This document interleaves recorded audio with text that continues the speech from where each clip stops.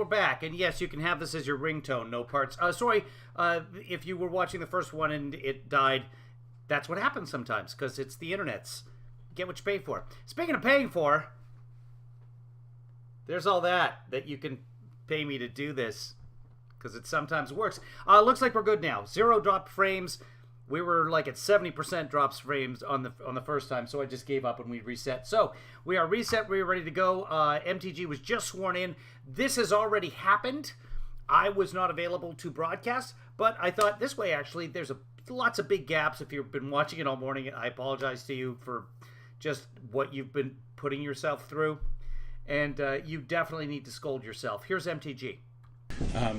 Good morning, Representative Green. I'm Andy Shelley. I represent the plaintiffs in this matter. Hyundai Santa Fe versus Honda Passport. Hold on. Santa Fe. Are applicable here. Oh, for the love. Okay, so now it just all went away. Let's go back. Let's find her again. Oh, live television. Live delayed television. Hold on. I'll find her. Gonna get sworn in. That's not her. Here she is. Okay, here we go. And there we go. We're sitting down and go ahead. Thank you. Good morning, Representative Green. I'm Andy Shelley. I represent the plaintiffs in this matter. Ms. Green, you were elected to Congress in November of 2020, right? Yes. And you became a member of Congress on January 3rd, 2021. Is that correct? Yes. And when you became a member of Congress, you became a member of Congress by virtue of having taken an oath of office, right? I became a member of Congress by being elected by the people of the 14th District. Okay, but you actually were permitted to take your seat in the House of Representatives because you took an oath of office. Isn't that correct? I swore an oath on January 3rd. And that oath required you So, yes. to swear that you would support and defend the Constitution of the United States, right? Yes. And it required you to swear an oath that you would support and defend the Constitution of the United States against all enemies, right? Yes. And part of the oath that you took says that you were going to undertake that obligation to defend the Constitution against all enemies freely, without any mental reservation or purpose of evasion. Do you recall that part? I think so. Okay, well, let's have a look at it. This will be Not a big deal. 63. I just want to make sure you get a chance to see it. Doesn't remember the oath of office. I, Donald J. Trump, do solemnly swear to uphold. This is the excerpt from the congressional record. No, Your Honor. This is Which one? This is Exhibit PX63. Okay. This is a federal statute, We'll 5 be able to USC jump through some of this. 3331, which sets forth the oath of office for make sure. Okay, so there's the oath. Yep. And what did that mean? Okay, And you now for stuff like that, you can just say accepted, move on. Sure, but why not? recall that was part of the oath, right? Yes. And what did that mean to you, Congresswoman Green? About taking it freely without reservation? Yeah. It means I'm swearing the oath and I have no reservation. Great. Now, one part of the Constitution, Representative Green, is the 12th Amendment, right? Yes. You're familiar with the 12th Amendment? Yes. She is not. That's the one that provides for the constitutional process for counting electoral votes in a presidential election, right? Your Honor, I object. Under the This is a constitution. How are you objecting? speech and debate clause, she cannot be questioned about what she does on the floor of Congress pursuant to her legislative responsibility. And I don't intend This is not about that. to ask any question of that sort, Your Honor. I just want to have her understanding of the Constitution. This is a case about Representative Green's state of mind, including her understanding of the oath and the Constitution. Then I further object because this case is not about her state of mind. It's whether or not she engaged in insurrection or rebellion, engaged in those Oh, whether or not she engaged? Well, she said that we had to engage. We have to engage. Those were her words. conduct. I concur. And as a rep- So sustained. Next question, Mr. Joe. Ms. Green, if somebody tried to unlawfully interfere with the process of counting the electoral votes unlawfully, that person would be an enemy of the Constitution. Wouldn't you agree? Does it define that way? Is it defined that way? Well, I'm asking for your understanding. If somebody broke the law in a way designed to interfere with the process of counting the electoral college votes, that person would be an enemy of the Constitution. You mean interrupting Congress? Is that what you're referring to? Doing anything unlawfully to interfere with the process of counting the electoral votes. Interrupting Congress, like when the Democrats interrupted Congress and had a sit-in on the House floor and stopped Congress? Excuse me, to the degree. Yes. Could you rephrase your question? I'm entitled to ask my questions in the way I'd like to ask them, Your Honor. I ask that you listen to my question and simply respond. May I proceed? Yes. May I deflect? So if someone broke the law in an effort to interfere with the counting of the electoral votes, that person would be an enemy of the Constitution. Am I right about that? Breaking the law is unlawful. There's been over 700 people charged for what happened on January 6th. Right. And those people were trying to interfere with the lawful process of counting the votes for the Electoral College, right? I would assume, yes, they did. They stopped Okay. the electoral count. Yes. Right. And so those And you told them to engage, right? You told them that we cannot let Joe Biden become president, right? people would be I mean, you made videos, right? Oh, that's pretty. enemies of the Constitution. You would agree with that, right? I don't know if it. I don't know. I don't know if it defines it that way. Well, having taken the oath that we saw on the screen, if you were aware that someone was going to unlawfully interfere with the constitutional process of counting the electoral votes, you'd be obliged by your oath to try to stop them, right? Your Honor, I object. No parts. We've got really great internet feed right now, so I think whatever's happening is on your end because it's coming through. YouTube's quite happy, and on this end it's quite happy, but it's the internet, so it could be anywhere. The claim is not she violated her oath. The claim is under Section 3 of the 14th Amendment. And so her opinion on words like enemies are words of art often in the law is just irrelevant to the matter, to whether or not she engaged, did a direct and overt act of insurrection. Your Honor, we had a 1-hour presentation on the law from Mr. Bob. We did not object to that. I will let you answer the question. I've forgotten what it is. Could you repeat it? Can we ask for it to be read back?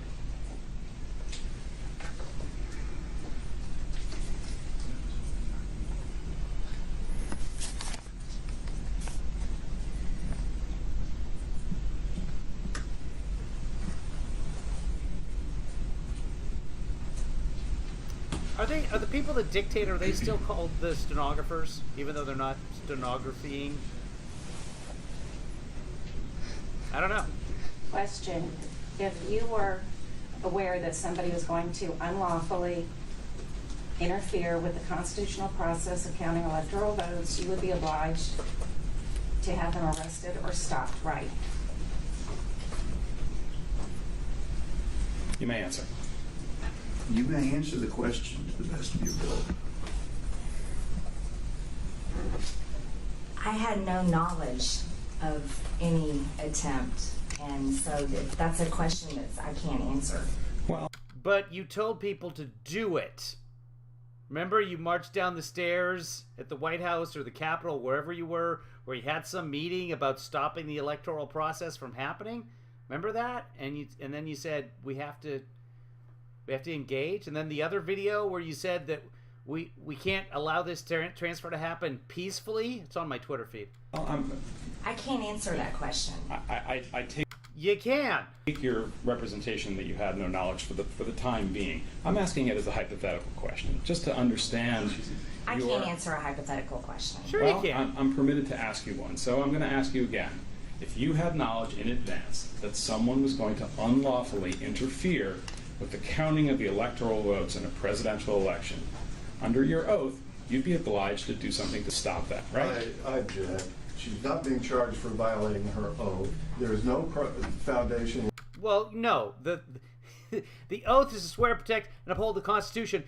Any oath is that if you're in government office. And violating the third statute of the 14th Amendment would not be upholding the Constitution.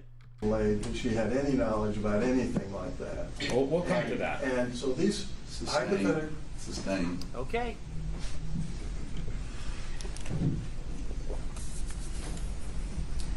Let me try it a different way, Ms. Green. You remember the part in the oath where you talked about taking on the obligations of the oath freely and without mental reservation or purpose of evasion? You recall that from a few minutes ago, right? Yes. Okay. If you knew So happy that she got an answer right. Yes. that people were planning to interfere Yeah. with the constitutional process of counting the electoral votes, you knew that before you took the oath, and you took the oath anyway, and decided not to do anything about those plans, that would be a mental reservation. Don't you agree? I object. She is not being charged with violating the oath. The question is, did she engage in insurrection or rebellion? Her state of I don't think she's being charged with anything. mind is relevant, Your Honor. We think it's very important to have her Relevant understanding. to what, Mr. Chair? It's relevant to whether she engaged in insurrection during the time period from January 3rd to January 6th. And we're going to be talking about her state of Why don't mind we- all day. You may come back to that question after you have laid a foundation for why it ties into her activities from and after the Fair administration enough. of the oath. Fair enough, Your Honor. Ms. Green, you're familiar with social media, right? Yes. And that's a form of communication, right? Yes. You know what Facebook is and Twitter, right? Yes. You use those as an important form of communication in your work. Yes. You post messages on Facebook, right? I post statements, messages, yes. Videos also, right? Yes. And you also respond and react to other people's comments when they're posted on Facebook or Twitter, right? Yes. And you do that as a way to get your political views out into the world. It's my freedom of speech to do so. I agree. Okay, so that's a yes. And you've been very successful at using social media to get your views out into the world, right? I would say that's an opinion. Well, I'm asking your opinion. You've got Right. hundreds What's of your thousands opinion? of people who follow you on Twitter and Facebook, right? No, not really, because my personal Twitter account doesn't exist anymore. Before it was suspended by Twitter, you had hundreds of thousands of people following you on Facebook and Twitter, right? Yes. And by the way, the way Facebook and Twitter work, is my understanding, is they don't have to necessarily follow you to read what you have to say, right? I guess so. So Yes, it that could is be right. millions of people who have read the things that you have said on Facebook and Twitter over the years. I don't know that. But it could be. You would agree with that, right? No, I don't know that. Okay. I don't know how many people read or see what I post on social media. But what you post on social media is what you want people to know about your political beliefs, correct? Sure. Okay. You're not putting stuff up there as a joke, are you? Sometimes, yes. Yeah, sometimes. Well, we'll come back to that. And you use Facebook and Twitter to communicate with your constituents in the 14th congressional district here in Georgia, right? Yes. So, immediately after the 2020 election, and through January 6th, and even beyond that, you issued a number of tweets and made statements on Twitter and Facebook about the election, right? Yes. You tweeted a whole lot of material about your views of what happened in the 2020 election. Yes. And the thrust of those tweets were that you felt that the election was stolen from the sitting president. I object. That is, You can ask the question, what is your opinion? What Well, I also want to ask whether she communicated that opinion through. Well, let's do it that way, Your Honor. I take your point. Where are you going with this, counsel? I'm going to show the witness a number of her tweets, and I wanted to make sure that I understand the context of them. That's all. Well, she said she posts on Twitter. Right. And my question is whether she posts material that reflect the opinion that you have. Strike that. Ms. Green, you had the opinion between November 2020 when the election happened and January 6th, 2021, that the election was stolen from President Trump. I object. Am I right about that? And ask you if you've got questions about specific documents or Okay. specific things. Go ahead. Let's not up there. maybe around. Let's go to PX2A, Ms. Wells, please.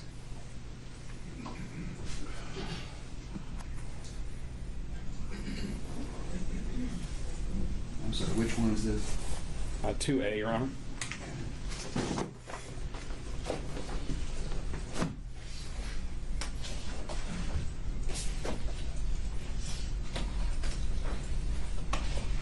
Can you see that, Ms. Green? I cannot. And what we have here in 2A is a document.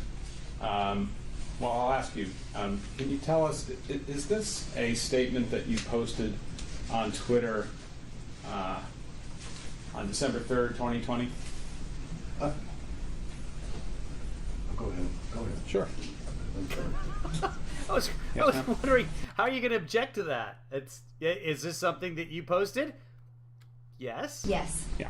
There you go. And this is a statement where you talk about that you were looking Defense counsel's just still standing there, just waiting. for a senator to join yourself and Representative Mo Brooks to reject the fraudulent votes for Joe Biden and to keep the real Donald Trump in the White House, right? I object, Your Honor, to the. You can hear my objection. I'm waiting. I'm waiting with bated breath, Jim. All right. This violates her right of free speech. There's nothing in this statement that meets the Brandenburg test, even if speech could be considered, since it can't when we're dealing with engages, which is conduct, not speech. And it does not even meet the. Wow, he just nailed himself. He just made the case. If engages means conduct, not speech, and Marjorie Taylor Greene told her followers to engage, that means conduct. She told them to physically take part in the denial of the peaceful transfer. That's what she said. She said engage. Hold on. See if I can find it. MTG, did I add it to the Twitters? It's not that one. Do I have it? Because she does say engage. Anyway, that's what she said. But I might be able to find it quickly here. Hold on. Let me go to this. And I'm sure someone's posted it recently. Let's go to videos. And here we go. Just finished with our meetings here at the White House this afternoon. We had a great planning session for our January 6th objection. It's near the end. Senators from your states, we've got to make sure they're on board, and we already have a lot of people engaged. Okay, stay tuned. Okay, we got to make sure the senators are on board, and we have a lot of people engaged. By their definition, engagement is conduct, not speech. There's your case. We're done, Your Honor. Okay, moving on. Incitement as, which requires directed to inciting or producing imminent lawless action. Your Honor, we heard that an is hour of likely argument this to- morning on this. Hold on. Right, so he's going with the Brandenburg test. That's the KKK defense. Go ahead, Mr. Bob. Thank you, Your Honor. That is likely to incite or produce action, end of quote. So it's objectionable. And to call her into account for her First Amendment free speech is unconstitutional. Mr. Bob. No, it's not. That's the whole point of the Brandenburg test. You test that free speech. Is it yelling fire in a crowded theater or not? I Irrelevant. appreciate your argument, but that's argument. I'm going to allow the question. Go ahead, Mr. Thank Chairman. you. I don't know how the judge is going to rule. I mean, not usually. Sometimes in a court case, you know right away, like, this guy knows this is all nonsense. But he's playing the middle here. People are going to accuse him of working for the defense. It always happens. But so far, it's not that far off base than your typical judge. Not that I'm a lawyer, but anyway. You sent out this, strike that. Did you send out this tweet, Ms. Green? Ms. Wells, did you put it back up? Yes. Okay. And when you sent out this tweet, you wanted the people who read the tweet to know that it was your view that the votes for Mr. Biden for president were fraudulent, or some of them were, right? That really wasn't the purpose of that tweet. I'm just asking whether when you sent this, you were communicating to the people who read your Twitter account that you believed that there were fraudulent votes for Mr. Biden and that your goal was to keep President Trump in the White House.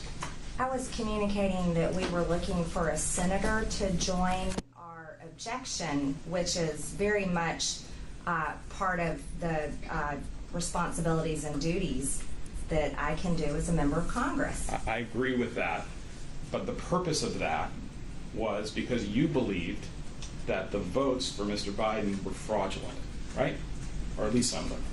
We had been spending a vast amount of time reading and researching and talking to people, and had seen tremendous evidence of voter fraud. I don't know if you're aware, because I know you're not from Georgia. We currently have, our Secretary of State has an investigation I would going move to strike on this. into I'm election entitled to fraud get answers right to now. my questions, Your Honor. Thank you. Thank you, Representative Green. All right, let's back up. By the way, Your Honor, I'm sorry to interrupt. We missed something very important. Can the representative be sworn? Oh, thank you. No, I swore in. Oh, you did? Oh, okay, I didn't see that. I'm sorry. It was sworn in. Thank you. All right. Thank you. And can I ask the court to acknowledge that this is an adverse witness, a hostile I witness? acknowledge that she's an adverse witness, and you can therefore cross-examine.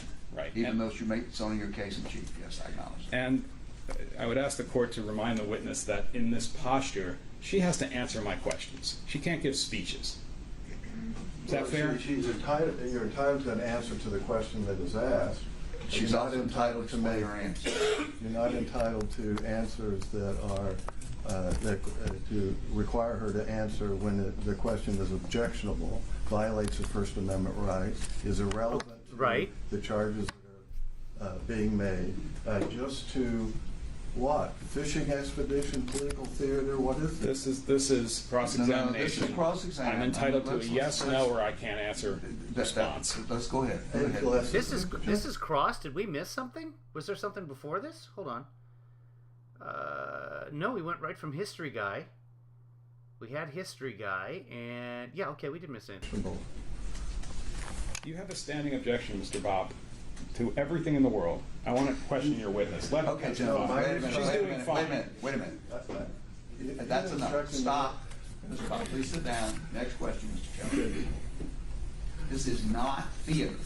This is not an argument from the Supreme Court. This is an evidentiary hearing. So let's get going. Go ahead, Mr. Kelly.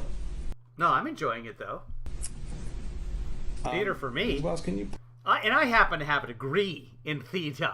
Thank you very much. pull up Plaintiff's Exhibit 2C, please? So which number? 2C. It's now the third time that I've seen the judge say, "I'm sorry, which number?" Like, where are you, Your Honor? Ms. Green, is this a tweet that you sent out from your account on December 19th, 2020? Yes. And in this tweet, let me go back a second. Your Honor, I would just ask that the previous exhibit, which I think was 2D, be admitted into evidence. What was the number? 2B. 2A. I'm sorry, 2A. All right, so 2A is in. Yes, I'll admit it. I'd ask that 2C be admitted into evidence. 2C. All right. Say that again. I was distracted. Go through it again. Sure. I asked the witness if this was her tweet. She said it was. This is your tweet. Okay. and I ask that it be admitted into evidence. I object. It is not probative. It violates her First Amendment rights. Well, It has nothing to do with engage. It doesn't. Before January 3rd. It's in for what it's worth, Mr. Bob. Okay. I mean, I don't know it's worth anything, but it's in. Go ahead. And I apologize, Your Honor. It's okay. I do think it's my responsibility to make pertinent issues. I respect it for you, Mr. Bob. I respect it. Go ahead. Go ahead, Mr. Taylor.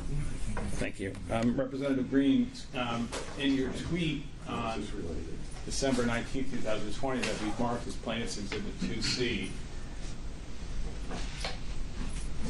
one of the things you're communicating to the people who would read this tweet was that you want them to come to Washington on January 6th for a demonstration. Is that right? For a march for Trump. Right.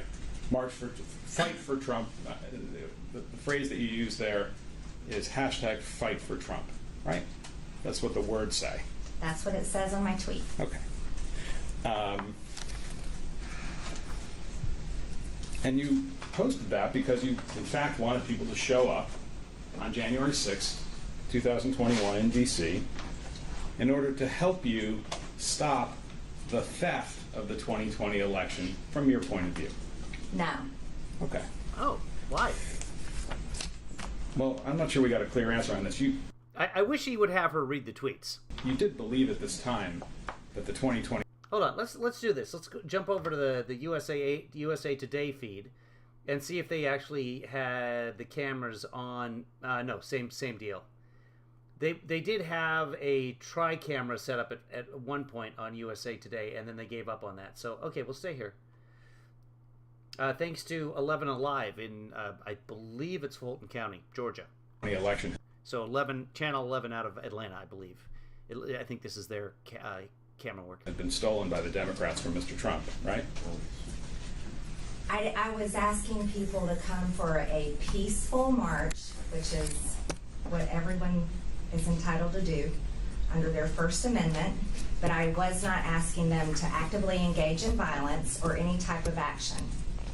My question is really simple. It's about your opinion. When this tweet came out, and in this period, it was your opinion that the election had been stolen from Mr. Trump or was about to be stolen, right? Under my opinion, there was a tremendous amount of fraudulent things that happened in the election, and under my opinion, I want to do anything I can to protect election integrity and to protect the people of my district in Georgia, people's votes. They should count. Is it fair to say, Representative Green, that from election night of 2020 until January 6, 2021, your personal opinion and your wish was that Congress not certify Joe Biden as the winner of the 2020 election? No, that's not accurate. You believed that Joe Biden had lost the election to Mr. Trump, right? Well, yes, we saw a tremendous amount of voter fraud. We have investigations going on right now in the state of Georgia. There's investigations going on in multiple states. My own husband showed up to vote in the general election, and when he went in to vote in person, he was told that he had already voted by absentee ballot, when in fact he had never even requested an absentee ballot. There's many instances. Oh, Your Honor, we could do Okay, so that's what you believe. this now. I understand there's an IT issue that requires a pause. Okay, well, Should we take... how long do we need? 2 minutes? All right, well, I'm not... All right, so we'll jump ahead here. Okay, waiting. It's always more than 2 minutes. It's never 2 minutes. And thank God that we are watching this after the fact. Okay, there we go. Back to you're under oath, and let's see what happens. We appreciate your patience, your disruption, appreciate everybody's cooperation while they dealt with technology. One of the main All right. May I proceed, Your Honor? Shelley, thank you. Your Honor, I would just ask that Mr. Bob not consult with his client in the break period while I'm examining her. That's generally not permitted, in my experience. Go ahead. Can we see Plaintiff's Exhibit 2C, please, Ms. Wells? I'm sorry, we're on 2C. 2C. Doctor was good. Ms. Green, this is the tweet that we talked about a little bit earlier. Just a quick question on it. Can we see it? You issued this on Can we see the tweet? December 19th, 2020, correct? I can't see real well, but I think that's the date. Maybe we can make it a little larger.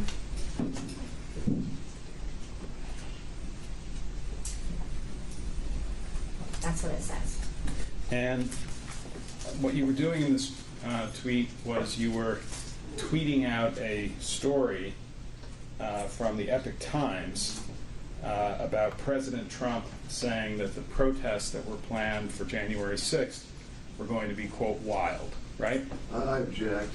We don't have the, where's the article? Right there under the picture of Right President there. Trump. Does it quote that? Yes, it says Trump, supporters should join wild protest in D.C. on Jan 6th. Okay, I withdraw my objection. I can't see that. I can't If see you could make it a little larger, Ms. Wells.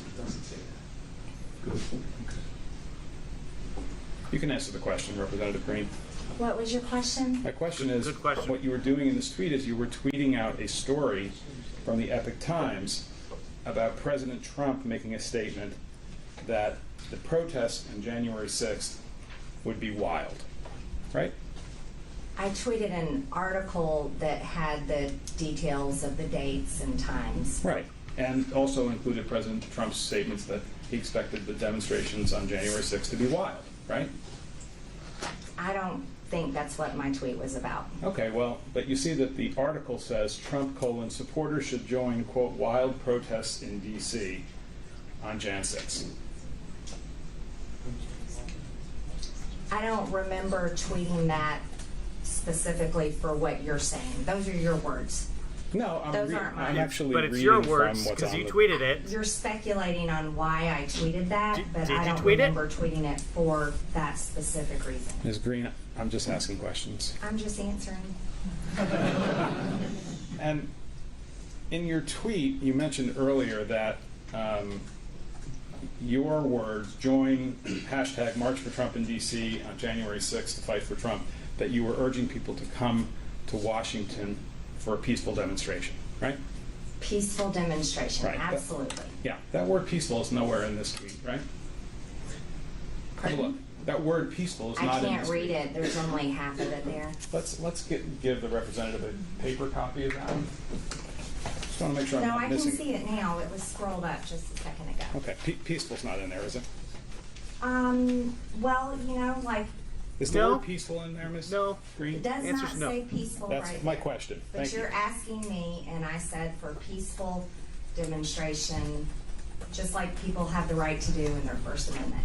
I'm asking, there's not a secret code in there that it's supposed to be peaceful, right? Well, I never mean anything for violence. I don't support violence of any kind, and I've said it over and over again. So I'm telling you. You just that didn't say it on this occasion, did you? I never mean anything for violence. All of my words never, ever mean anything for violence. We'll examine that question. Go to Plaintiff's Exhibit 2F, please. 2F It's not really English. F? is in Frank. Yes. All of my words never mean anything for And violence. I'm looking at yes, this top half of the exhibit.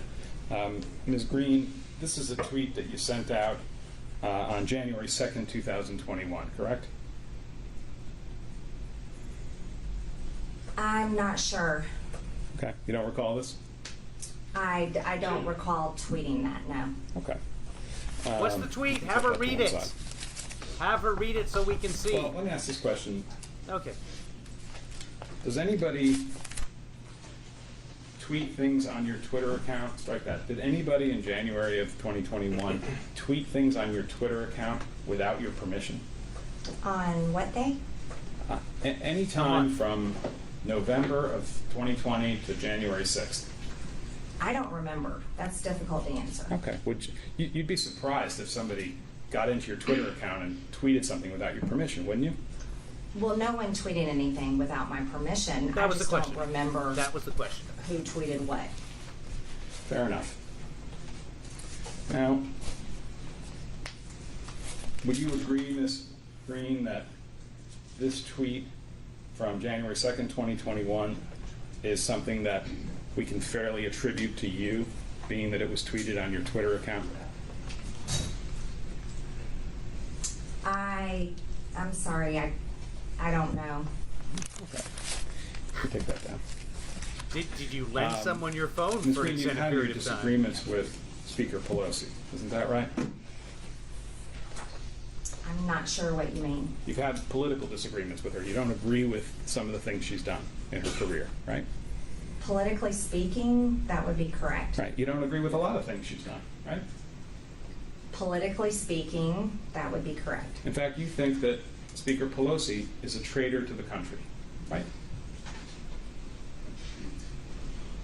I'm not answering that question. It's speculation. And it's hypothetical. You've said that, haven't you, Ms. Green? That You she's a have to traitor to answer the the country. question. No, I haven't said that. Okay.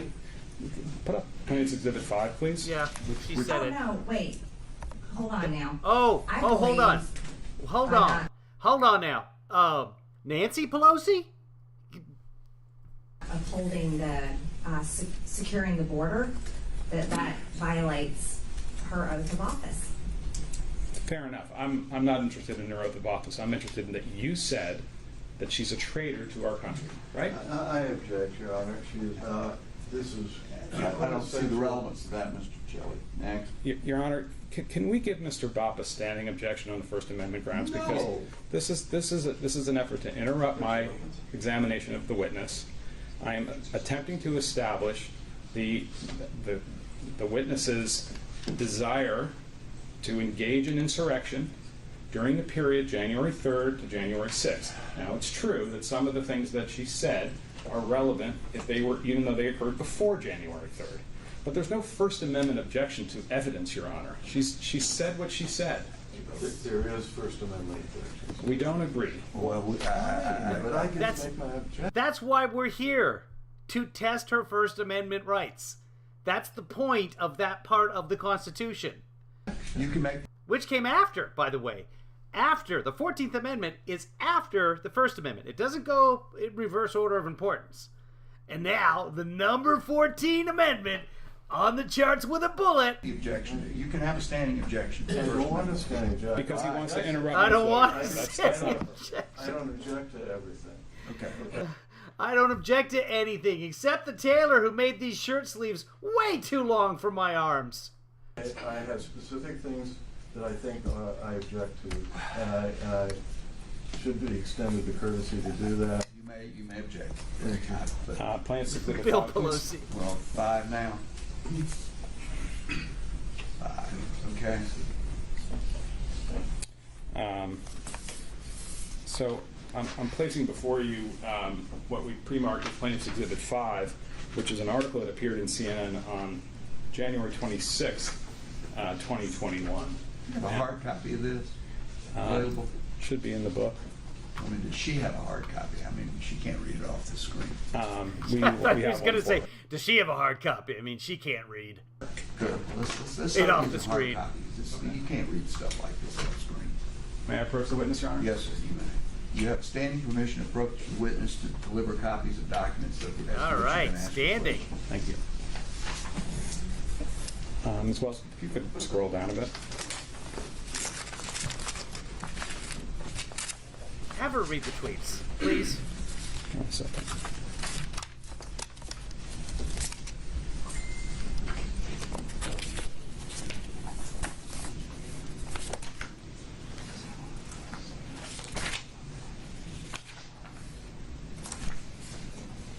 All right. Go ahead. Anybody.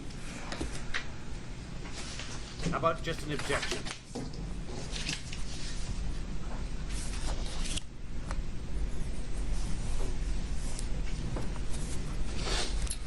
Ms. Green, I want to direct your attention to the bottom of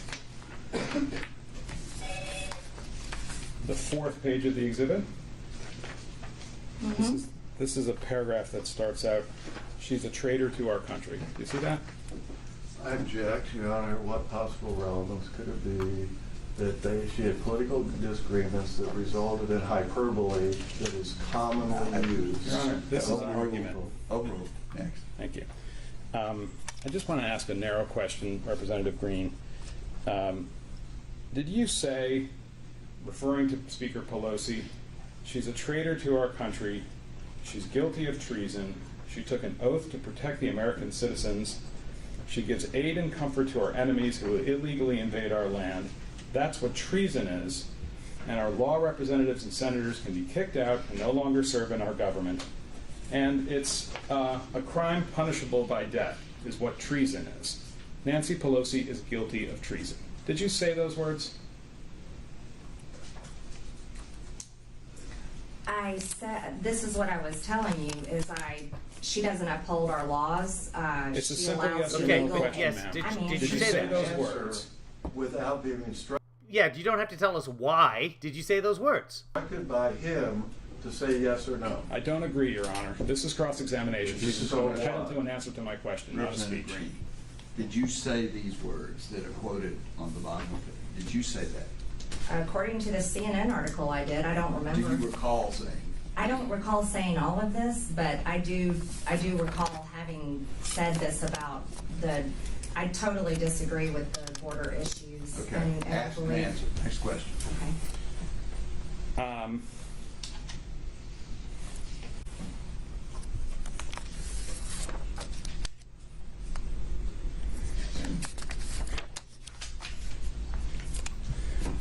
And Representative Green, you have advocated the use of physical violence against people you disagree with politically, right? I object without context, without anything. Overruled. Go ahead. What's the question again, Mr. You've advocated the use of physical violence against people that you disagree with politically. That's a question. Yes. Is that true? I don't think so. I don't know how to answer that. Next question. Well, have a look at what we've marked as Plaintiff's Exhibit 5. She's all like, oh, more evidence. Oh. P5. Thank you.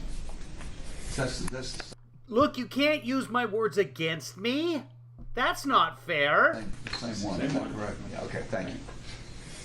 You've got a copy of this, Representative? Oh, is it the Yes, same the one? same thing. Okay. And, well, let me ask a foundational question. You understand that on social media posts like Facebook and Twitter, one of the things, well, I guess on Facebook, one of the things you can do is you can like someone's post, right? You can like people's post. Right. And when you like someone's post, that's a way of signifying that you agree with or admire or think it's correct, that the post is correct, right? Not always. I don't know. I don't agree with your phrase of questioning. Well, I'm asking you. Give us Isn't an it answer. true that when you personally, Ms. Green, like someone's post, you're signifying your approval for what the post said? No, I don't agree with how you're phrasing that question. No, I don't agree with that. So it's true, though, that you liked a post that suggested that, quote, a bullet to the head of Nancy Pelosi would be a quicker way to remove her as Speaker of the House than impeachment, right? Now, you're using a CNN article, which CNN has lied about me multiple times, and you're using a CNN article I'm asking as your you to answer my evidence. question. Did you like a post that said it's quicker, that a bullet to the head would be a quicker way to remove Nancy Pelosi from the role of I Speaker? have had many people manage my social media account over the years. I have no idea who liked that. Okay. Are you testifying under oath it wasn't you? Just want to be clear on that. I am testifying. I have no idea who liked that comment. Fair enough. It could have been you.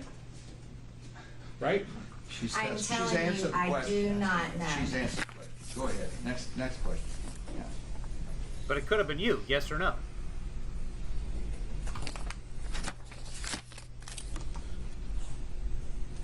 Okay. By the way, you know, Ms. Green, that one of the places inside the United States Capitol building that was invaded by people who were doing violence was Miss Pelosi's office, right? I was inside the chamber during, on January 6th, so I do not know all the places that those people went. I only know where I was. Are you telling us that in the more than a year since these events occurred, you have not become aware that one of the offices that was invaded by people who were illegally in the Capitol was Nancy Pelosi's office? I've seen that on the news. Okay. But I don't know for sure. I haven't investigated all of that.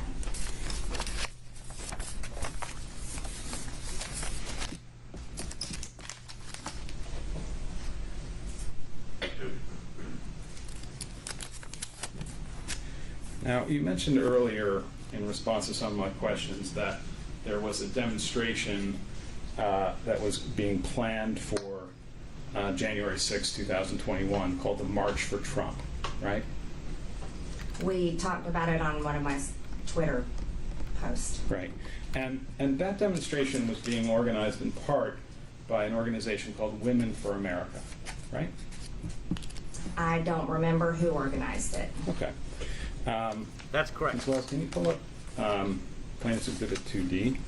I'm sorry, which one, Mr. Kelly? I'm sorry, 2D. She did say that there were other people who controlled her accounts. She said nobody was using it without permission. Your Honor. D or B? D. B as in boy. No, D is in dog. D as in Sorry. dog. And D as in boy. Paper, so I'll get it.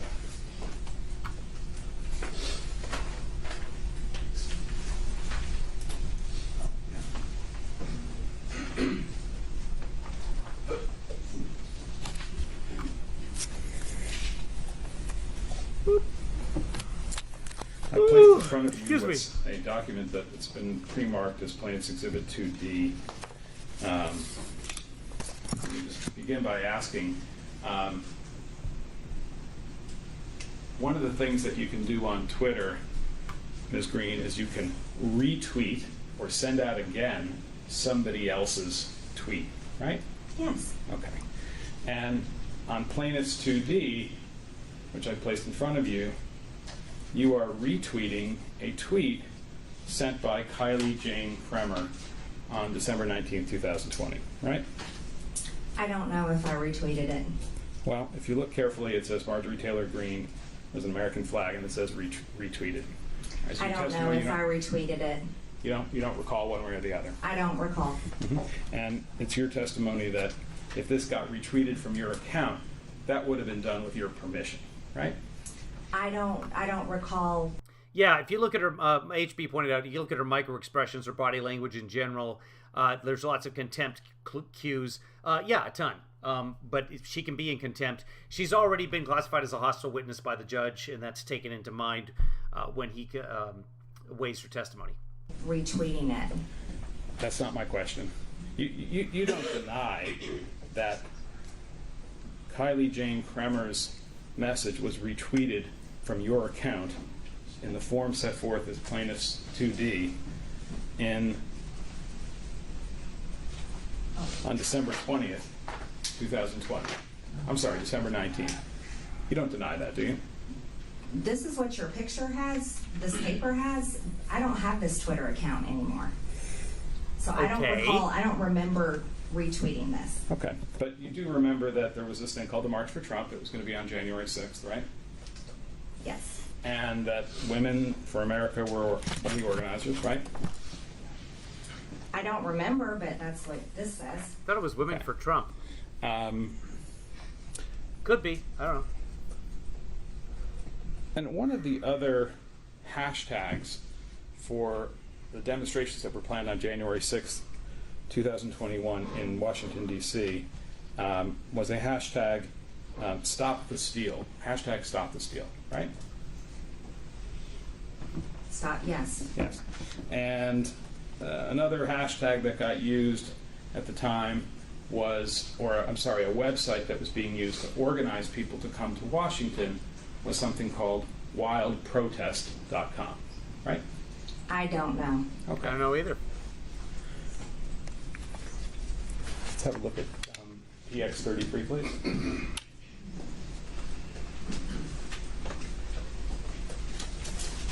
I'm sorry again, Mr. Shelley. PX33. XPX. I call it PX. P33, Your Honor. P33. Plain and simple. Oh, I got you. Sorry.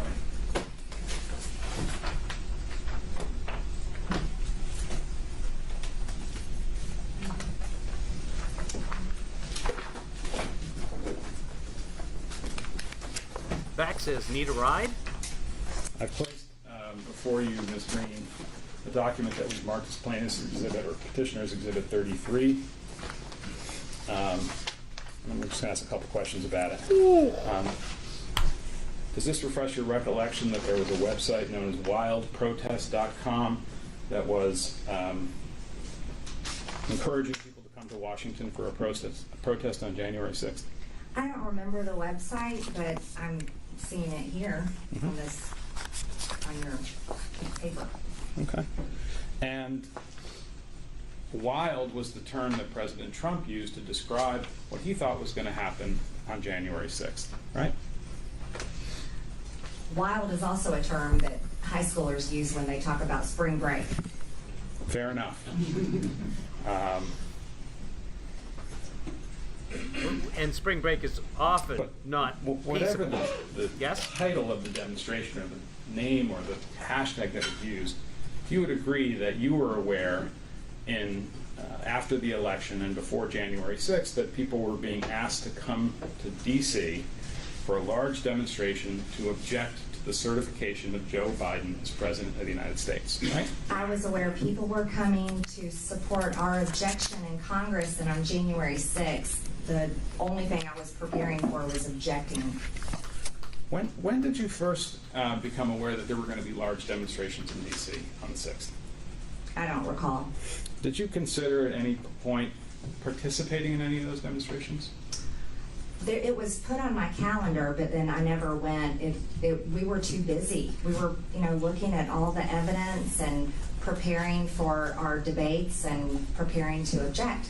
And who put it on your calendar? I don't know. Somebody on your staff, I take it? I have no idea. Well, wasn't Well, a you've complete gotta have an stranger, right? idea. It was somebody from your congressional Do people besides your staff have access to your calendar? Because you're like a congressperson, right? Like, you should have an idea. staff, right? Probably so, but I have no idea. And You do. As you sit here, can you tell us why it is that an appearance for you at that demonstration was placed on your calendar? Can you rephrase that question? How did it come to pass that it was put on your calendar that you were going to appear at a demonstration? I understand you said you were too busy. I don't know. I was so busy just preparing to object. I don't know. You were going to go to one of these demonstrations as a speaker, right? I don't think so. I was always preparing to object. We were very busy. Well, have a look at what we've marked as number 33. And if you go about 3 pages in at the bottom of that page and then over to the next page, it says invited speakers and featured guests, right? I'm assuming, I guess I was on there because I was invited. Right. Yeah. But I don't, It doesn't mean she agreed to be there. I don't know who made this website. Yeah, she could have been sent a tweet. You're welcome to come. I'm sorry, I can't answer Okay. Well, anything about it. The lawyer should have called me before going out there. well, you can answer that that's your name and face, right? That is my name and face, but I don't run that website. I have no idea who does. My question to you, Representative Green, is did you or someone under your authority at your congressional office authorize you to be placed as a speaker or guest of the wild protest demonstration?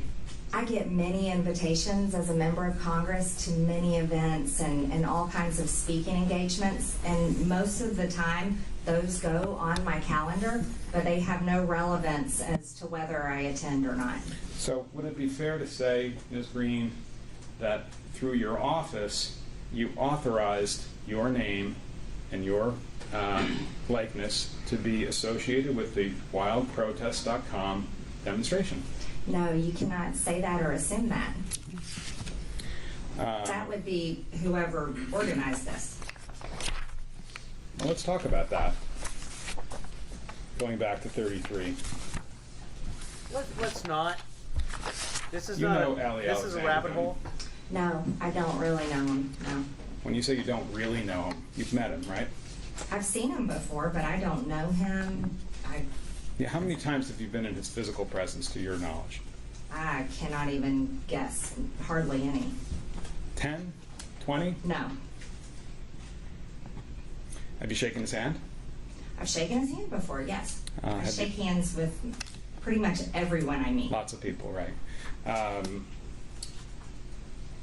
And he's a friend of yours, right? No. Okay. We'll come back to that.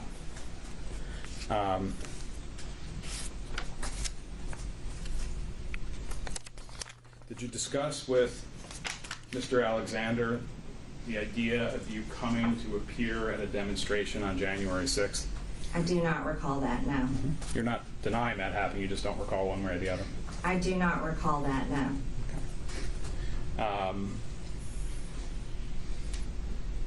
Well, did you discuss with anybody attending the wild protest demonstration that was planned for January 6th? I do not recall ever talking about attending.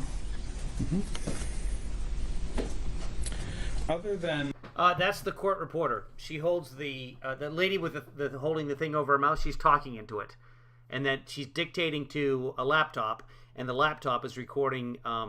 Translates it, turns it into closed caption. It's not really closed caption. She's captions, and that way she's able to read back on the record. So she's just saying what everybody else is saying, and she describes the action as well. people, So the record of a court, the transcript of a court, comes from somebody doing that.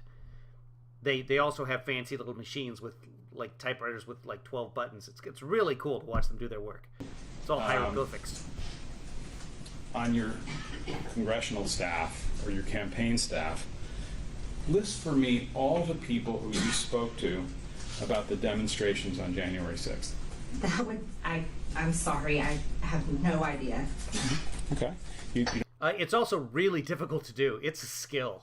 So at some point, just like watch a television show, or today, right now, just repeat everything that people are saying as they're repeating it. Don't remember any of them? I have been to court a couple of times and been asked to slow down my speech patterns multiple times. I do not remember. Not any of them? No. Okay. And you spoke to some people about those demonstrations prior to being sworn in as a representative from the 14th District, right? I don't remember. And you spoke to some of those people after you took the oath on January 3rd and before the 6th, right? I don't remember. You don't did remember speak to speaking anybody to in government anyone? about the fact that there were going to be demonstrations in Washington on January 6th?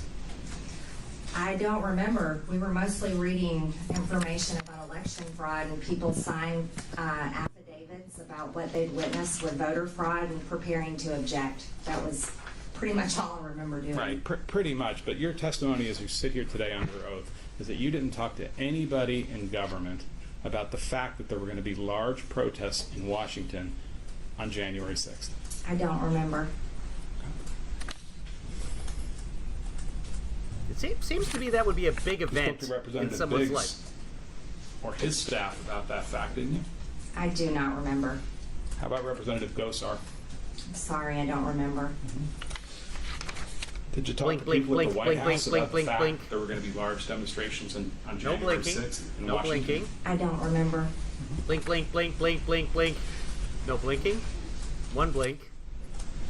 Anticipating the question.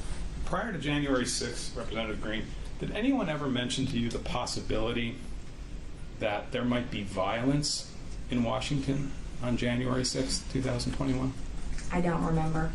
So it's possible that folks told you things could get violent in Washington on January 6th, right? I was a brand new member of Congress.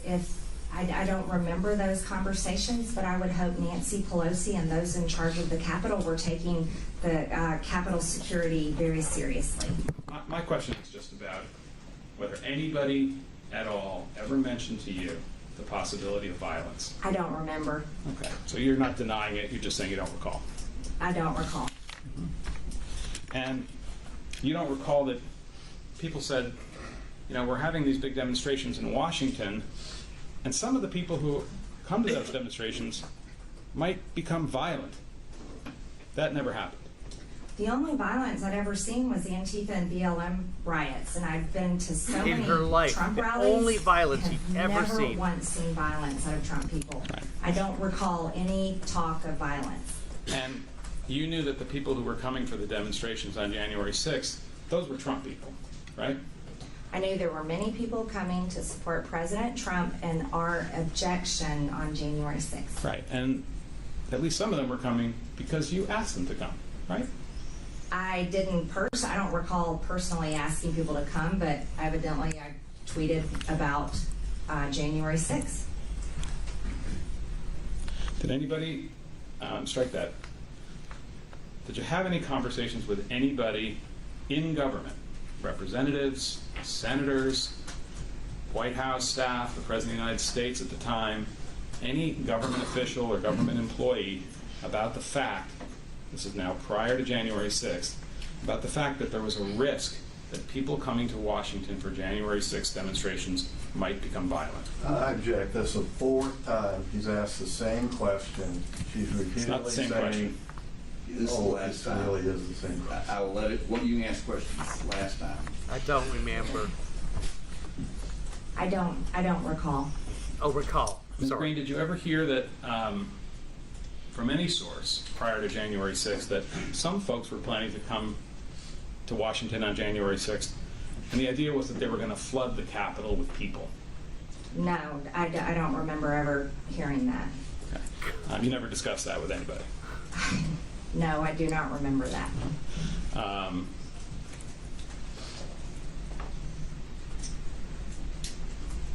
But you supported the idea of people coming to Washington on January 6th and flooding the Capitol, right? No, I support people's First Amendment to have a peaceful protest, use their freedom of speech. Well, previously you've publicly said that one way for people to express their displeasure with their government would be to flood the Capitol building with people, right? The Capitol belongs to the people. That's where you come So, and yes. speak to your senators, your representatives. You come to express your views. You come to talk about how you want your tax dollars spent. You come to talk about how you want senators or representatives to vote. My question is a bit more narrow than that. You publicly expressed support for the idea that people should come to Washington to express their displeasure with their government by flooding the Capitol. I don't remember. She's answered the question. Next, move on. Can we have PX 23, please?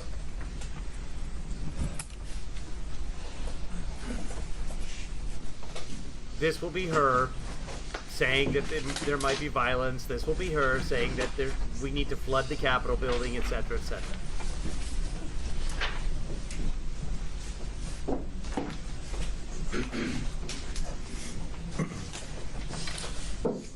Ms. Green, I've placed in front of you what we've previously marked as Petitioner's Exhibit 23, which is a CNN article entitled, in 2019, Marjorie Taylor Greene told protesters to flood the Capitol and feel free to use violence. Your Honor, I object. This is 2019. How many years back? High school? Do we have to be treated with state 2 years back? that like flood the Capitol? Flood the Capitol? Your Honor, this is a speaking objection. Your Honor, we can't go back in time now. So it's pointless, really. No one should be responsible for any behaviors, actions, or speech before this exact moment. You can't hold me responsible for what I just said. It's not appropriate. Go ahead. If you can figure out how you're going to lay the foundation for this, you may proceed. Go Okay. ahead, Mr. Shelley. Thank you. I want to direct your attention, Representative Green, to the second page of this exhibit. Mr. Shelley, could you please go through the proper things so she knows what she's looking at? Yes, well, I thought I did, but I didn't hear it. I'm sorry. okay. This judge is really not good at staying focused. Ms. Green, this is an article that appeared, we believe, on CNN in the wake of January 6th. And I ask if you've seen this document before. No, I haven't seen it. Yeah.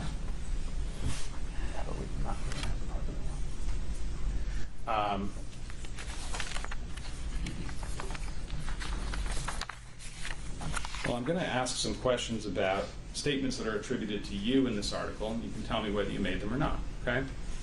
The second page of the document has a quotation that reads, quote, "All of us together, when we rise up, we can end all of this. We can end it. We can do it peacefully. We can. I hope we don't have to do it the other way. I hope not. But we should feel like we will if we have to, because we are the American people." Do you recall making that statement in 2019 in connection with a protest around Fund the Wall? No, I don't recall. Ask Nancy. Go I ahead. object. Next. Are you denying that you made that statement? Objection noted. You denying that you made that statement? I'm saying I don't recall. Okay. You're not This denying is- it, you just don't recall. It's a CNN article. She says she does not recall. That is the answer. Let's move on.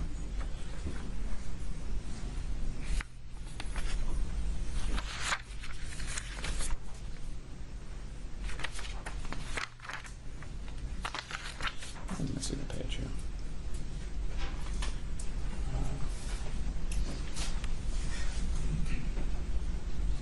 Can you scroll back?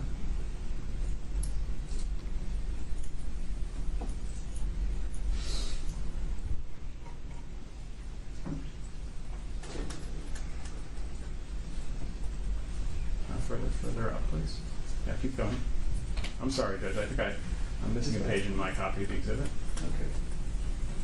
Going. I'm sorry, the bottom of, yeah, down a little bit. All right, thank you for that. You can stop right there. A little further along in the article, I'm just going to ask you whether you made this comment. I used to have longer headphone cords. If we have a sea of people, we will shut down the streets. If we shut down everything, if we flood the Capitol building, go inside. These are public buildings. We own them. We own these buildings. Do you understand that? We own the buildings, and we pay all the people that work in the buildings. Did you say that in connection with the Fund the Wall demonstration in February of 2019? And because it's about the Fund the Wall demonstration, I not, after she was sworn in, If you guys want to watch Tick Tick Boom tonight, go ahead. as a member of Congress, and taken It's it irrelevant. completely irrelevant to what she I'm inclined to agree, Mr. Let's go on. think. Let's move on. Did you say that?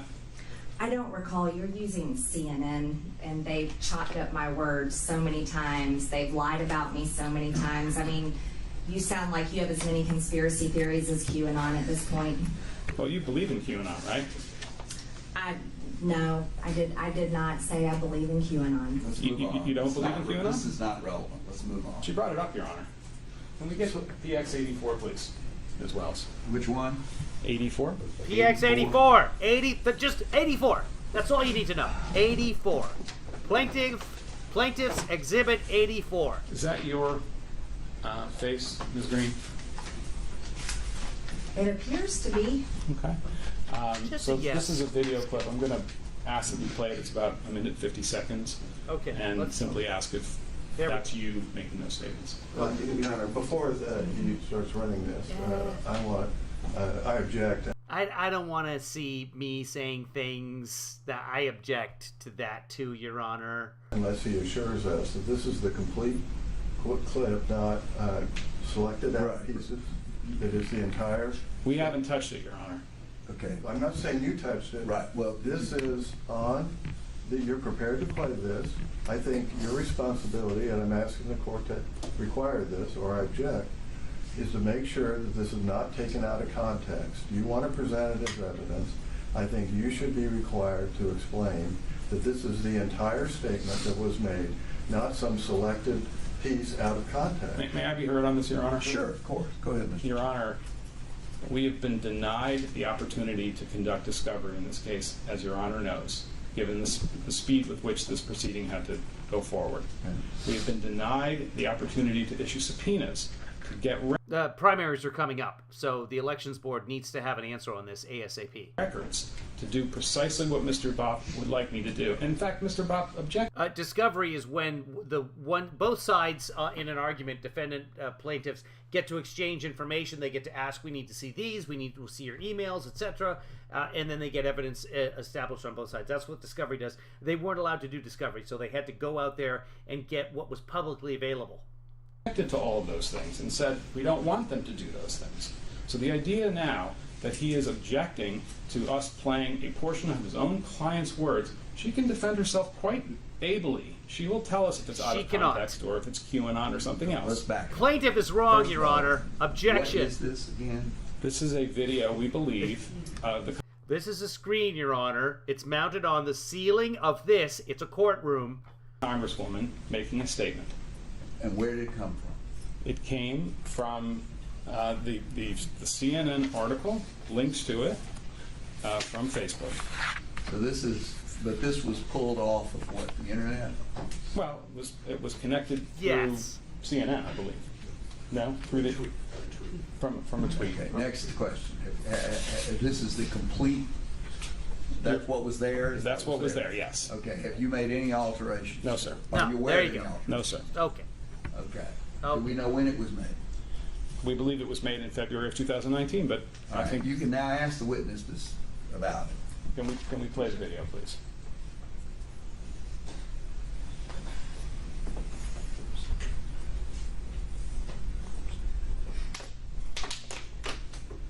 In Washington, D.C. on February 23rd and protest and march with me at 8 a.m. Really? Please, I'm begging you. If we have, if we have a sea of people, if we shut down the streets, if we shut down everything, if we flood the Capitol building, flood all the government buildings, go inside. These are public buildings. We own them. We own these buildings. Do you understand that? We own the buildings and we pay all the people that work in the buildings. You know what? February 23rd may be kind of cold. We're going to go inside. We're going to be warm. And then we're going to demand that our federal government serve we the people. Because we're sick and tired of their ways. We're sick and tired of the corruption.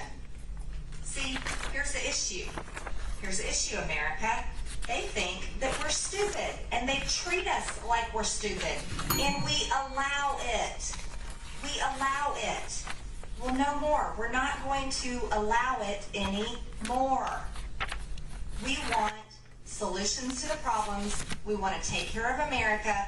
America is first. Americans come first with Americans' taxpayer dollars. We're done. We're done. And we have a massive list of grievances, okay? We have a huge list of grievances. And that's why on February 23rd in Washington, D.C. at 8 a.m., we're going to march and protest. And I am telling you to get your butt there. I'm begging all of you to be there. Be there. Let's make this huge. There's a lot of really, really great people organizing this. You don't even know. Ms. Green, that's you, right? That's me. And in that clip, you were urging people to come to Washington and flood the Capitol, right? What year was that? You tell me, Ms. Green. I believe it was for February 23rd, 2019. Right. Yeah. There was no violence that day. We peacefully protested. Fair enough. But my point is to ask you the question. You were urging people for that demonstration to flood the To Capitol. peacefully protest with me and enter the Capitol and ask our lawmakers to serve the American people.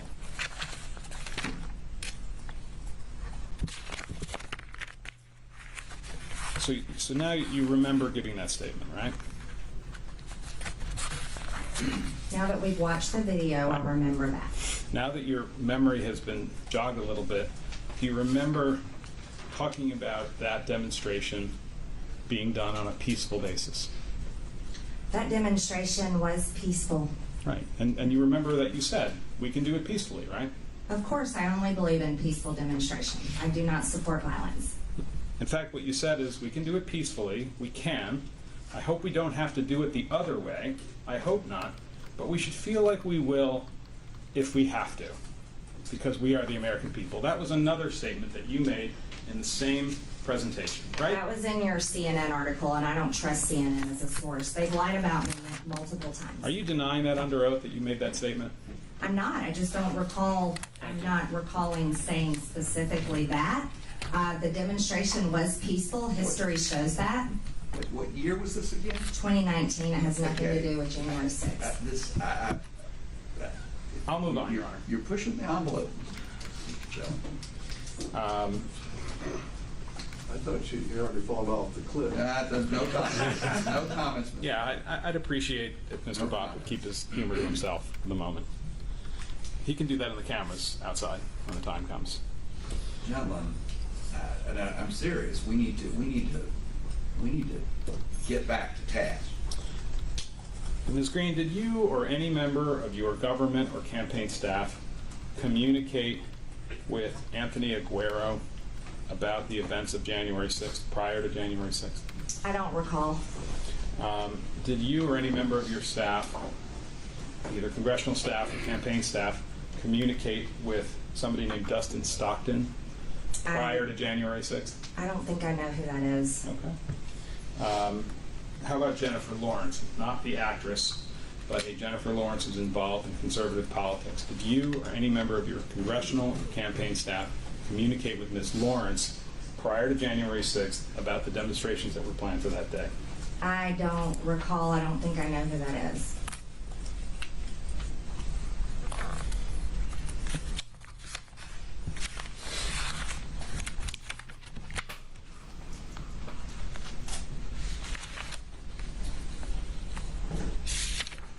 Have you met the real Jennifer Lawrence, and what is she like?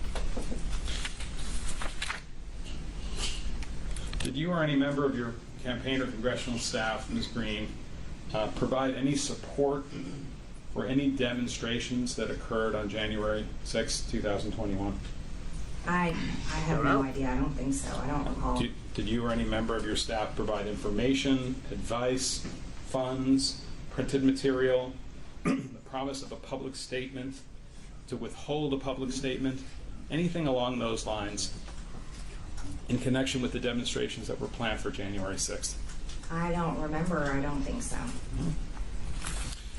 And if somebody were to come in here and say, oh yeah, she gave us support for our demonstrations, you'd say, I don't remember that.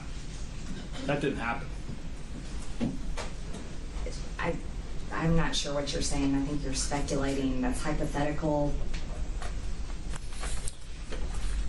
Prior to January 6, 2021, you heard that people were planning to enter the Capitol on January 6th and engage in violence, right?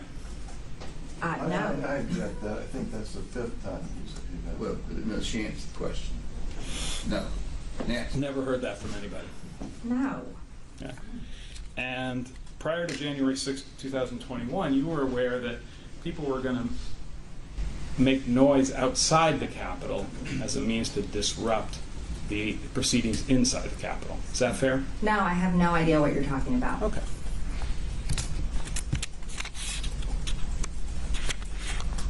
And prior to January 6, 2021, had you heard that people were planning to enter the Capitol building illegally in order to disrupt the electoral count process? No, absolutely not. I don't know anything about that. Okay. Your Honor, it's I think 12:45 is. Well, let's talk about that. How much longer do you think you need, Mr. Chilton? You know, probably an hour. All right, well, why don't we take I'm going to change. Let's take an hour, and let's be back here at 12:45. So that's All right, 1:45. let's take a minute.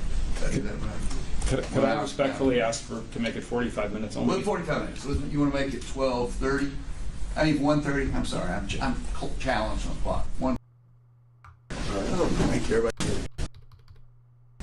Mr. Shelley? Thank you, sir. Representative Green, good afternoon. His name is Mr. Jelly? I want to be Mr. Jelly. I want to go back and ask just a couple narrow questions, and then we'll move to another topic. You might say that I'm envious. The Twitter handle @MTGreen That's your Twitter handle, right? Or it was before your account was suspended.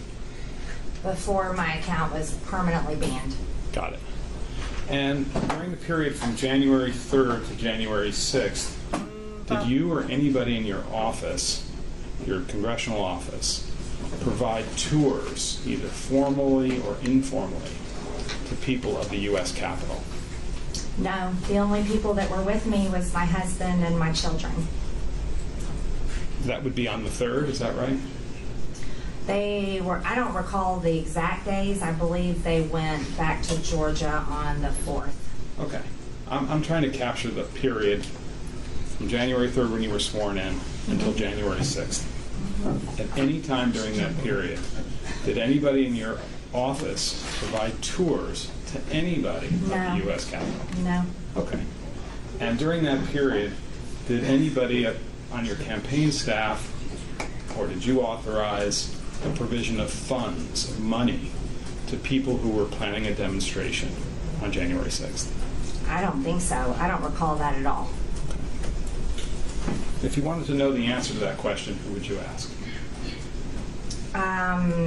I would have to talk to people on my campaign, but I don't think we did anything. How would we have done that? We didn't do anything like that.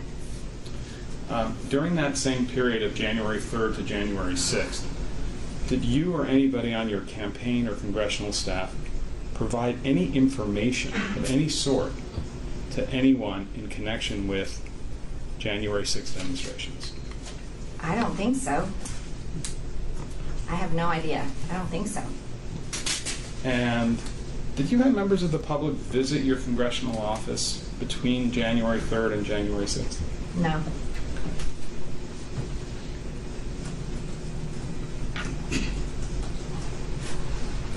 And during that period from January 3rd to January 6th, did anyone from your congressional office or your campaign provide maps or the location of offices within the Capitol to anybody? No. We got our keys to my office on January 3rd. I couldn't even find where the bathroom was most of the time. Like once would be understandable. You know why I'm asking these questions, don't you, Representative Green? I have no idea why you're asking these questions.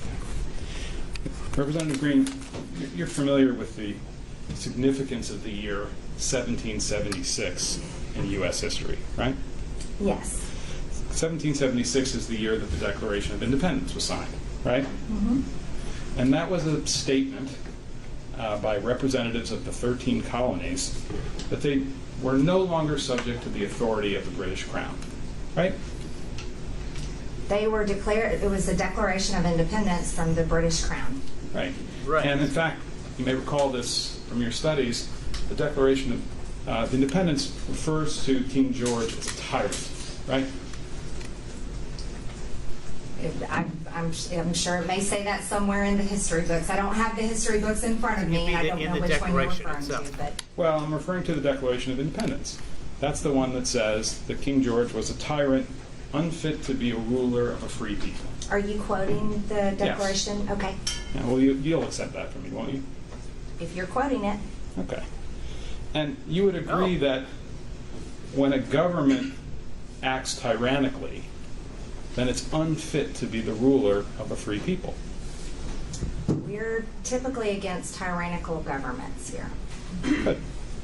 And the people who wrote the Declaration of Independence, they were working with other people in the colonies to express their independence from Britain, right? I wasn't alive back then, but there's the history. I'm not a history expert, but Well, as you've heard of the say. American Revolution, haven't you? Of course I have, Okay. yes. And you know that the American Revolution was a violent rebellion against British rule in the colonies. Yes. And they were trying to overthrow the government in Britain that was ruling the colonies, right? America was trying to start our own government. Right. And to do that, they had to get rid of the British colonial officials who were here in America and throw them out. Yes. Yes. And they viewed the British officials here and the Crown in Britain as a tyrannical government, right? Yes. Okay. And that was an insurrection. Wouldn't you agree? The American Revolution was an insurrection against the government? I don't believe it. I don't know where it said that. Well, I'm asking you whether or not you agree that the American Revolution was an insurrection against the British government. I believe it was the American Revolution is part of our history where we separated from the Crown and started our own government here. Yeah. And the separation was brought about by violence, right? There was a Revolutionary War, yes. Yeah. And the violence, the colonists were justified in using violence to get rid of the tyrannical government of Britain, their officials in America. Right? Is that your opinion? I assume so. I'm asking you. It was a Revolutionary War. It was violent. Okay. Now, you've actually talked publicly about the Declaration of Independence calling for the overthrow of tyrannical governments, right? That's something you discussed publicly. Are you referencing to something I've said somewhere? Well, do you recall talking about that topic? I've talked about the Declaration of Independence, but I don't know what occasion you're referring to. Okay.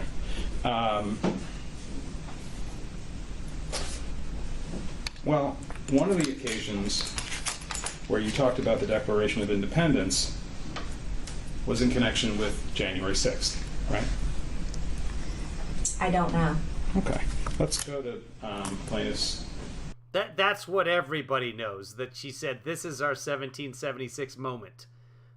That's what everybody knows, and she should certainly know. There's no conceivable way she doesn't know that she referred to January 6th as the 1776 moment. 15, please.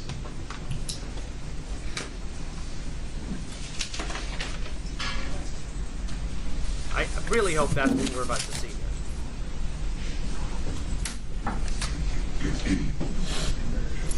I have it. Oh no, you know what I have is just... Which one is? I just have a video of what we're about to see, but not just the video, 15? just the courtroom. And hang on one second. But yeah, as well. it's a thing she's done.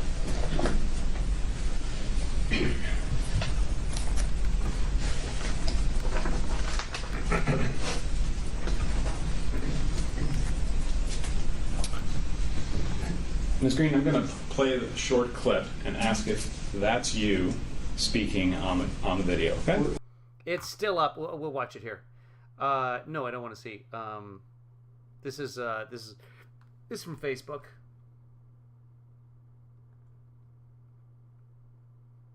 Trump knows how much I support him. He knows how much I support our district, Georgia's 14th district. And so I was happy to go up there and encourage our voters to get out and vote. We can't allow our two Republican senators lose their seats to two radical socialist Democrats. So I was excited to get up there and also cheer on Senator Kelly Loeffler for announcing last night that she'll be objecting to this fraudulent stolen election tomorrow on January 6th. And I'm very excited that both of us women representing Georgians will be fighting for President Trump and fighting for the integrity of our elections tomorrow. What is your plan tomorrow? How do you plan to handle what could possibly go down in this joint session of Congress tomorrow? What are you prepared for? Well, you know, I'll echo the words of many of my colleagues as we were just meeting together in our GOP conference meeting this morning. This is our 1776 moment. That seems to be her who said that. So they'll probably show that to us right now. What's the date on this? I can't read it. Holy smokes. Wow.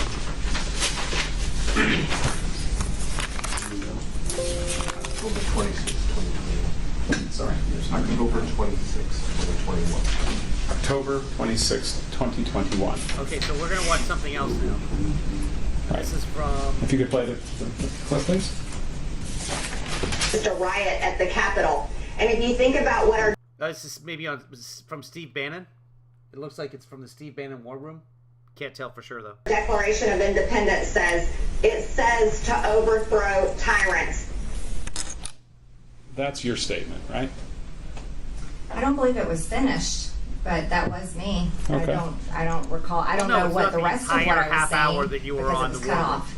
But in that statement that we looked at, you were comparing the overthrow of the British crown in America in 1776 to January 6th. I don't know what my statement was because it was cut off.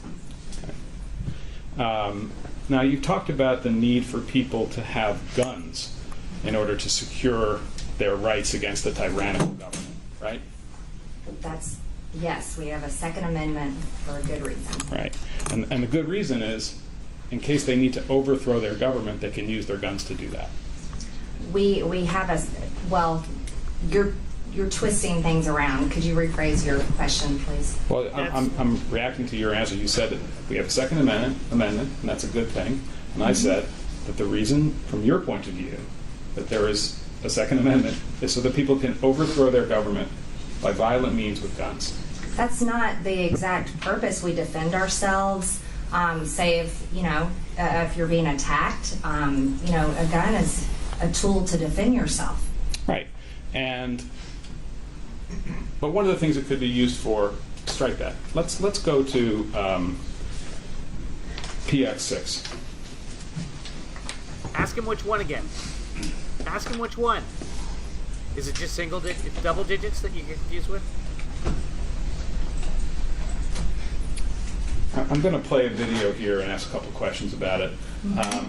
Well, first let me just ask you, do you recall giving an interview as reflected on PX6 in October of 2020, just about a week before the election, at something called the Relic Hunter firearms shop? I vaguely remember. Okay. And that's you on the left. That's a long time and ago. The gentleman on the right is the owner of the shop. Am I right about that? No. Okay. Who's that, just so I know? Mr. Dorr. Who's Mr. Dorr? He's a gun rights activist and just someone I know. Got it. And it's backwards because of the video, but Mr. Dorr's T-shirt says, what did it say? I am 1,776% sure that no one is taking my guns. Do you agree that that's what it says? Yes. Okay. So let's play the video. I object to playing this. I have, watch this. Right in the middle, there is a section cut off. And right in the middle. Well, let's see. So it has been edited. And who's the source of this?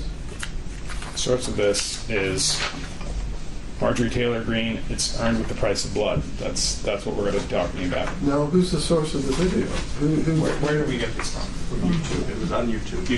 Huh? YouTube. YouTube.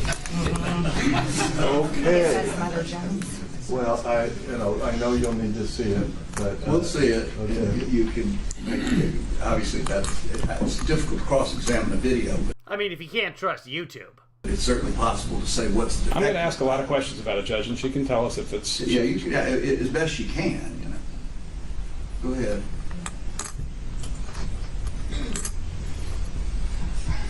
But Let me stop you. We're not watching the whole thing. We're picking up in the middle of it. Is that correct? It's a minute and 9 seconds, Your Honor.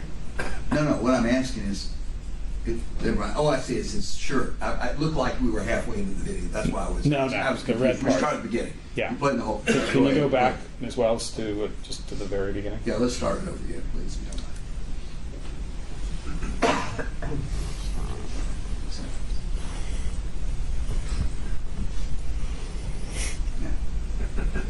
But here's the deal. If this generation doesn't stand up and defend freedom, it's gone. And once it's gone, freedom doesn't come back by itself. The only way you get your freedoms back is it's earned with the price of blood. We can't be too busy or too complacent or too worried about offending someone anymore. There's no more excuses. This is it. November 3rd, freedom is on the ballot. You have a choice of either voting for freedom by voting for Donald J. Trump for president again for 4 more years, voting Republican straight down your ballot, or you're going to vote for socialism and vote to completely end America as we know it. And this is no joke. They do not want you to be able to defend yourself. Because if you can defend yourself, guess what? Then you can stop a tyrannical government. However, if they take away your guns, then you can't, not only can you never stop a tyrannical government, you can never even defend yourself if someone is breaking in your home. And that's the reality. This is where we are today in 2020. Okay, Mother Jones. Let me, it started off with a cut sentence when she said, but. It's clearly edited. Okay, so whatever she said before is wiped out. And then you saw 3 times when it was cut. Yeah. Okay? Yeah. And Mother Jones, I'm sorry, I am not going to rely upon them to give an accurate depiction of the tape. She can. We can proceed with questioning. The witness can respond. I mean, it is the witness in his statement she made, and she can respond. So go ahead. Well, let's establish that. Representative Green, this is a statement that you made in an interview with Mr. Dorr in October of 2020, right? That is a very partial, cut off and pasted statement. That is me speaking, but my sentences are cut off. My full message is not there. Okay.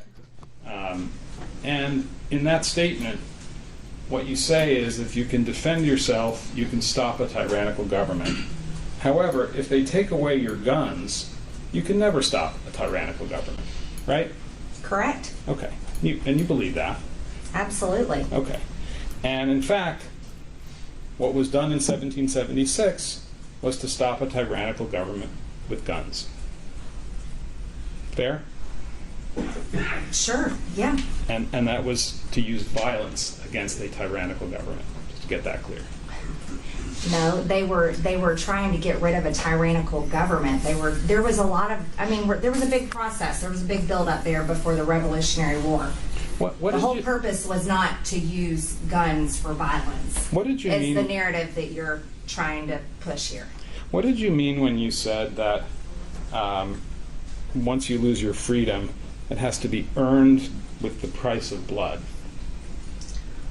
Well, I've always said I'm against violence, and I've always said I never want to see a war in this country. Never. I've said that over and over again in many speeches, and the reason why I say that is because I don't want to see war here on American soil. I have 3 children. She remembers that. She remembers all the speeches, but she doesn't remember anything having to do with January 6th, because it was, who remembers anything about January 6th? Children that are young adults, and I never want to see my children fighting a war, earning back our freedoms. And I've said that. That's what I'm talking about. It wasn't actually. Earned with the price of blood is a reference to violence, isn't it? The price of blood is the unfortunate and tragic cost of war. And that's what happened in the Revolutionary War. And that's what I'm talking about. And you know that the term 1776 is actually a term that's sometimes used in politics today. I don't know if you've noticed our state seal here in Georgia. I know you're not from Georgia. But as you can see, we enjoy our history and we're proud of our freedoms. 1776 is on our state seal. Great. And it's also a term that's used in political discourse in America today. I don't use it as a term of violence. But you use it as a term, right? I have used it as a term, but I do not use it as a term of violence, as you're trying to push. We're not up to that yet. You'll have your chance to answer the question you want to answer, but you have to start by answering my question, okay? Sure. You acknowledge that 1776 is a term that's used in political discourse today, right? Yes. And in fact, one of the examples. This is like 38 actual seconds of questions and answers. She just won't answer. Examples of 1776 being used in political discourse today is the T-shirt that Mr. Dorr was wearing in the interview that we just saw, right?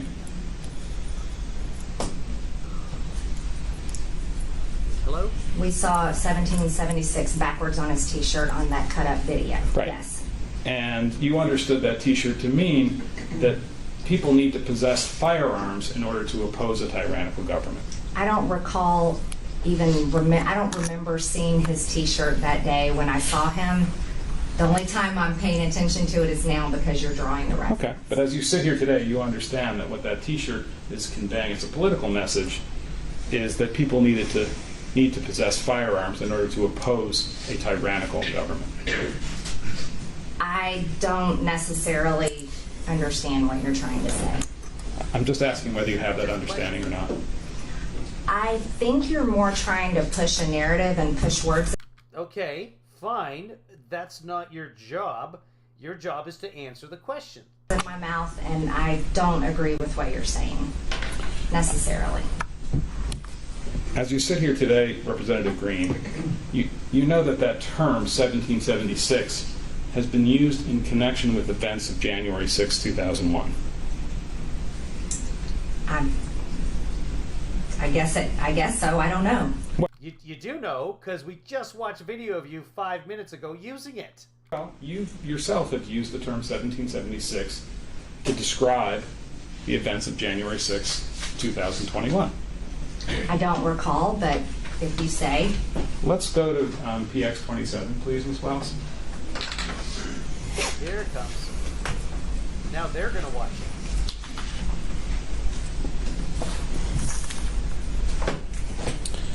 And by the way, this video, Your Honor, has been admitted into evidence. Right. Ms. Wells, can you play that?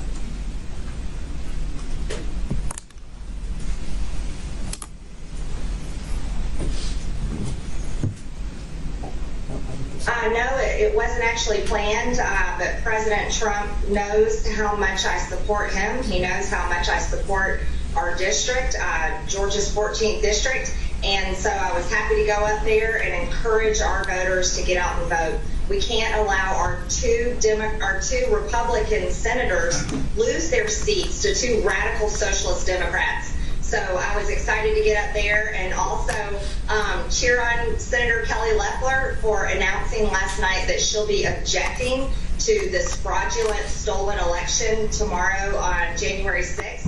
And I'm very excited that both of us women representing Georgians will be fighting for President Trump and fighting for the integrity of our elections tomorrow. What is your plan tomorrow? How do you plan to handle what could possibly go down in this joint session of Congress tomorrow? What are you prepared for? Well, you know, I'll echo the words of many of my colleagues as we were just meeting together in our GOP conference meeting this morning. This is our 1776 moment. That's your statement on January 5th, 2021, correct? I don't know the date. Again, I don't recall, but now that I've seen it, what was the date of the video?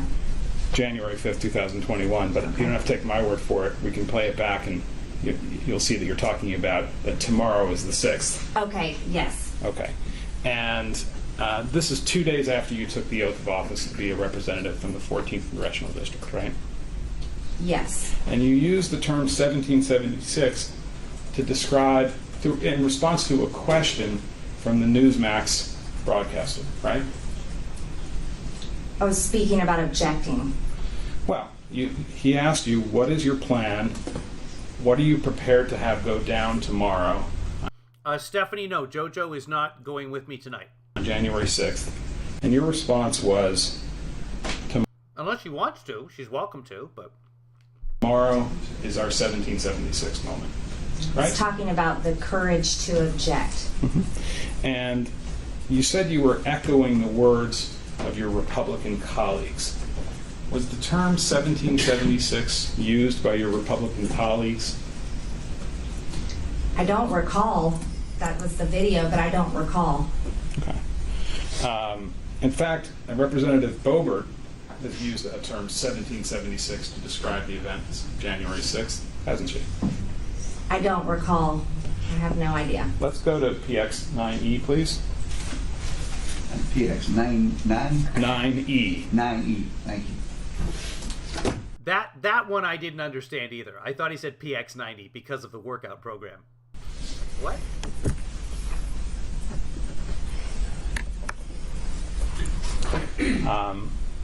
Do you recall seeing a tweet from Representative Boebert from Colorado at 8:30 in the morning on January 6, 2001. Today is 1776. I don't remember seeing this. I see it now. Okay. If that's her tweet. Do you have any doubt that Representative Boebert used the term 1776 to describe the events of January 6th? I don't know. Let's go back to PX 27, please. You don't know if you have doubts? So that was an interview that you gave to Newsmax, right?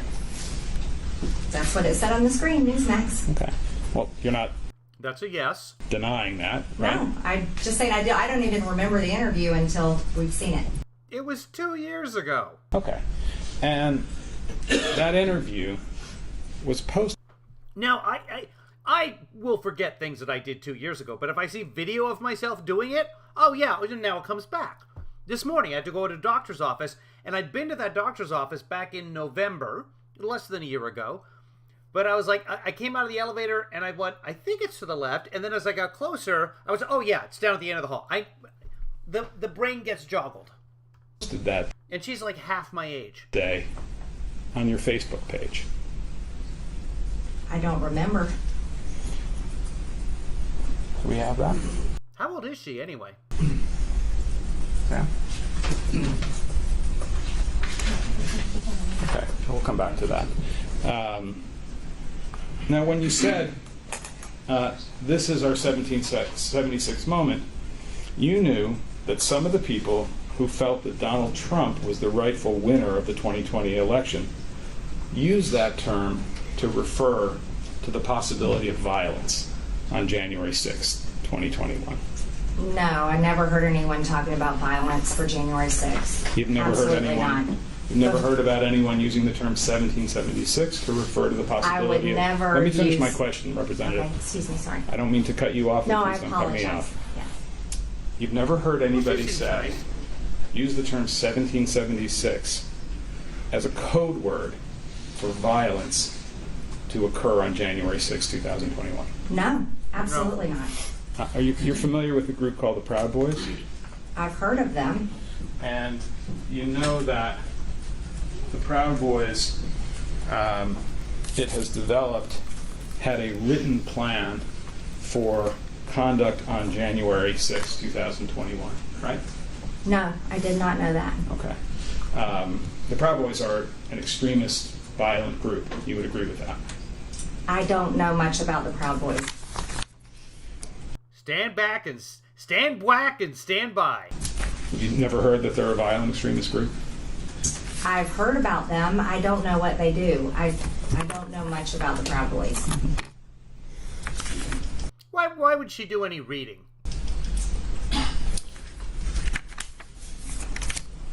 And you haven't heard that the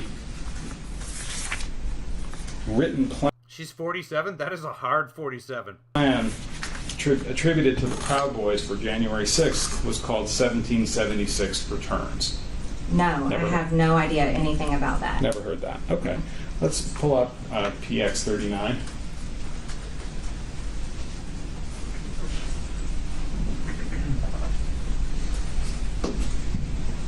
The judge doesn't ask.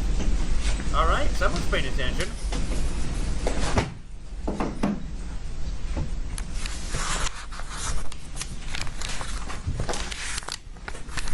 I have all kinds of things besides spite, Aiden.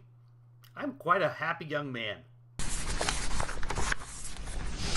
I have peanuts, and I feed my squirrel with peanuts. His name is Charlie. He's not mine. He lives in the yard, but he comes and he eats them right out of my hand. I can hold a peanut there, and he'll... This is an article that appeared in the New York Times on March 14, 2020, entitled "Document in Jan 6 Case Shows Plan to Storm Government Buildings." Do you see this document? I've never seen it, no. Let me get you a copy so you can have a look. I don't know where he's going with this. Do you need the number? Trying to establish 1776 equates to violence? 39.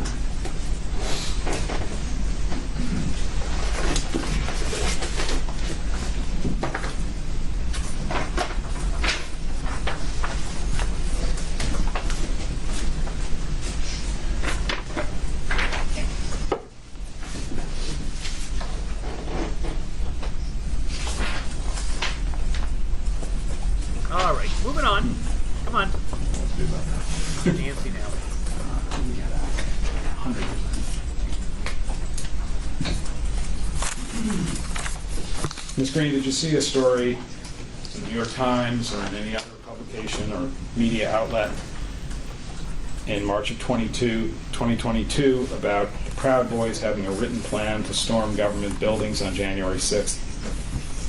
No, I've never, I don't recall, never heard anything about it. Never heard of that. I've never read the New York Times. Never heard that that was called 1776 returns, that plan that the government alleges the Proud Boys had to storm government buildings. No, I've never heard. No, you're allowed to question an election. Of course you're allowed to question an election. Are you allowed to storm the Capitol and people die? No. Are you allowed to steal lecterns? No. It's also one of the things you're not. Are you allowed to smear your fecal matter on the walls in the Capitol? No. No, that doesn't happen every election. Heard of it. Okay. You were aware prior to January 6th that 1776 referred to an idea or a plan for people who were opposed to the certification of the Electoral College. That's not what we're asking here, Aiden. That's not what we're asking at all. So go out, do some reading, and then come back, and this is what's being determined right now. We're not talking about whether she stormed the Capitol or not. College vote to infiltrate and occupy buildings in D.C. No. Never heard that. No.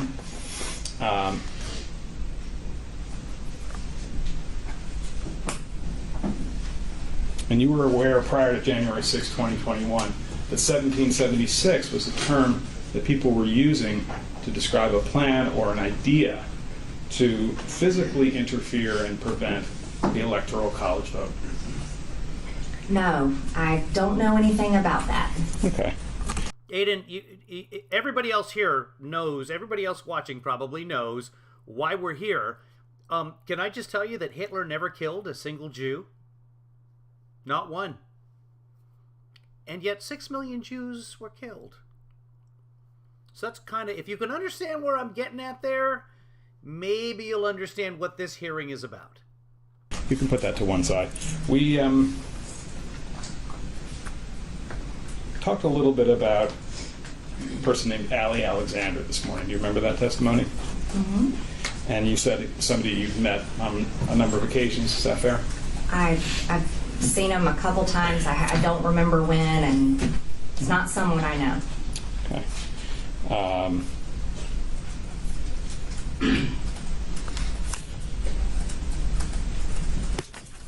Let's pull up 67, please. BS 67 as well.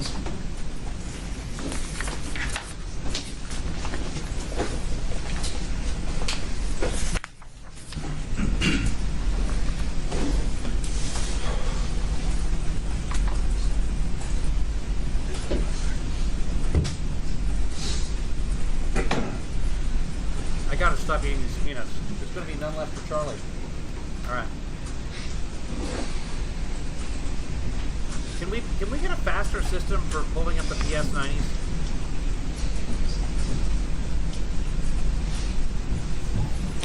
Ready? Let's just start. I'm going to ask you to have a look at just the first 10 seconds of the video. It's just a person not even speaking, and tell me if you can identify that person, okay?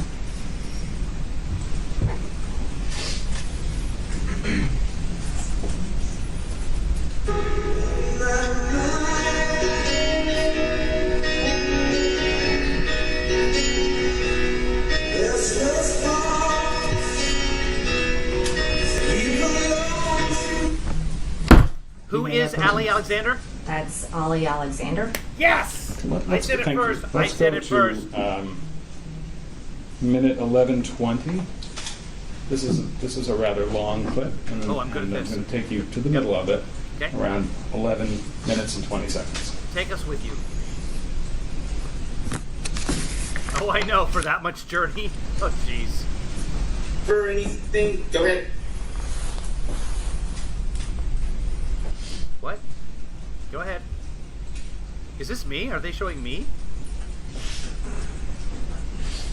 All right, wait.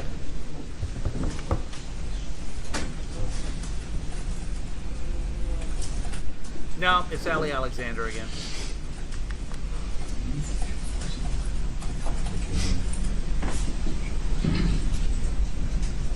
Members of Congress are on a committee. Congressman Steve King was the only one who was yanked off of all committees. So that's not true. So avoid the disinformation, avoid the division. We are here to continue pressing forward. Yeah, Congresswoman Marjorie Greene, my favorite, she's coming in, a friend of mine, she's coming in, she'll be whatever. Someone's trying to tell me. You can stop it there. You see that Mr. Alexander describes you as his favorite, Okay, well, this is just dumb. right? You heard him say that. That's what he said. I just saw it. Okay.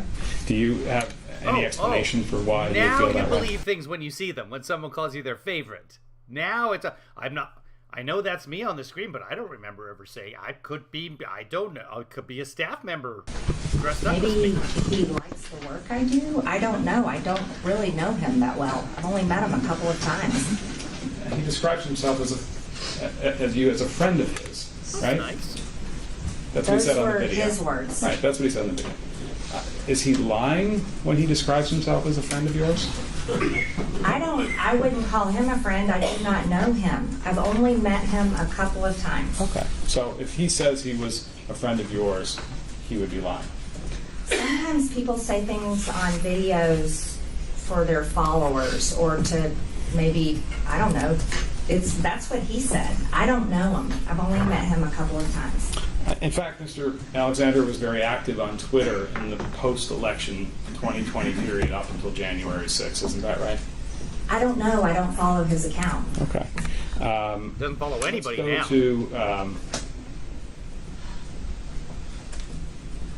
Let's go to That's absolutely pointless. I think we've established that during that post. The defense is just throwing things at the wall here and seeing if anything sticks. Showing a video of Ali Alexander saying that he's like, what? Why? Now you're wasting everyone's time. Most importantly, me. Election period from November when you were elected until January 6th. One of the things you were doing was organizing people in Congress to file objections to the Electoral College count, right? Yes, working very hard on objecting. Okay. Let's go to PX3, please. Russia says there's an active shooter in D.C. near Howard University, 3-shot, neighborhood sheltering in place, so that's breaking news.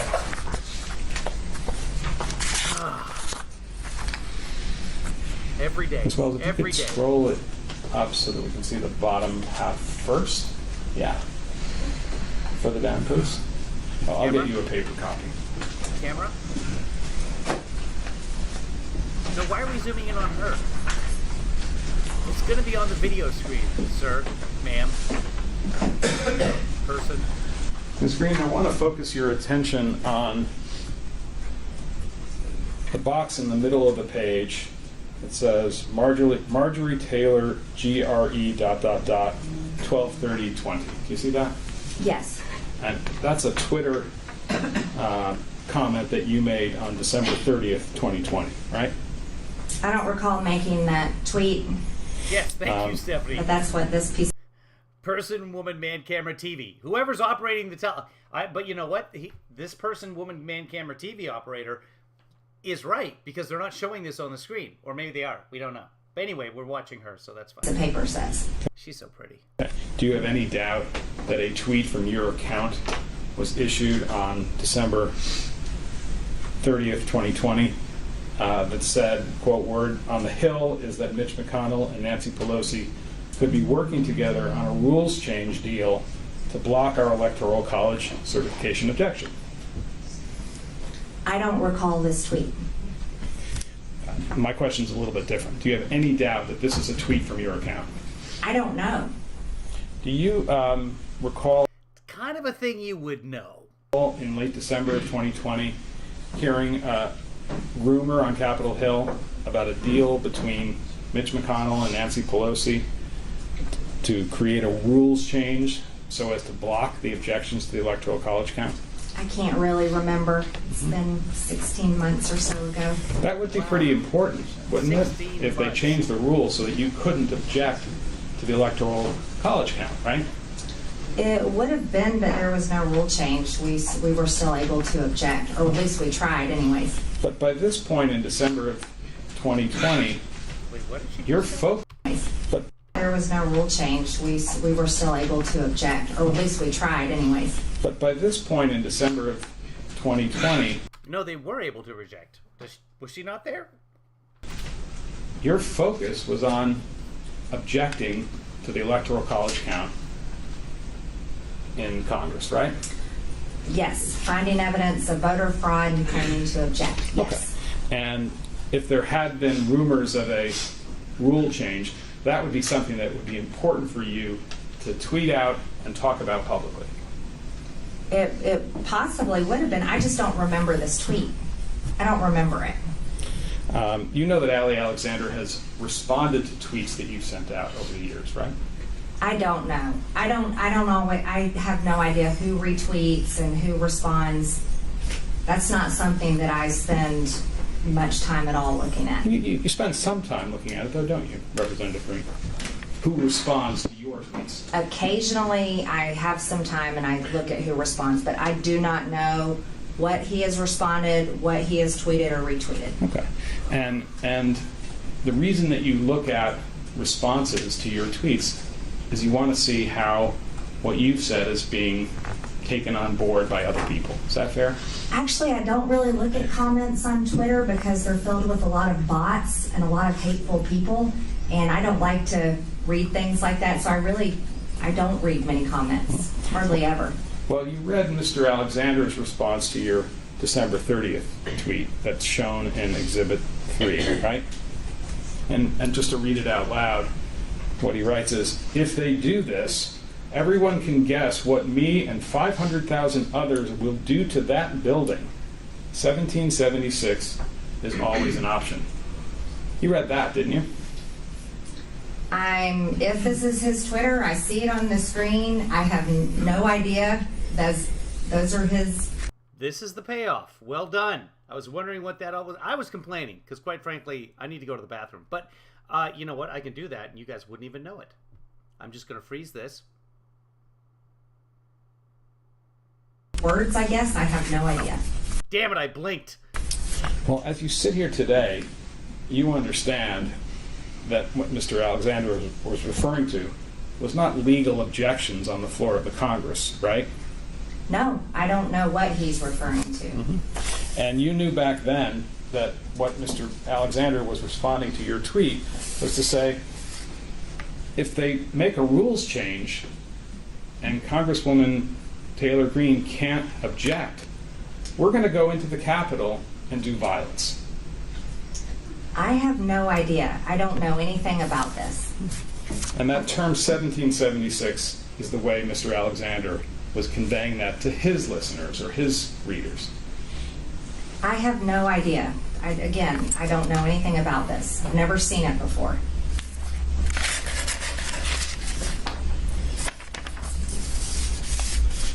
Between January 3rd and January 6th, 2021, Ms. Green, you viewed the Electoral College certification of Joe Biden as a blow to freedom.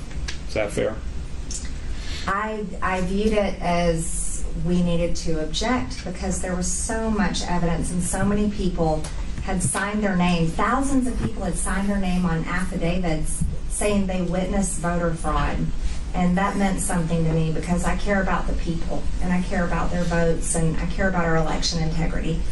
My question is whether you viewed it as a blow to freedom if the Electoral College certification of Joe Biden were completed. I don't agree with your wording. Okay. Because once freedom is gone, it doesn't come back by itself, right? I don't agree with your wording. The only way you can get freedom back is when it's earned with the price of blood. Those are your words, right? You're twisting my words and creating a narrative that you're trying to make. That's not my narrative. That's not what I said. Well, that's on not October 27, 2020, that's what you said and that's what you meant, right? I'm sorry. Yeah, on October 27, 2020, when you did the interview with Mr. Doerr, when you said the only way to get freedoms back is when it's earned with blood, that's what you meant, right? Well, you showed a video that's chopped up that doesn't show even my full sentences. So no, I don't agree with what you're saying.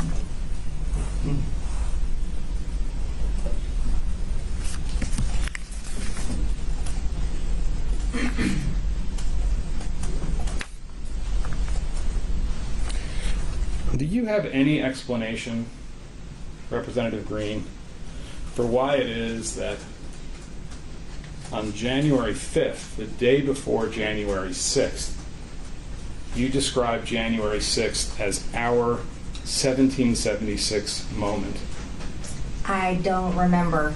Seeing this interview is the first time I've seen it in a long time. I don't remember. Now, prior to January 6, 2021, you spoke publicly on your Facebook page about the transfer of power that would occur on January 6th. You recall that? I don't recall. Okay. You said on a video on your Facebook page that the peaceful transfer of power ought not be allowed to occur. I don't recall. You said that the peaceful transfer of power cannot be allowed to occur because Joe Biden didn't win the 2020 election, right? I don't recall. Let's go to the videotape. Can we start with... So it's probably best if I explain this. There are two versions of this, and I'm going to ask about both of them. And you can tell me if you think they've been chopped up in any way. They have been chopped up, that's true. But you'll tell me whether you were misinterpreted, okay? The first one is PX 66.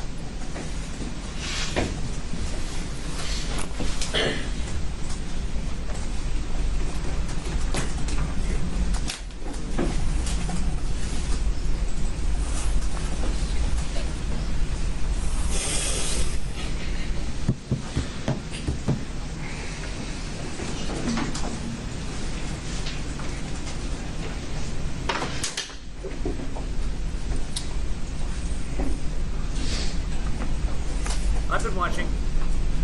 This is the good stuff. Yes. Did I show this to you guys earlier? Okay, just a second. What's the date and the source of the video? The source is, it was something, Ms. Green's Facebook page is not available. This is something that was captured by someone else and posted on another Facebook page. Where it says it's from her Facebook page? Yes. Well, I mean, believe it's it does. her. It's her. So 66 has been admitted, Your Honor, into evidence. Yeah, it's been admitted for what it's worth. Yeah, and what is the date? We're going to ask your client that, Mr. Bob. oh, she's going to totally remember the date.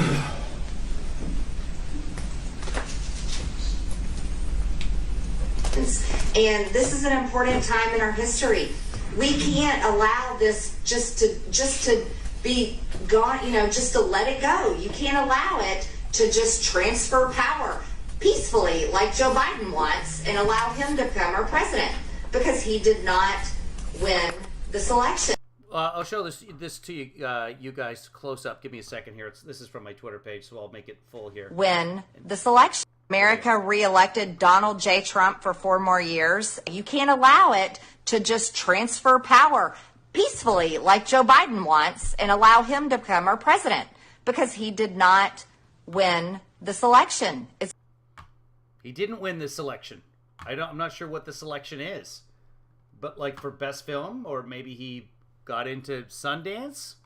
It's not really much of a filmmaker, but he is the president. It's being stolen, and the evidence is there. Okay. So that's you, right, Ms. Green? Yes, that's me. Okay. And when you say we can't allow it, we can't just let it go, the it in that phrase is to have Joe Biden declared the winner of the 2020 presidential election. I don't know. I don't understand the question. I can't remember. You are showing a video where it doesn't give us any reference beforehand and it doesn't give us any reference afterwards. So it's not really my complete, it's hard to get an understanding of what I was saying. Okay, so your answer is you don't know what you're referring to. I don't. Okay. We're watching a partial video and a partial statement of clearly an interview I was doing. I don't know what date it was on, and it's definitely off someone else's. I don't remember that being an interview. I think that was her. I think she actually recorded the video or so. I could be wrong, but that's what I remember. But, it was a long time ago. Twitter or Facebook. I can't see it from here. Well, that's you saying you can't allow it to transfer power peacefully like Joe Biden wants and allow him to become our president because he did not win this election. That's you saying that, right? That's the partial statement on that video. Okay. Can we pull up? Do we see the whole thing? We can run the rest of it. Let's see the whole thing. Sure, and there's another one on top of it, so we'll watch too. Well, you said they're different. I want to be sure that she has an opportunity to see what the difference is. Can I make a suggestion, Your Honor? Let's go back to the beginning of this one, and then we'll play it all the way through. Okay. That would be good. I agree. Let's do that.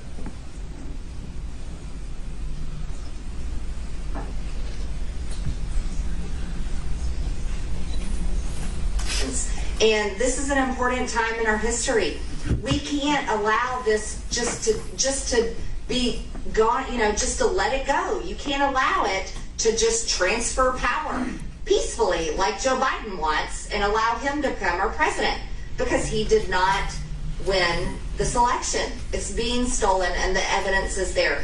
The mainstream media for 4 years talked about Russian collusion, conspiracy theories, and lies, and demanded investigations nonstop into Russian collusion. Nonstop. But yet they refused to. And this is an important time in our history. Is that where it ended? It just sort of cut off there. Okay, let's show the witness PX12.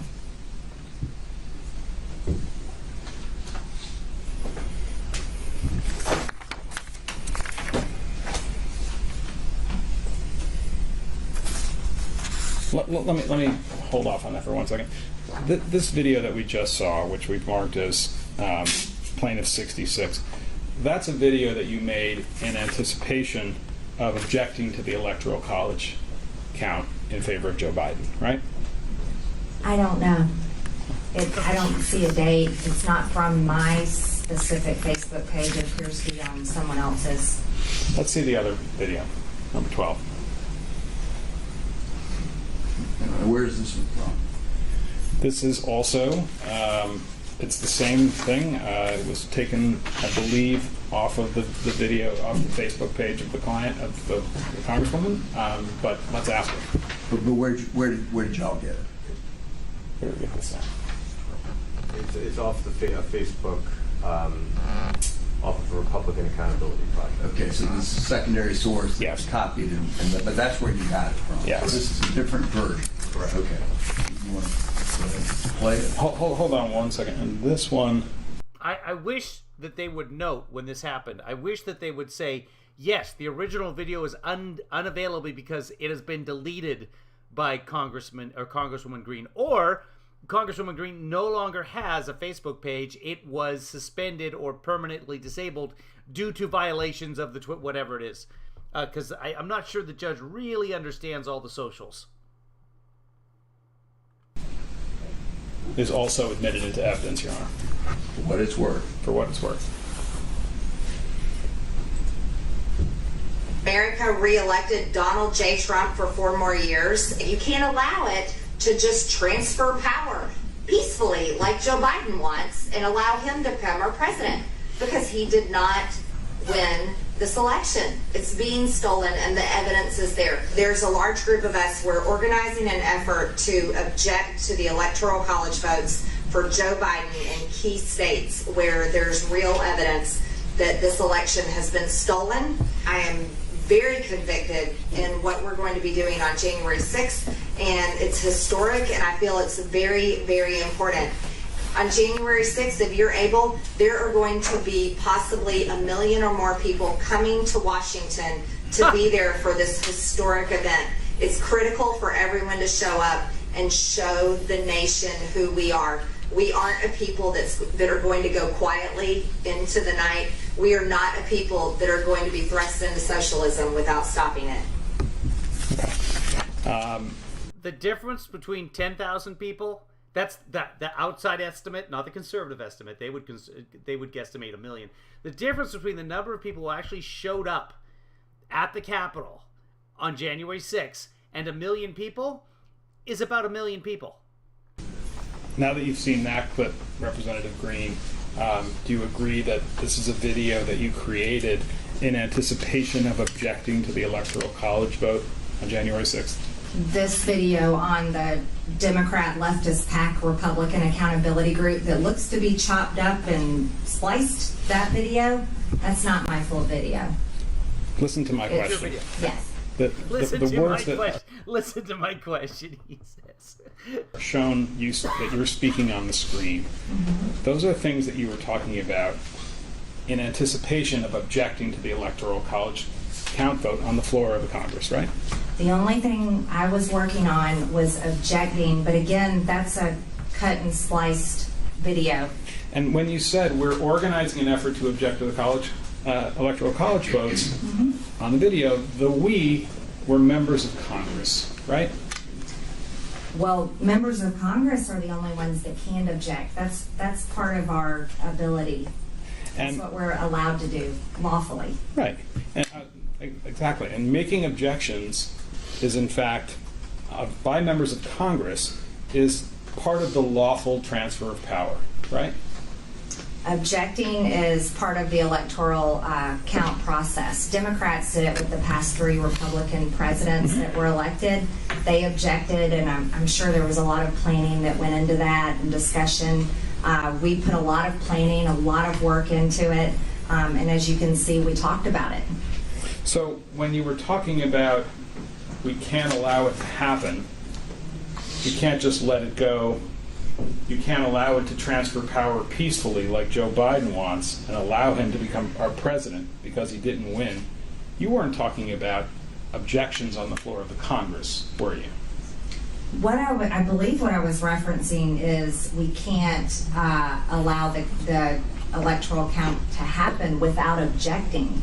That I felt it was our dutiful responsibility to object on behalf of the large amount of voter fraud and the people who truly felt like that there was big problems in our elections. And you're testifying under oath that that's what you meant when you said you can't allow it to transfer power peacefully like Joe Biden wants and allow him to become our president. But that was a reference to debates on the floor. Without objecting. Of course, you don't say anything in that part of the video about objections on the floor of the Congress, right?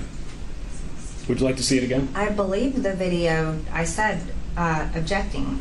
But in the sentence where you said you can't allow it to transfer power peacefully like Joe Biden wants and allow him to become our president because he didn't win the election, you don't say anything in that sentence about objections on the floor of the Congress. Sir, we just saw 2 videos that are cut and clipped, and my sentences aren't even completed. I think the first video started with me saying "and," meaning it was starting into partially something I was already saying. What I was, from the video and my recollection from watching him just then, it was purely talking about objecting. One of the things that you say in these videos is that you call upon people to come to Washington on January 6th, right? I don't remember every single word that we just watched. Let's look at it again. Well, it was a long time ago, in her defense. It was several minutes ago. I think P12 is the one that includes that. Hey, Yoshi.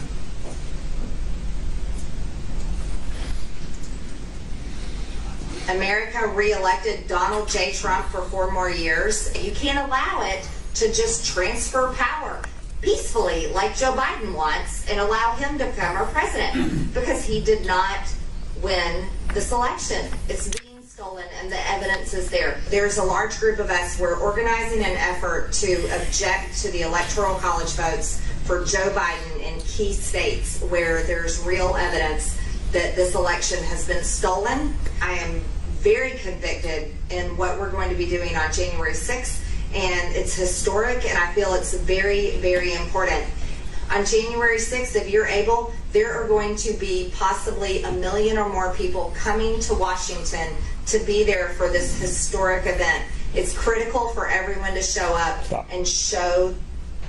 So in that segment, Representative Green, you're asking people to come to Washington on January 6th. In this video, which I saw jump 3 times, which means it's been cut It's a yes or and no. spliced, yes, I did talk about people coming there to support our objection peacefully, support our objection, support President Trump. You said it can't be done. How did you know that there might be 1 million or more people coming to Washington on January 6th? Did you just make that up, or somebody tell you that? I believe those were the numbers being talked about at the time. By who? The media, and just People who different were sources. planning the demonstrations? I have no idea. I think I saw that on the news. And what you said is it's critical for everyone to show up, right? That's what we saw. Supporting, peacefully supporting our objection. That's the only thing I was interested in doing and planning is objecting. Now, the last thing you say in the video is, we aren't a people that are going to go quietly into the night. Do you recall that part? Yes. Okay. Now, that phrase, we aren't a people that are going to go quietly into the night, that's not something that you came up with on your own, is it? I have no idea what you mean. Well, that's something that you borrowed from a movie script, right? I don't know what you're talking about. Okay. You borrowed that line from the movie Independence Day, right? No. Okay. Let's go to the videotape as well.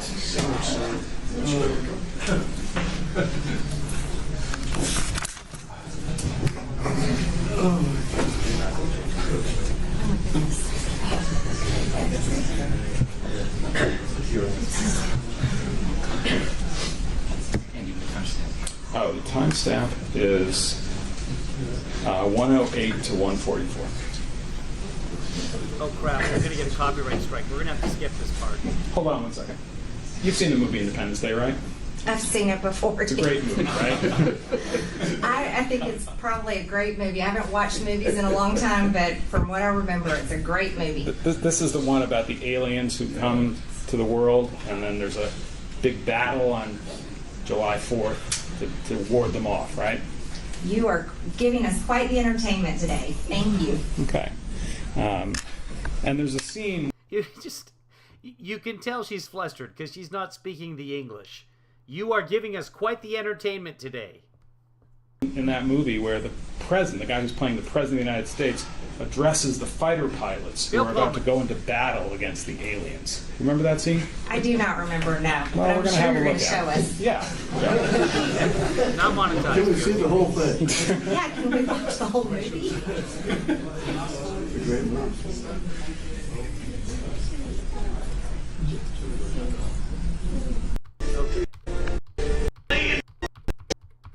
Previous, and the actor You guys have uses seen there is, we will not go quietly into the night. You heard that. Heard it just now, yes. And that's the exact phrase that you use in the video that we saw that was the previous exhibit. We aren't the people that are going to go quietly into the night. I don't view courtrooms and politics as Hollywood like you do. That is not the first person, I'm sure, that said that and won't be the last. And I don't recall getting any inspiration from this Hollywood movie like you're suggesting. So you were not communicating in referencing that film that January 6th was going to be a new kind of Independence Day. All I was talking about is objecting and standing up for people's votes in our elections. And by the way, Independence Day is July 4th, right? Yes, It's July 4th of 1776, right? that's right.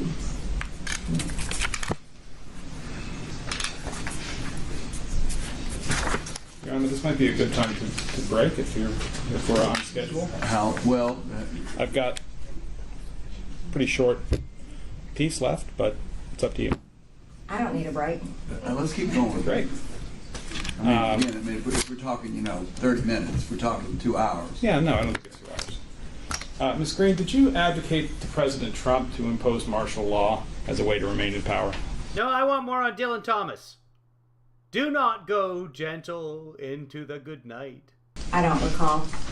So you're not denying you did it, you just don't remember. I don't remember. Okay. And do you agree that the storming of the Capitol on January 6th is Storm, storm against the dying of the light. Something that's despicable? Yes. Okay. Very unhappy about it. Now, we talked earlier about a fellow named... That was a reach, by the way. Again, bringing in Independence Day, it's an expression. It's the wrong expression. It's a misquote of a Dylan Thomas poem. Anthony Aguero, right? You brought up Anthony Aguero earlier. Right. Yes. And he's somebody who you know, yes? Yes. And he's somebody who you've spent a fair amount of time with. Is that fair? Not much time, no. He's a friend of yours. Someone that I do know, yes. And you consider him a friend. Someone I hardly ever talk to, but someone I have known for a few years. Okay. Is he a friend? And he is a friend of yours, right? A distant friend, someone I know. He refers to you as one of his closest friends. You've heard that, right? I have not. Okay. And you've referred to him as amazing, right? He does a lot of great work down at the border showing the illegal invasion constantly happening at our southern border. I think that's amazing, the footage that he shows and exposes. Okay. And you know that Mr. Aguero entered the Capitol, on the U.S. Capitol on January 6, 2001, right? I had heard that sometime after January 6th. And you've seen a picture of him in the middle of the crowd in the Capitol Rotunda on January 6th. Good question, Half-Ton. If they were so inclined to make a one-time donation to the Ramen Fund again, where might I be able to do so? Well, you can send me money on the Cash App at paypal.me/KevinLeeDad or Venmo Kevin-Williams-157. Thank you for asking, Half-Ton. 2020. No, I have not seen that picture. Let's have a look at PX 13B, please.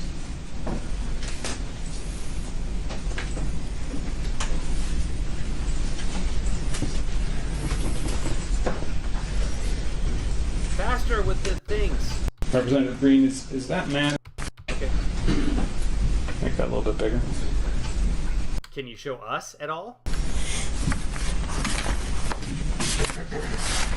Representative right. Green, is that man in the red circle on the left of our Exhibit 13B, is that Mr. Aguero? I don't know. I can't really tell. If I told you that it was reported that that was Mr. Aguero and that he acknowledged that publicly, would that help you discern that that's who that is? I don't really buy a whole lot of what you say. You've been using CNN and Mother Jones and other terrible sources as your sources and showing Hollywood movies. So, but that's what you're trying to say now, but I don't know if that's him or not. I'm just asking whether if I suggested to you that he's acknowledged publicly that that's him in the Capitol Rotunda, would that help you identify him as your friend, Mr. Aguero? I don't see your evidence of him acknowledging that that's him. Okay. I think we can probably do something with that. Can I see 13, please? I think I have it here.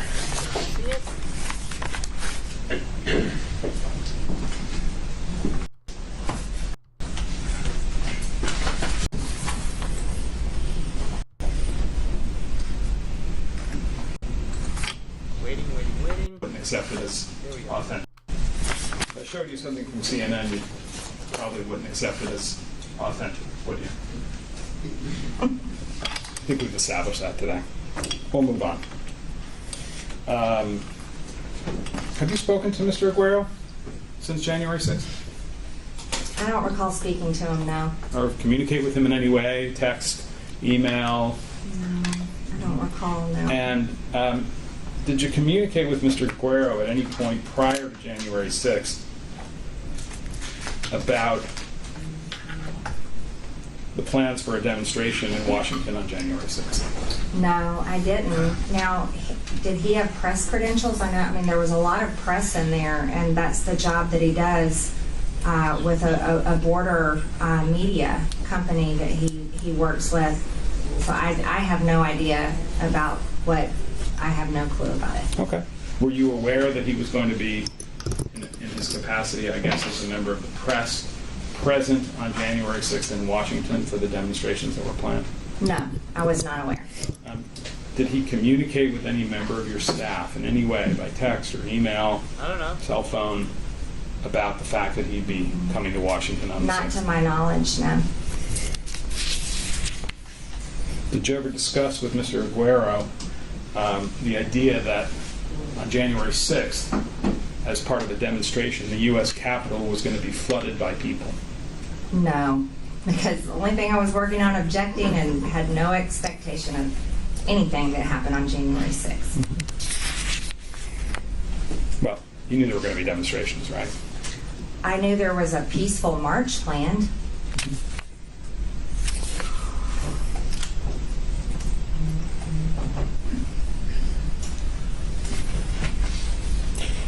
On January 6th itself, were you in contact with anyone who was involved in what you described as the peaceful march that occurred that day? No. Was anybody from your staff, congressional staff, or your campaign staff in touch by cell phone, text, email with anybody who was involved in the day's demonstrations? Not of my knowledge.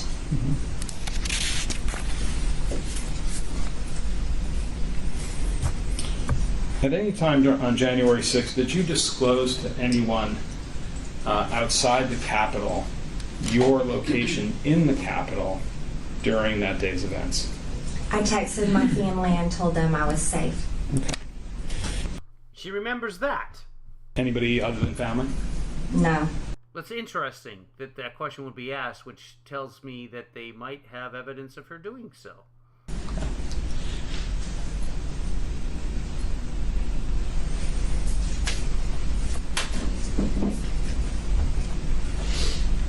When on January 6th did you first learn that people were entering the United States Capitol unlawfully that day? When we were in the House chamber, we were starting the electoral count, and we went on lockdown, and that's when I first learned of it. I was shocked. Mm-hmm. And do you know what time of day that was? I don't know the exact time. Mm-hmm. And when you went on lockdown, as you described it, why don't you tell us what that meant, what you mean by that? They had to lock all the doors in the House chamber, and they told us that it was on lockdown and that we could choose to leave or stay inside, and it would be safer inside. And so I stayed inside. Okay. And when you say you stayed inside, where did you stay? Inside the House chamber. Okay. And during that time that you were on the in lockdown, as you put it, on the House floor, you said you were in touch with your family to tell them you were safe? Not at that time, no. Okay. When did that happen in the day? Sometime later after we were evacuated. And where were you evacuated to? I can't disclose that location. Somewhere in the Capitol? Mm-hmm. And when you were in that other location in the Capitol, I presume that would be a secure location, is that right? Yes. Did you have any communication, either by phone, by text, some other way, with anybody who was outside the room, outside the secure location you were in, other than your family? Not that I recall, no.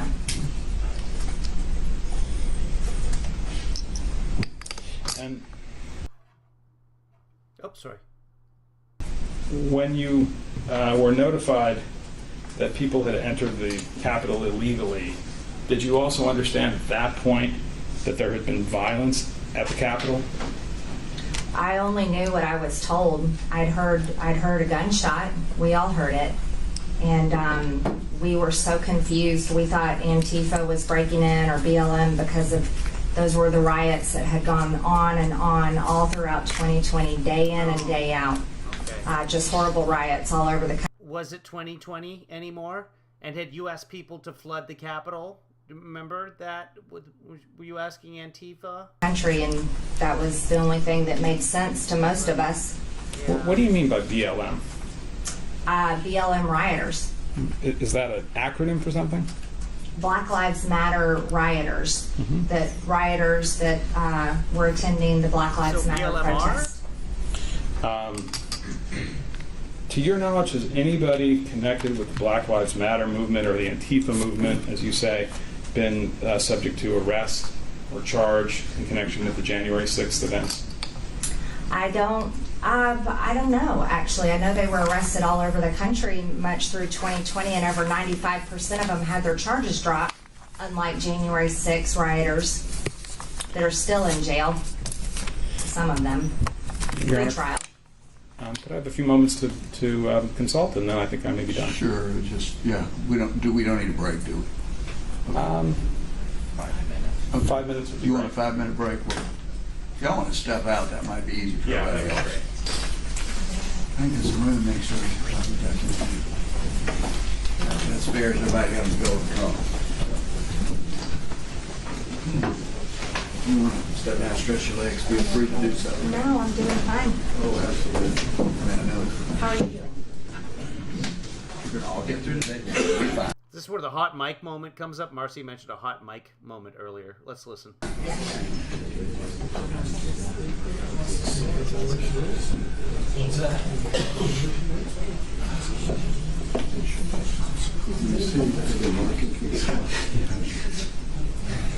I'm not bored already. Okay.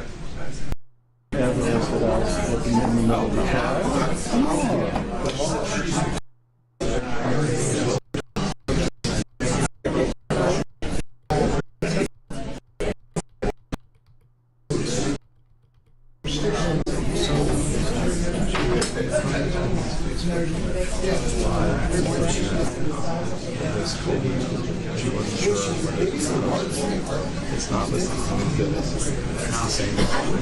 So I mean, the same video? Yeah. The one that we've seen, the two different versions of? So there's a sidebar, and they're talking about the Facebook video where she says we can't let this happen peacefully. So I'm trying to discern what's saying here. I'm sure somebody on Twitter has figured this out. Did anybody want to shoot me what's being said here? Sorry. I'm sorry. Go ahead, Judge. Okay. I'm talking about this January where she says. Oh, the Newsmax clip that she doesn't say there. We can't let this happen peaceably, or peacefully. This is our 1776 moment. That's on the Facebook video. That's the 1776 moment. Well, yeah, they run together. That's one where blue dress. No. This way. No, this is the one where she's interviewed by a reporter. Oh, Newsmax. Yeah, the interview. And I asked her whether she posted it on her Facebook page. She didn't recall. And so I want to show her that, and it's live on the internet. I mean, it's very important. I think I believe he says something like she said she didn't recall how that she'd posted on her Facebook page, and I want to show her that and see if we can get that. I don't even know, is MTG even on Facebook anymore? Or has she been suspended?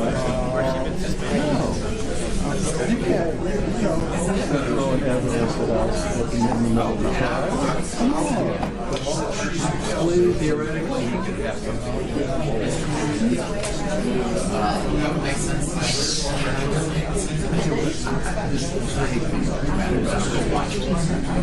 it's the same. Well, I know you're talking about it's the same. Why do we do this? Because it shows that it's posted on the Facebook page. That's the only difference. Okay, so it's the same video, but it's posted on her Facebook page. That's the difference. So they want to show that it's actually posted on her Facebook page.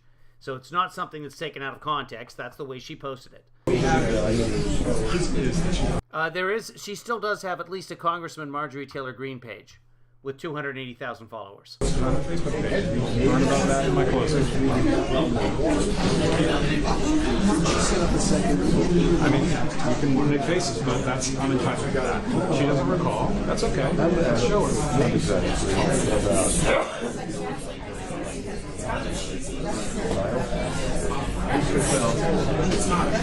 So the only question you're trying to establish with that video is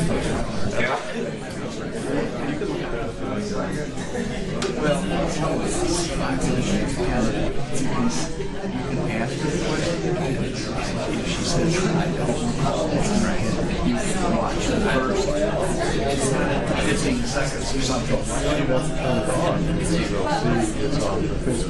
That's fine. If you want to stipulate that, that's fine. Okay, so they're going to ask her again, and if she says she doesn't recall, you can show it to her on her actual Facebook page.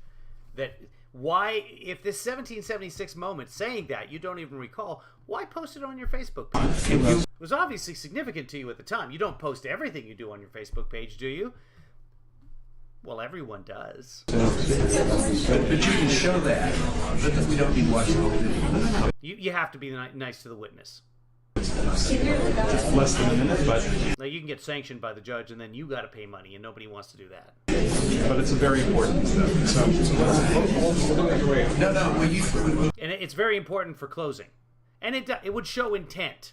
This was something significant. Her saying it's a 1776, having established that 1776 was a revolution against the government, it was violent, extreme. You say this is our 1776, is his way of connecting her to saying this is our moment to overturn the government. And that is an insurrection. That's why he was trying to get her to say it was an insurrection. Back to what we decided we're going to do here. What did I say? I said I'm going to return to the subject. Well, Ask her if she recalls. What did I say I was going to do, says the judge. Aha! That just hurts my sense of justice. She does. And we're done. And then No, well, Baker, around that time, and I remember broadcasting for 16 hours on that day. Around that time, it was all about 1776. Boebert said it, several other, the whole Freedom Caucus was like, this is our 1776. They were all over the place saying things like this.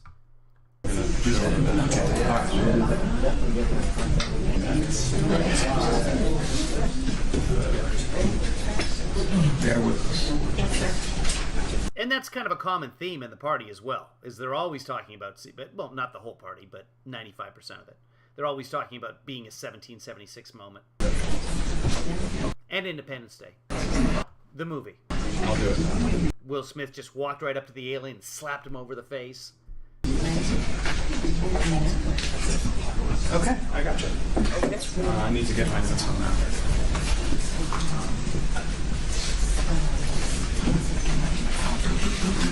Sorry?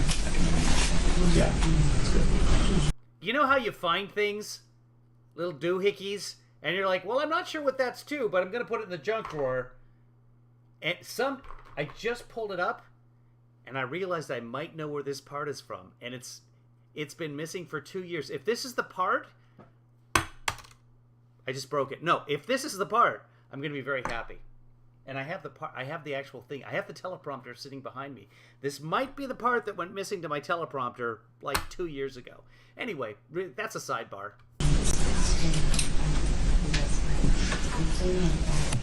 Thank you for your patience, Representative Green, Your Honor.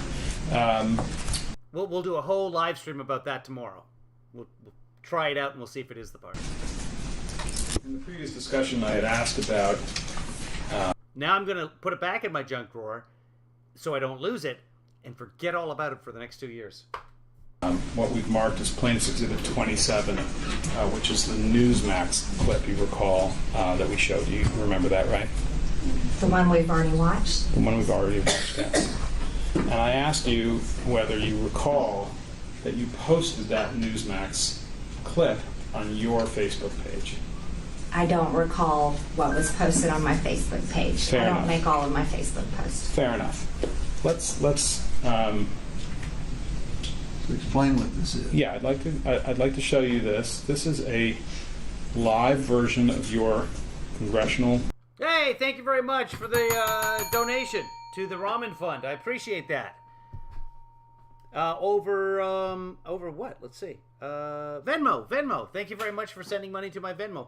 Folks, if you want to also contribute to the Ramen Fund and or Salad Fund, because I'm trying to lose some weight, feel free. Venmo apparently works. Thank you very much. Campaign Facebook page as it sits there today. And what we have is the clip that we had separated in the previous testimony. And I'd like to play that for you just to see if you will acknowledge that that clip is now available on your Facebook page.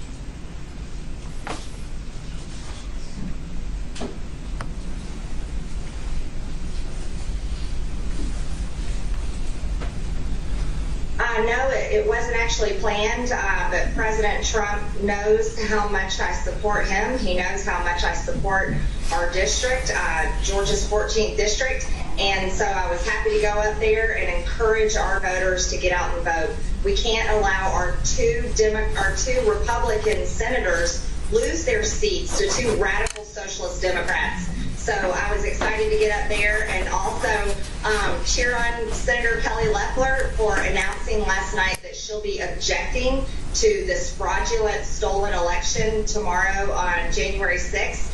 And I'm very excited that both of us women representing Georgians will be fighting for President Trump and fighting for the integrity of our elections tomorrow. What is your plan tomorrow? How do you plan to handle what could possibly go down in this joint session of Congress tomorrow? What are you prepared for? Well, you know, I'll echo the words of many of my colleagues as we were just meeting together in our GOP conference meeting this morning. This is our 1776 moment. Ms. Green, that's up on your Facebook page today, right? If that's there, then yes, it's on there. Right.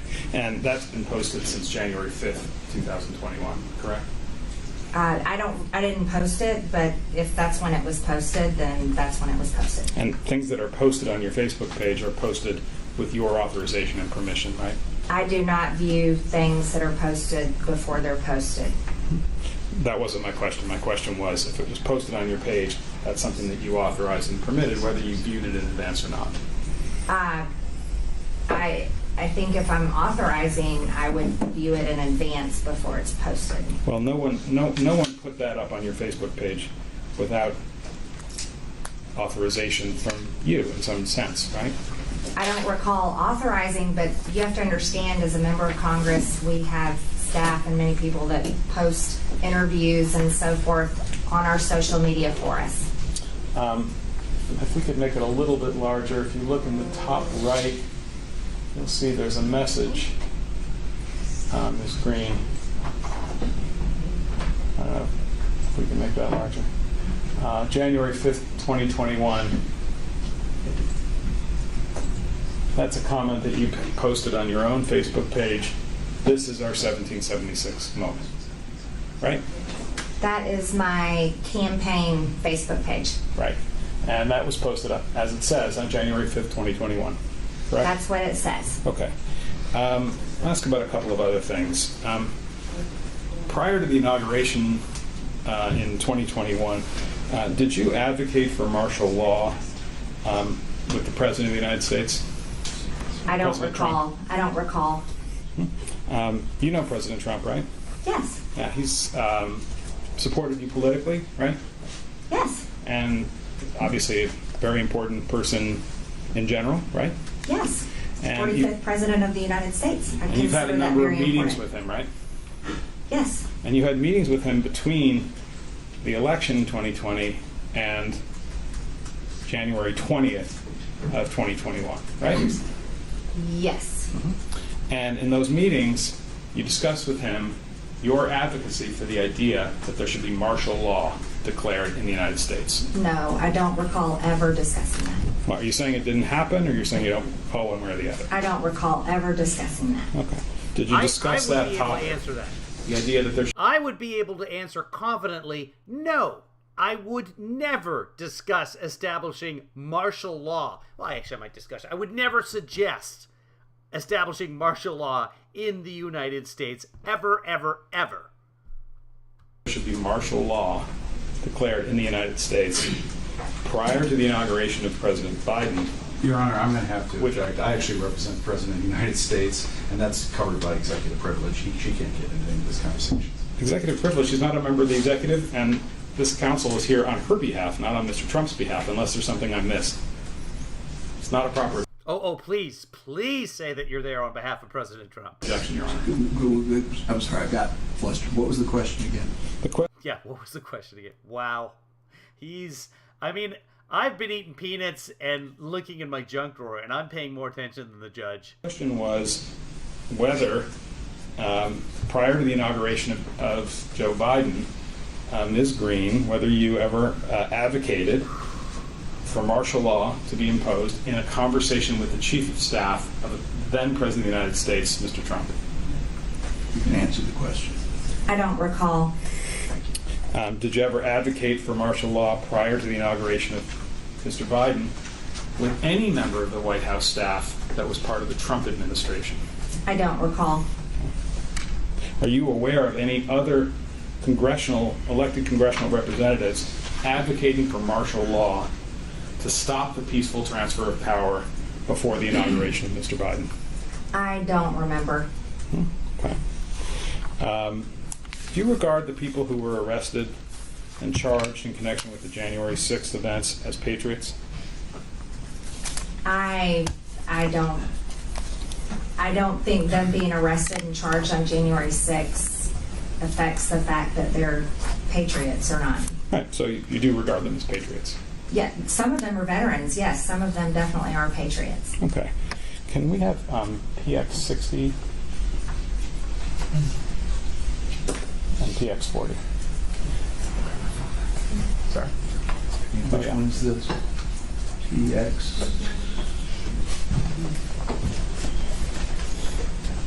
Um, 60? Yes, this is plaintiff 60. In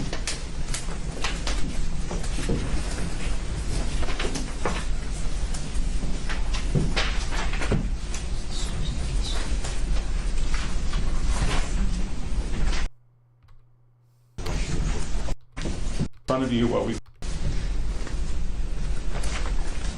on the screen, I've placed in front of you what we've marked as Petitioner's Exhibit 60, which is a story that appeared in the Washington Post on January 5th, 2021.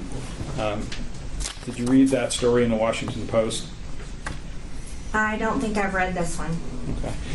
Do you recall hearing that the Washington, prior to January 6th, did you recall hearing that the Washington Post was reporting that there were concerns that there were going to be violence and there was going to be violence in Washington on January 6th? I had not heard that. I heard no threats of violence that I remember at all for January 6th. Okay. Can we also look at PX 40?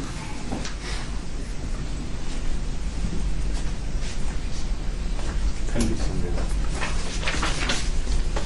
agency or thank you. I'm going to show you this. I don't know how he's going to establish that she was aware of this stuff. I'm interested to see if he does. On the screen, I placed before you a January 5th, 2021 article entitled "Violent Threats Ripple Through Far-Right Internet Forums Ahead of Protest." This is an article that appeared in NBC News on the 5th. Do you recall reading that NBC was reporting that there were violent threats that were expected to occur on January 6th, and that they reported that on the 5th of January? Sir, we were really busy just preparing to object on the 6th. I don't recall that news report. Okay. Have you read this news report before? Not until you placed it in my hand. Okay. Probably didn't have much time to read it. No. Let me consult for 1 minute. Twitter. You're not permanently taken off Twitter, is that right? Permanently banned. Banned. You're not banned from Facebook, though, right? No. And we saw your live Facebook page just a couple of minutes ago, right? You pulled that up. Yes, you did. Right. And on your Facebook page, you have directed that certain videos be removed from the Facebook page, right? I don't recall. One of the videos that you had removed was the one from February of 2019, where it talked about a sea of people and flooding the Capitol and violence in the Capitol in connection with the Fund the Wall matter, right? I don't know what you're referring to. You had your staff take that one down, didn't you? I don't know what you're referring to. Facebook never ordered you to take any video off your Facebook page, did they? I don't recall. Really? I have nothing further, Your Honor. Because that happens every day. You want to proceed? Sure. You need a break? Oh, no. I'm doing great. Okay. Again, I don't It will not take long, and I assume we can have a break to get ready for final argument. Yes, that'd be perfect. Thank you. They get closing arguments as well. This is just the cross-examination. Representative Green, I'm going to take you back to January 6th. Yeah. Good, because she doesn't remember a goddamn thing. You've already testified that you were on lockdown in the House chamber. And I'm sorry. I just need Mr. Bobby to speak up a little bit. Oh, you need to speak up. Sorry. you've already testified that you were on lockdown in the House chambers. Yes. And did you have an opportunity to do a video? Yes. And a tweet accompanying that video? Yes. Right. And about what time did that occur on January 6th? I believe it was around 2:30 in the afternoon. And where were you when the video was, when you took the video? I was inside the House chamber, and we had gone on lockdown, and it was after I had learned that there had been some violence outside the Capitol, and someone had been shot, and there was just people. We were only told there were people inside the Capitol, and I got very concerned because at that time I was confused. I was so confused. I was shocked. I'd never been in anything violent before, any kind of situation like that, and I was really scared. And I went inside the cloakroom, inside the House chamber in the Republican cloakroom, into one of the phone booths where you can go to make a phone call or anything. I went inside there and I made a video telling people to be peaceful, not to be violent, and just giving out a message. And I tweeted that video from the Republican Club. You guys all see the fallacy of this, yeah? Yeah, we'll talk about it in a minute. I have the video. It's still up on our Facebook page. Did you know at that time who was attacking the Capitol? No, I didn't know. There was people were saying different things. We mostly thought that it was Antifa dressed up as Trump supporters. That was the first thing we were told. We had no idea. Really? I was in the cloakroom. Who told you that? Couldn't see the news. I just knew that we were on lockdown, and they said, by that point, they said, you cannot leave. You have to stay in here. I'll show you what's marked as R1. It's the tweet. And I don't know, I think we just have the video on electronically. This has already been admitted. Yeah. Right. Okay, here it is. I don't know whether you're going to watch it or not. Because I think he said, I don't know if we have the video. This is Marjorie Taylor Greene in a cloak closet. Or not. Okay, maybe it's not. What the hell happened there? There it is. Oh, okay, now, go. Why? Try it again. Give me a second. Sorry. Coming back. Maybe I don't have it full screen. Is it not? Yeah, it's full screen. What if I do this? Hi everyone, this is... Oh, it's way quiet. Give me a second. No, that's live. What about here? Here, can I do... That's... Why is that so super quiet? Let's see if I can pump it up. Give me a second. Sorry if this blasts in your ear. If you got an ear pod in, take it out right now. Congresswoman Marjorie Taylor Greene. I am putting out... Okay, I'm going to pump her up in your ear. I hope you can hear her. Let me turn up my volume as well so I can hear her. Okay, so you're pumped up all the way. Danger, Will Robinson. Here it comes.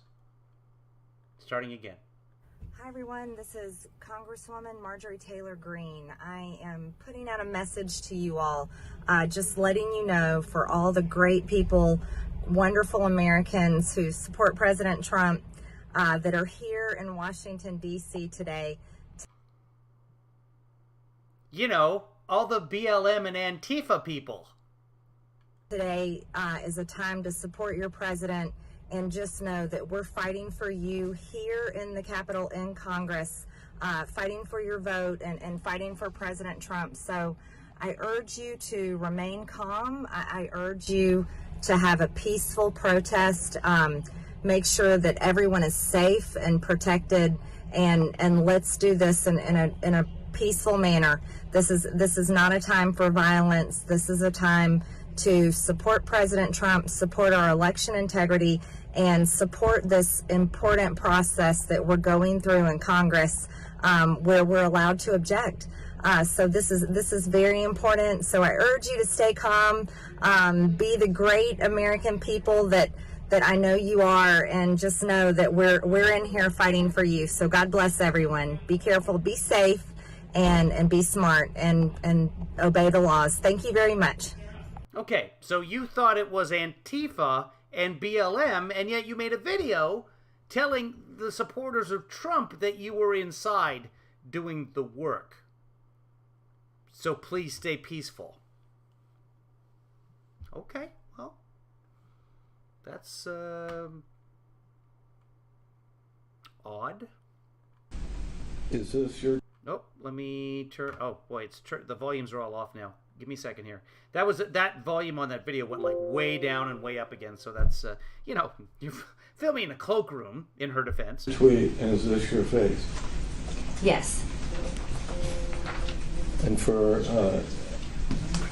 did you say in this tweet, a message from the Capitol? Be safe, be smart, be peaceful, obey the laws. This is not a time for violence. This is a time to support President Trump and support election integrity. God bless. Yes. Why did you say it was a time to support President Trump if you thought they were BLM and Antifa? You show the video. Of course, he's her lawyer, so he's probably not going to ask that. Video, please. R1. Somebody got that set up. I don't see Devin. He was setting it up yesterday.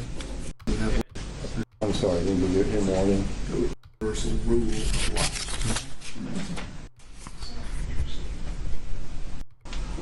Again, I think we're just waiting for the video.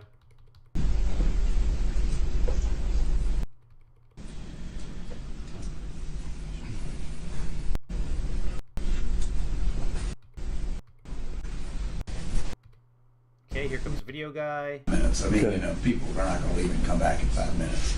It's going to take a minute to set it up. Yes. And we just watched it. I assume they're going to play the cloakroom.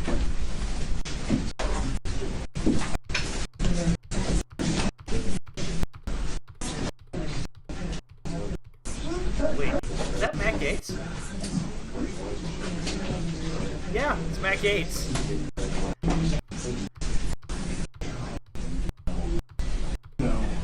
Sorry, I forgot what we were doing today. I don't know that that's Matt Gaetz.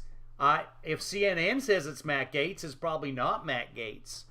I don't really know Matt Gaetz well.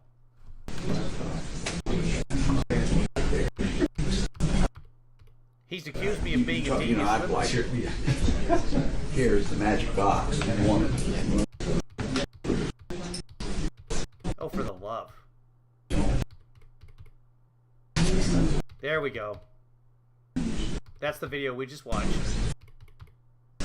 Yes. Is it ready? There he goes. Okay. That was someone who was reminiscent of Matt Gaetz, but probably not. I mean, I have no idea. I don't recall, because that was like 4 seconds ago now. Wait, what happened? I think we're just trying to fix the volume. Okay, they're trying to fix the volume? The volume on that video is all screwed up. So I feel for them right now, tech people. You and me, AV Club, baby. And to support your president, and just know. Is he wearing body armor? It looked like he was. You know what, though? Sure, why not? That's where we are as a nation. Okay, so there's that. America for you. Is that you? Yes. Oh, wait. How do you know it's you? You don't remember anything else from that period. How do you know that's you? As I look at your face and hear your voice. It's a good point, Stephanie. He'll wear body armor, but not a mask. And body armor... COVID. Body armor, by the way, is not light. I think you're scared. Objection. This is not for Mr. Bopp to testify about his feelings. Okay, hold on. Going back on. I think you're scared. Objection. This is not for Mr. Bopp to testify about his feelings. That's true. What was your feelings at that time? What was your feelings at that time? I was He represents Trump. scared. I was very scared. I was concerned. I was shocked, absolutely shocked. Every time I said we're going to fight, it was all about objecting. And to me, that was the most important process of the day. And I had no idea what was going on. And yet you addressed the Trump supporters. And I just didn't want anyone to get hurt. I didn't want to see anything terrible happen. And it was very upsetting. I was very, very upset when I made that video. And you've been on the stand for several hours here during direct examination. Why do they call it a stand when you sit? Why is it called a stand if you sit? And they showed you multiple tweets and multiple videos. Did they show you that video? Come to the stand, take a seat. No, they didn't show He is leading the witness, but that's him. that one or all the other social media posts that have been made on my accounts that I have made, or videos I have made where I've always denounced violence, and all the videos I've said and speeches I've said of how upset I was about the riot on January 6th and how much I didn't like it and how much I was against it.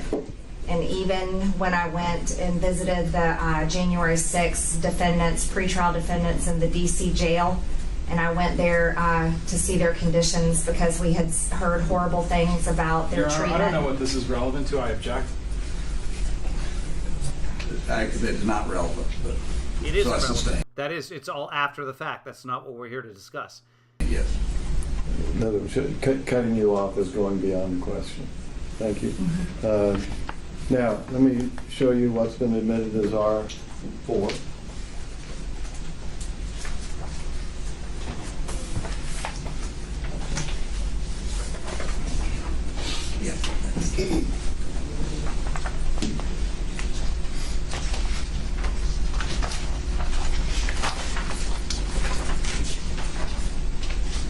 So this is a transcript of the video that's been admitted into evidence.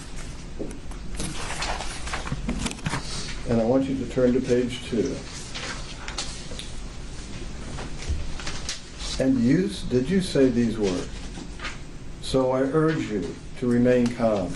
I urge you to have a peaceful protest. BLM. Make sure everyone is safe and protected. And let's do this in a peaceful manner.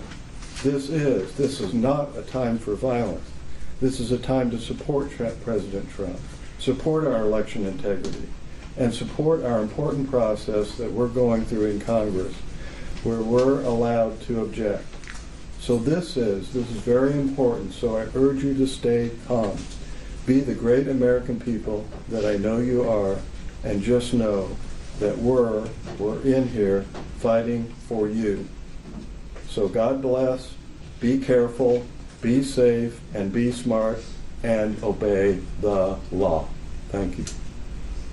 Tom, that person is dictating what's happening in the courtroom, so it goes into the official transcript.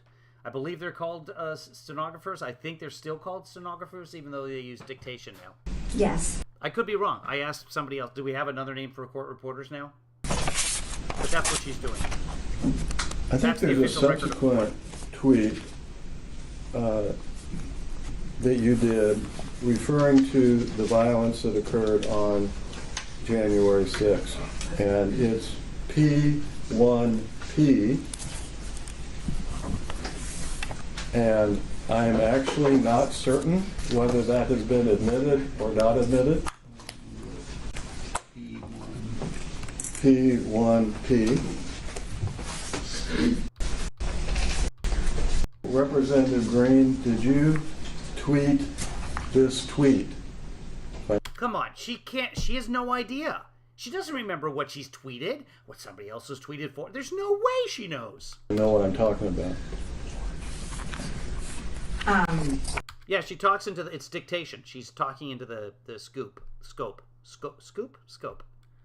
I don't remember, but I see it's my at MT Green Twitter account. Okay. So you must have. So it went out from your Twitter account, but you don't know if you did it or another member of your staff or another person.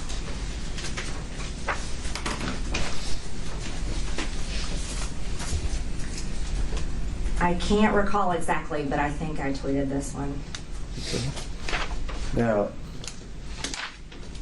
this says, and this is what the date is, January 12th, is that correct? Yes. Okay. This tweet says, I proudly stand with Representative Mo Brooks and everything in his statement, which you link to later on. The closed caption said, I proudly stand with Representative Mold. The unhinged left is out of control, and their disgusting witch hunt is full of hypocrisy. Democrats are on record for support of violence all year. We did not plan, cause, and denounce, and that's capital letters, isn't it? Denounce the January 6th attack. I defend my honor and reputation. So was that the message sent out on your Twitter account?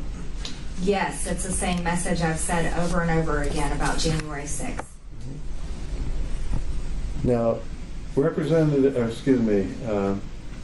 FBI Director Christopher Wray testified before Congress soon after the attack. It was before the Senate on March 2nd, 2021.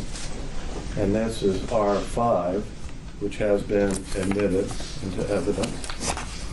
And let me show you this.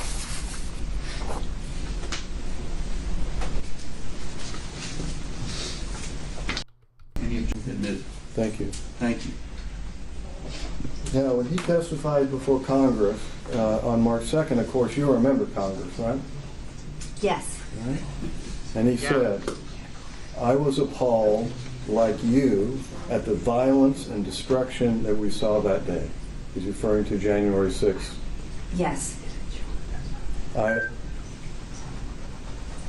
was appalled that you, he's testifying before Congress, looking at members of Congress, our country's elected leaders were victimized right there in these very halls.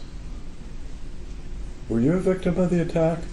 Yes, I was. I was in the House chamber when it happened. I had to be evacuated to safety. We were held for hours in a secret location protected by Capitol Police, military members for hours until they cleared the Capitol. Yes, I was a victim of the riot that day. No further questions. Your Honor, I believe the testimony has opened the door on the issue of text messages that Representative Green sent on January 6th during the insurrection. And we would call for their immediate production and the ability to have a moment to look at them so that we can examine her on them. I thought the testimony was she did not send any other messages. No, she's testified that she sent messages to her children and her family. Yep. Those were text messages. Right. So we would like to see the text messages. Those were not tweets. We did not talk about any text messages. That was the controversy over the admission of the text messages, which we have not referred to at all. Except that Representative Green referred to it when I asked her if she was in touch with anybody from that day from the floor, and she said that she texted her family. You can't open the door. Hold on. Only I could open the door. Well, okay. Let's first of all, do you have any questions other than this? I do, and I'm going to preserve that position, but I'll move on. I understand. Right. We're going to take a break. It's been a little chaotic for the last few minutes. Representative Green, you mentioned a number of statements that you made after January 6th where you talked about being upset about the fact that there was violence, right? Yes. Can you point to one press release or tweet or comment on Facebook prior to January 6th where you use the word peacefully and in terms of urging people to behave peacefully at the demonstrations that were expected to occur? I would have to look all through my social media, but I'm sure that it's there. I've always denounced violence. I denounced those Antifa BLM riots all over the country over and over, just like I denounced the January 6th riot over and over. Even you to the recall people that. in jail, I told them that it was wrong. I told them in the DC jail I did not like what they did, but that I'm there because I support their due process rights, which is being violated. Can you point to one video prior to January 6th where you urged people to behave peacefully on January 6th? One time in public that's on video where you said those words? I don't have a computer. I don't have my social media. I didn't remember many of the social media posts that you pulled up in interviews. I was interested that you... This is also on her Facebook page. I just wanted to... Sorry if that's too loud for you. It probably is. Let me turn it down for you. This is her Facebook page. This is January 5th. So this is the day before. And we're going to drag it over here. And nope, that's not what it is. Hold on. That's her official page. Let me find the other page. There it is right there. I can drag this page over here. And now hopefully it's going to work for us. So it might be loud in your ear. I've turned it down.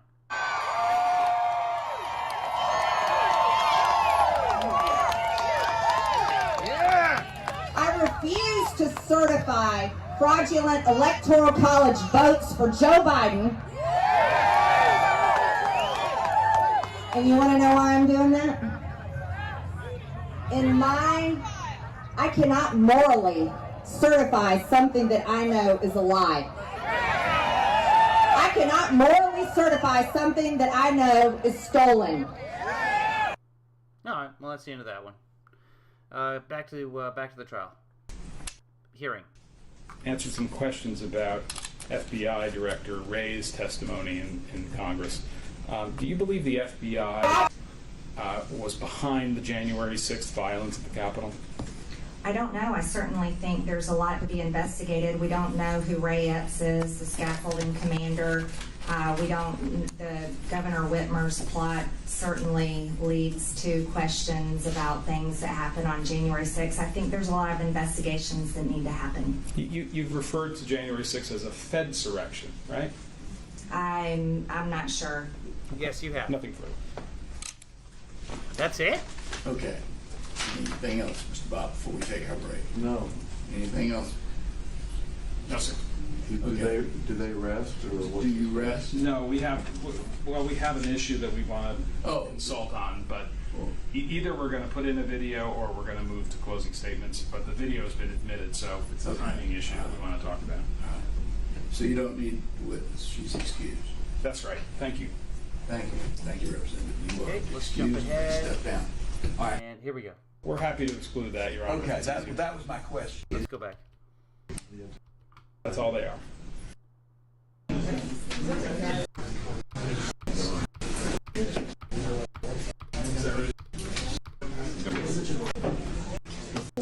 Very much appreciated. Very much appreciated, Your Honor, and I appreciate counsel on the other side as well. Okay. So let's see. Where did we? So, Your Honor, there are two last matters of evidence before we rest. We would apply for the entirety of P1 and P2, which are the tweets reflected in the ProPublica report and the Lofgren report, to be admitted. We believe that Representative Green's testimony about how her Twitter account was operated, that she authorized tweets to be issued, is sufficient foundation for them to be admitted. And so we would ask that those two sets of plaintiff's exhibits be admitted. Mr. Bob? Yeah, if they, it'd have been a lot. Oh my goodness, sorry. It made a lot more sense if that had happened at the time, at each time, because just because it's authenticated doesn't mean it's admissible. No. Well, that's why I'm asking. What's your position on this? There were a number of them that we went over, and then there were some that I don't think we went over. And I think there was one you requested to be admitted. of it. And it was. And it was. Yeah. I have no objection. All right, well, the P1, so we're talking about, so we're now we're gonna take all of the, and again, just to be, so I make sure I've got it right. We're looking at basically everything in P1. Is that correct, Mr. Chairman? Yes, that's Okay, correct. they're in. Great. They're in. And P2 as well, which is P2. Lofgren. Now, wait a minute. That's a different kettle of fish. What are we talking about? Are you talking about the whole thing? Yes. These are her social media posts. I do not object to a social media post. That's all they are. Well, but there's also, isn't P2 the entire report? Actually, All right, well, all right. It looks like this is, again, you might want to take a second and look at it. Well, and I have looked at. Yeah, it looks to me like everything that's in P2 looks like it is, there's a cover page. We're happy to exclude that, Your Honor. Okay, that was my question. What about the cover page? We'll exclude that from. All right, so you basically are going to pick up from page 22, 128 to 128. So 22 to. That's right, Your Honor. Thank which you. is just the text and the tweets and the enclosures. Exactly, Your Honor. I'm going to admit it unless. Well, you've reserved, yes, and I know you reserved ruling on this, whether or not it was authenticated. And of course, we have made our individual objections yesterday. Right. And if that satisfies you. And they're preserved. Yeah. If you weren't, you're preserving those. In other words, yes, please. All right, we're going to preserve the objection, but I'm going to admit it. Okay. Before we rest, Your Honor, we have one last piece of evidence, which is plaintiff's, P73, which is a video. It's 14 minutes long, Your Honor. Oh. Which one is this? This is the Washington Post video. Haven't I already admitted it? It shows the events of January 6th. Did I not already admit this? Yes, I think Okay, you why admitted. does the audience need to watch that? I can watch it. That's fine. We thought that. I've already watched it a couple of times. Okay. Again, I mean, one of these things about it's only 17 minutes. There's a lot of material in the record, which obviously was not the subject of today's hearing, which I'm perfectly happy to refer to and review in connection with the briefs. So, but I don't know that we need to play the video. It's Washington Post video. It's available on. No, kettle of fish. As you wish, well, Your Honor. The expression is, well, this is a fine kettle of fish, or it can be used as, well, that's another kettle of fish, which is less common, but it's a fine kettle of fish is a thing. Okay. Anything else, Mr. Shell? No. Before we do close. The petitioners rest. Rest. Anything else, Mr. Buffett? We rest. Very well. That's All right. it. Well, then I'll hear closing. Petitioners get the last word. Mr. Bob, you get to go first. Oh, okay. Oh. I get to go first, as is always the case. Thank you. Thank you, Your Honor. I again want to talk about the law, and then I'll talk about the evidence that has been submitted and whether or not that evidence meets the correct legal standards that we believe are applicable here. Of course, we enter procedure under North Carolina State Law 22-1-5, which permits Secretary of State to remove someone as a candidate for office if, one, they do not qualify as a candidate for office, or number two, if they are not eligible to take office, and in this case, on January 3rd, 2023. Now, they assert a disqualification under Section 3, is that Representative Green engaged in insurrection or rebellion after taking the oath of office on January 3rd, and I assume, even though they're not clear, on January 6th. Section 3 also provides that, quote, Congress may, by a vote of 2/3 of each house, remove such disability. In other words, remove the political disability of not being able to take office by taking the oath, which is the trigger. And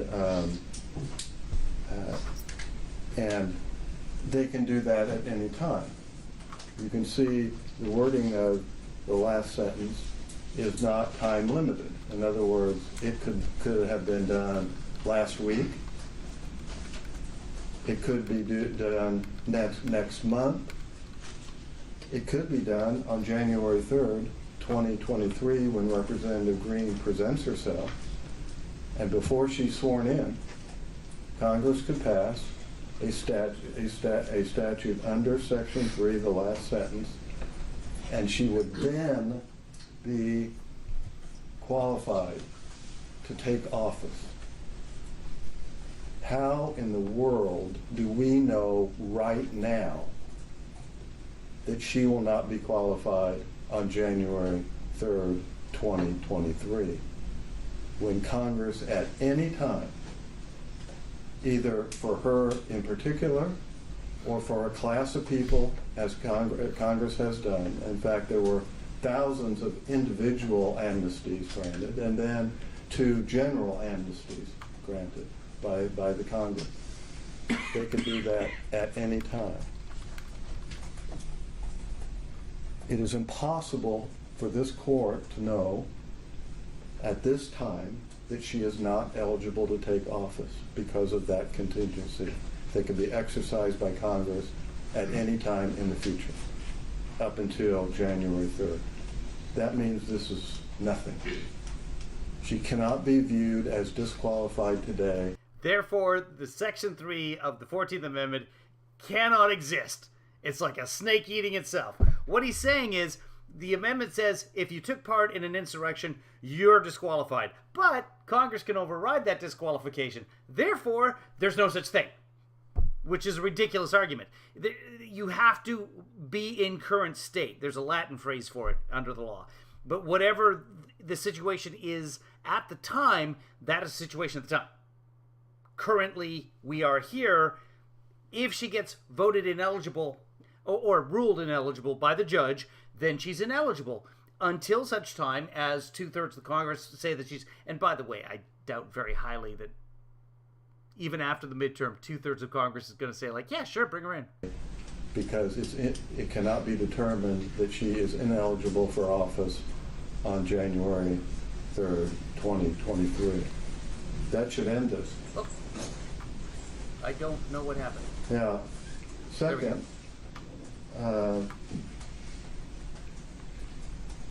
this has already happened. The amnesty has already been granted. The simple argument about this is the 1872 Amnesty Act relieved the disability under Section 3 to, quote, all persons whomsoever. Representative Green is a all persons whomsoever. Oh, pro tempore, for the time being. That's how the law exists. Laws exist pro tempore. And then ex post facto is if you can't be, that's in the Constitution as well. That's a different thing. You can't be tried for something that wasn't a law at the time. So this is the law is always pro tempore. And it relieved the political disability that Section 3 imposed. And by the way, the word imposed here is a past participle, meaning that phrase, imposed by Section 3, is an adjective regarding what political disabilities are we talking about. What? Because absent that modifier of political disability, it could be you're a felon, you lost your civil rights, and we're giving you amnesty from that political disability that you cannot take office as a convicted felon. So the only way to know what political disabilities we're talking to is the past participle. I didn't know this at the beginning, Your Honor. The past participle imposed by Section 3. Now we also know that Section 3 is both retrospective, because it affected anyone in the past that had engaged in insurrection or rebellion after taking the oath, and disqualified them from office. But it also had a prospective effect, because why would we be here? If it didn't have a prospective effect, what would be the basis to apply this to Representative Green? So we know it has both prospective and retrospective, and in the Amnesty Act of 1872, it was removed. That retrospective or prospective political disability under Section 3 was removed for all persons whosoever. And the court involved in the Civil War and or were pardoned after the Civil War by the president. District Court in North Carolina agreed with that analysis. That case is now in appeal. The District Court here in Atlanta did not, and that case is on appeal. So you get to be the tiebreaker. All right? Now, we also know that when the 1872 Amnesty Act was adopted, that they did intend it to be both retrospective and prospective because of the wording of the 1898 Amnesty Act. The 1898 Amnesty Act, after the phrase disabilities imposed by the third section of the 14th Amendment of Article of Amendments to the Constitution of the United States, inserted the words heretofore incurred.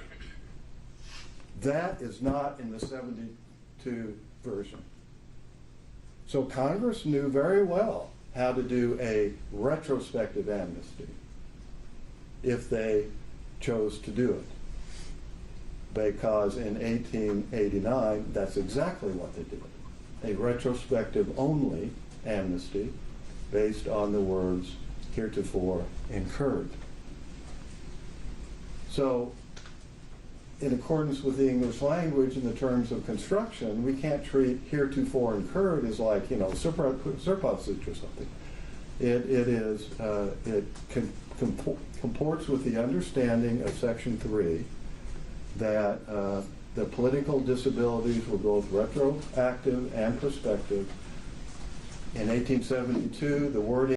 It doesn't... No, I'm actually looking at the 1872 exoneration clause as right now. It's in the laws of the United States.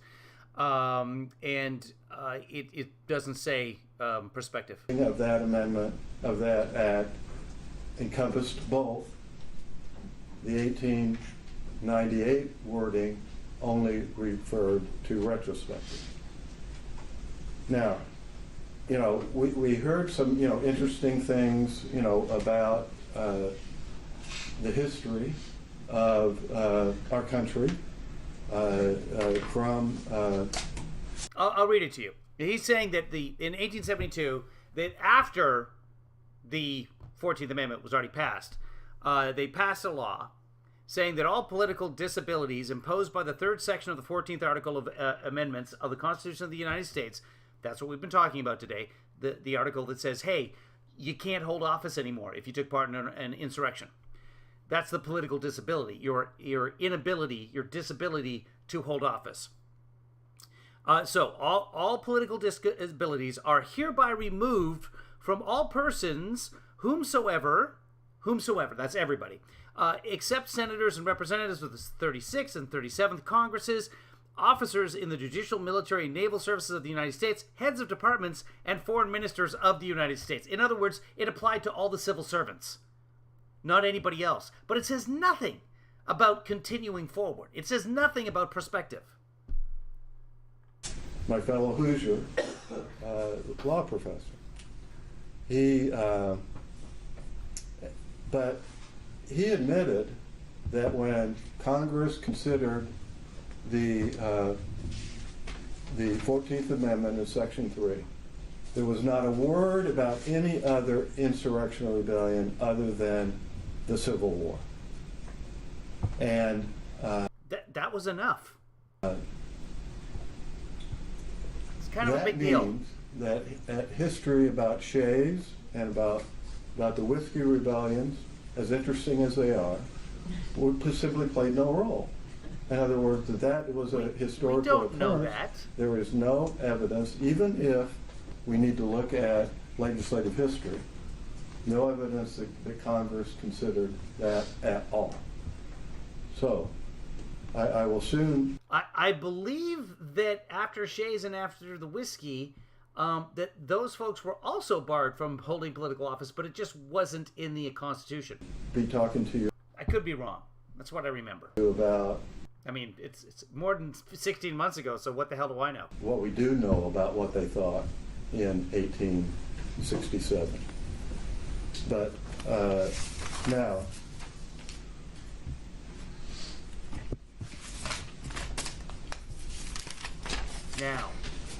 So Go let's ahead. get to the meaning of the words in section 3. Oh, God. Engage in insurrection or rebellion is one. Yeah. And giving aid or comfort to the enemies thereof is number 2. Well, that number 2 is about foreign wars, as I will soon explain. Number 1 is about domestic wars, as has been described, which were described at the time by authorities when they talked about those phrases. So, what is engagement? What is engage? It connotes conduct. And you will soon hear the authority for the proposition that is, quote, direct, a direct, overt act. Such as... Okay, we've now established again that telling someone to engage is telling them to perform a conduct, a direct, overt act. Those are your words, Counselor. That's what you just said. Hold that thought. As voluntarily joining the armed forces of the Confederacy, giving them food, giving the Army food, cash, whatever, shelter, the people in the War Department, prosecutors. When you instruct people to engage, you're saying, please, partake in conduct. Not just exercising, in fact, it's not exercising your free speech. We already differentiated that earlier today. Let's watch this. Just finished with our meetings here at the White House this afternoon. We had a great planning session for our January 6th objection. Planning session. We aren't going to let this election be stolen by Joe Biden and the Democrats. President Trump won by a landslide. Call your House reps, call your senators from your states. We've got to make sure they're on board, and we already have a lot of people engaged. Okay, stay tuned. A lot of people engaged. A lot of people making direct, overt actions. Those are your words. Those are your words. Now, if it's not the case, if Marjorie Taylor Greene, in that clip, the day before the insurrection, well, it might have been 2 days before. When was it from? It was the week, 1 week. If Marjorie Taylor Greene is not telling people to take direct, overt action in that video, then engage doesn't mean conduct. Engage can mean speech. During the war, etc. Now, there is not a single piece of evidence that any of those things occurred here. I just showed you where Marjorie Taylor Greene said we need a lot of people engaged. Back to Representative Greene. Conduct. Remember? Engaged. That's what's in the actual section of the Constitution. There were certainly... Shall have engaged in insurrection or rebellion against the same Constitution. Some 700 people involved, at least, but have been charged to have been involved in the attack on the Capitol. Greene wasn't one of them. They agree with that. And there's no other act of direct, overt act of an insurrection nature that she is engaged in. Not a single one. Now, of course, they're not satisfied with that. They want to use her political speech. Okay, but she sees engaged as communication between senators, congresspeople, and the people. That's what we just watched. So she did engage in insurrection, in the overturning of a free and fair election. And when they use their political speech, they want to use the nuances or the vagueness. Or wait a second, you didn't use the word peaceful in this one sentence, even though you said it over here. You didn't use it in this one sentence right here. And code words, for goodness sakes. Right there, this state is an insurrection, are insurrectionists. Right, says it right there, 1876. 1776? Now, it's right there. Where is it? Right there. if you're going to use speech, which you can't use here because they didn't use the word incite violence, they said engage, or incite an insurrectional rebellion. They said engage in an Only the best people work for President Trump. Only the best. insurrectional rebellion. But it is instructive. And it's different because you can see, for instance, in the Act of 1862, where there was a felony to, quote, incite, set on foot, whatever that means, assist, or engage in any rebellion or insurrection, end of quote. That's codified at 18 U.S.C. section 2383.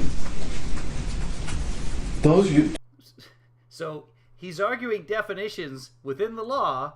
Then he says, set on foot, whatever that means, hasn't bothered to... I mean, but he's a professional. He's the legal talking guy.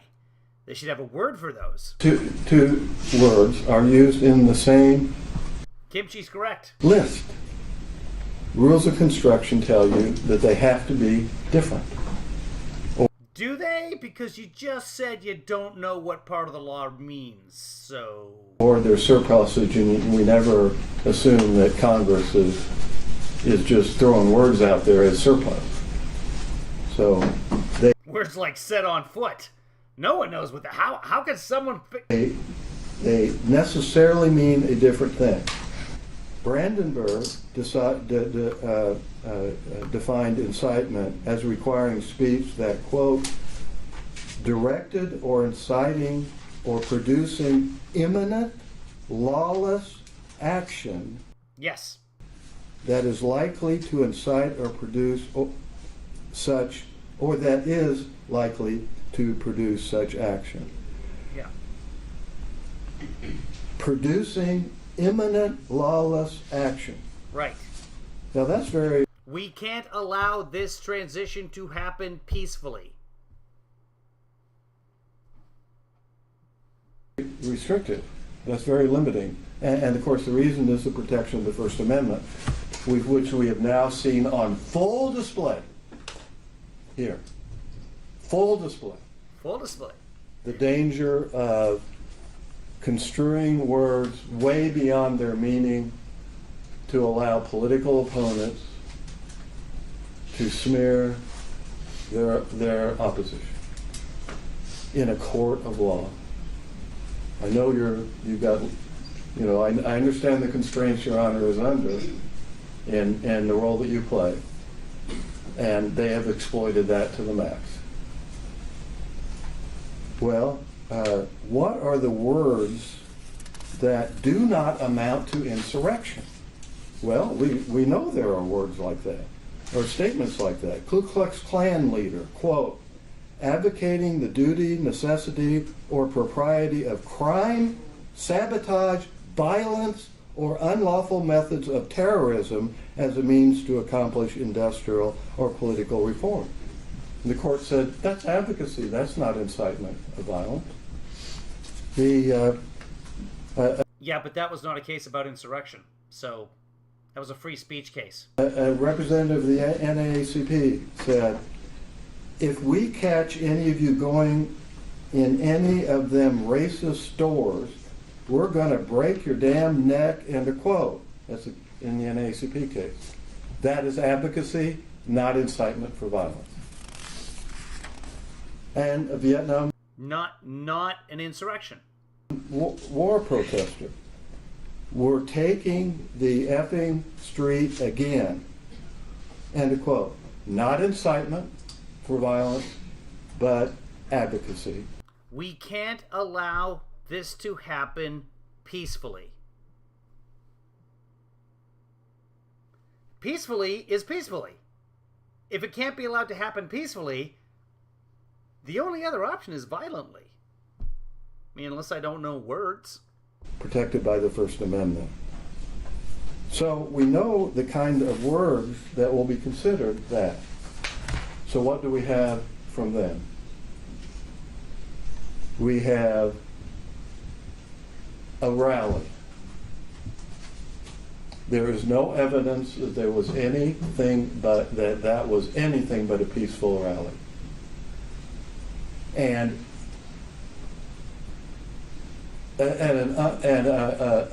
I mean, there's the president's words that don't pass the Brandenburg test. Accusation that she organized it, which she didn't. And while she, on a few occasions, urged people to go to it, she didn't even go to it herself and speak. And there was zero Well, she couldn't. evidence that anything unlawful happened there. These kind of rallies happen in the Capitol of the United States numerous times every single year, you know, on the ellipse. I attend one of them every year. And you know, guess what was one of the things they always say? And of course these are left-wing, right-wing, Democrats, Republicans, whatever. What do they always say? Well, once we're done here, go to the Capitol. Tell your representative. And fight like hell. Fight like hell or you're not going to have a country anymore. They always say that. To vote for our issue. Okay?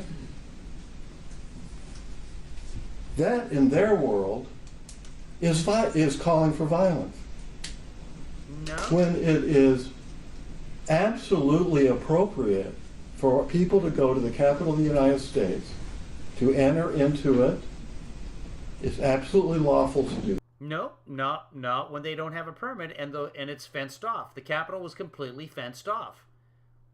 They violated the premises, and they had to break into the Capitol. Some of the doors were open, other places were broken into. That to go talk to their. But none of them were allowed to peaceably assemble on the Capitol grounds. It was cordoned off. Congressman. And there were no permits. In fact, they were explicitly told in the permits not to have anyone go to the Capitol. Watch the House and Senate, whatever they might do. Flood the Capitol. It's a code word, I guess. Flood the Capitol. No, it's not. Then, that's not hard to understand. Well, what about this, Representative Green? Yeah. Did your staff take anyone on a tour of the Capitol between January 3rd and January 6th? They got asked because they didn't have time for discovery. Did any of you give any maps of the Capitol to anybody? It's a good question. What are they talking about? Maps and tours. Congressmen do that every single day for their constituents. Mm-hmm. Is giving a tour or giving out a map some sort of code word? Yeah, Kim's correct. The Capitol was closed. No tours were being given. Or to be... But if she did give tours, if the Congress people, I mean, apart from her family, if her staff gave tours, that would be a big no-no at that point in time. Remember, it was COVID's. Viewed as what? Participating in a lawless riot? Oh, but 1776. Or what about Independence Day? Or how about... I don't know why we're putting air quotes around Independence Day. Talking about the Declaration of Independence. Or what about talking about the Revolutionary War for our independence? He's taking all the points of examination from the plaintiff and basically saying them in the dumb voice. What about the War of Independence? What about Independence Day? What about taking a tour of the Capitol? I rest my case. These are now code I'm the plaintiff. words. for advocating a The movie thing was dumb. violent overthrow of the government of the United States. What an outrage. He went very gentle into that fight. They want to hijack and cancel words like 1776, the Several words. Declaration of Independence, Multiple words. Independence Day, and the American Revolution. I don't see him canceling. This is an anti-cancel culture. My favorite part is when the plaintiff pulled out the CRT. What about, oh no, defense of the Second Amendment? If you advocate for defense of the Second Amendment, you're in favor and in fact are engaging in the violent overthrow of the government of the United States. No. That's the implication, isn't it? Right? And of course, the Second Amendment says that the first part of No, it, that's not implied at all. You inferred that, but it's completely wrong. a well-regulated militia, necessary for, a free republic or whatever, I don't remember exactly, then the citizens have the right to keep and bear arms. So yeah, What? then a free republic or whatever, I don't remember exactly, then the citizens have the right to keep and bear arms. So Shall not yes, be infringed. there's Shall not a be infringed. military application, if you will, the militia. I mean, the militia was a major factor in winning our Revolutionary War. Right. Many people who were in the Indiana militia fought in the Civil War. Okay. And they were able to do that because of the Second Amendment in many cases. So, advocating for the Second Amendment is now a code word for engaging in insurrection and rebellion against the United States. No. How about get our freedoms back? Getting our freedoms back. She said those words. Did she, though? Oh, my word. Because she said that she doesn't remember saying those words, so I don't know. I mean, yes, people on the conservative side are concerned that the Biden administration is eroding our freedoms. I mean, we just got one back as a result of a federal judge, just like, 2 or 3 days ago. And the freedom to travel was taken away from 11 to 13 million Americans who are immunocompromised. And so, yes, that is a concern about what will happen with the election of Biden, and it's proven to be the case. We have lost our freedoms.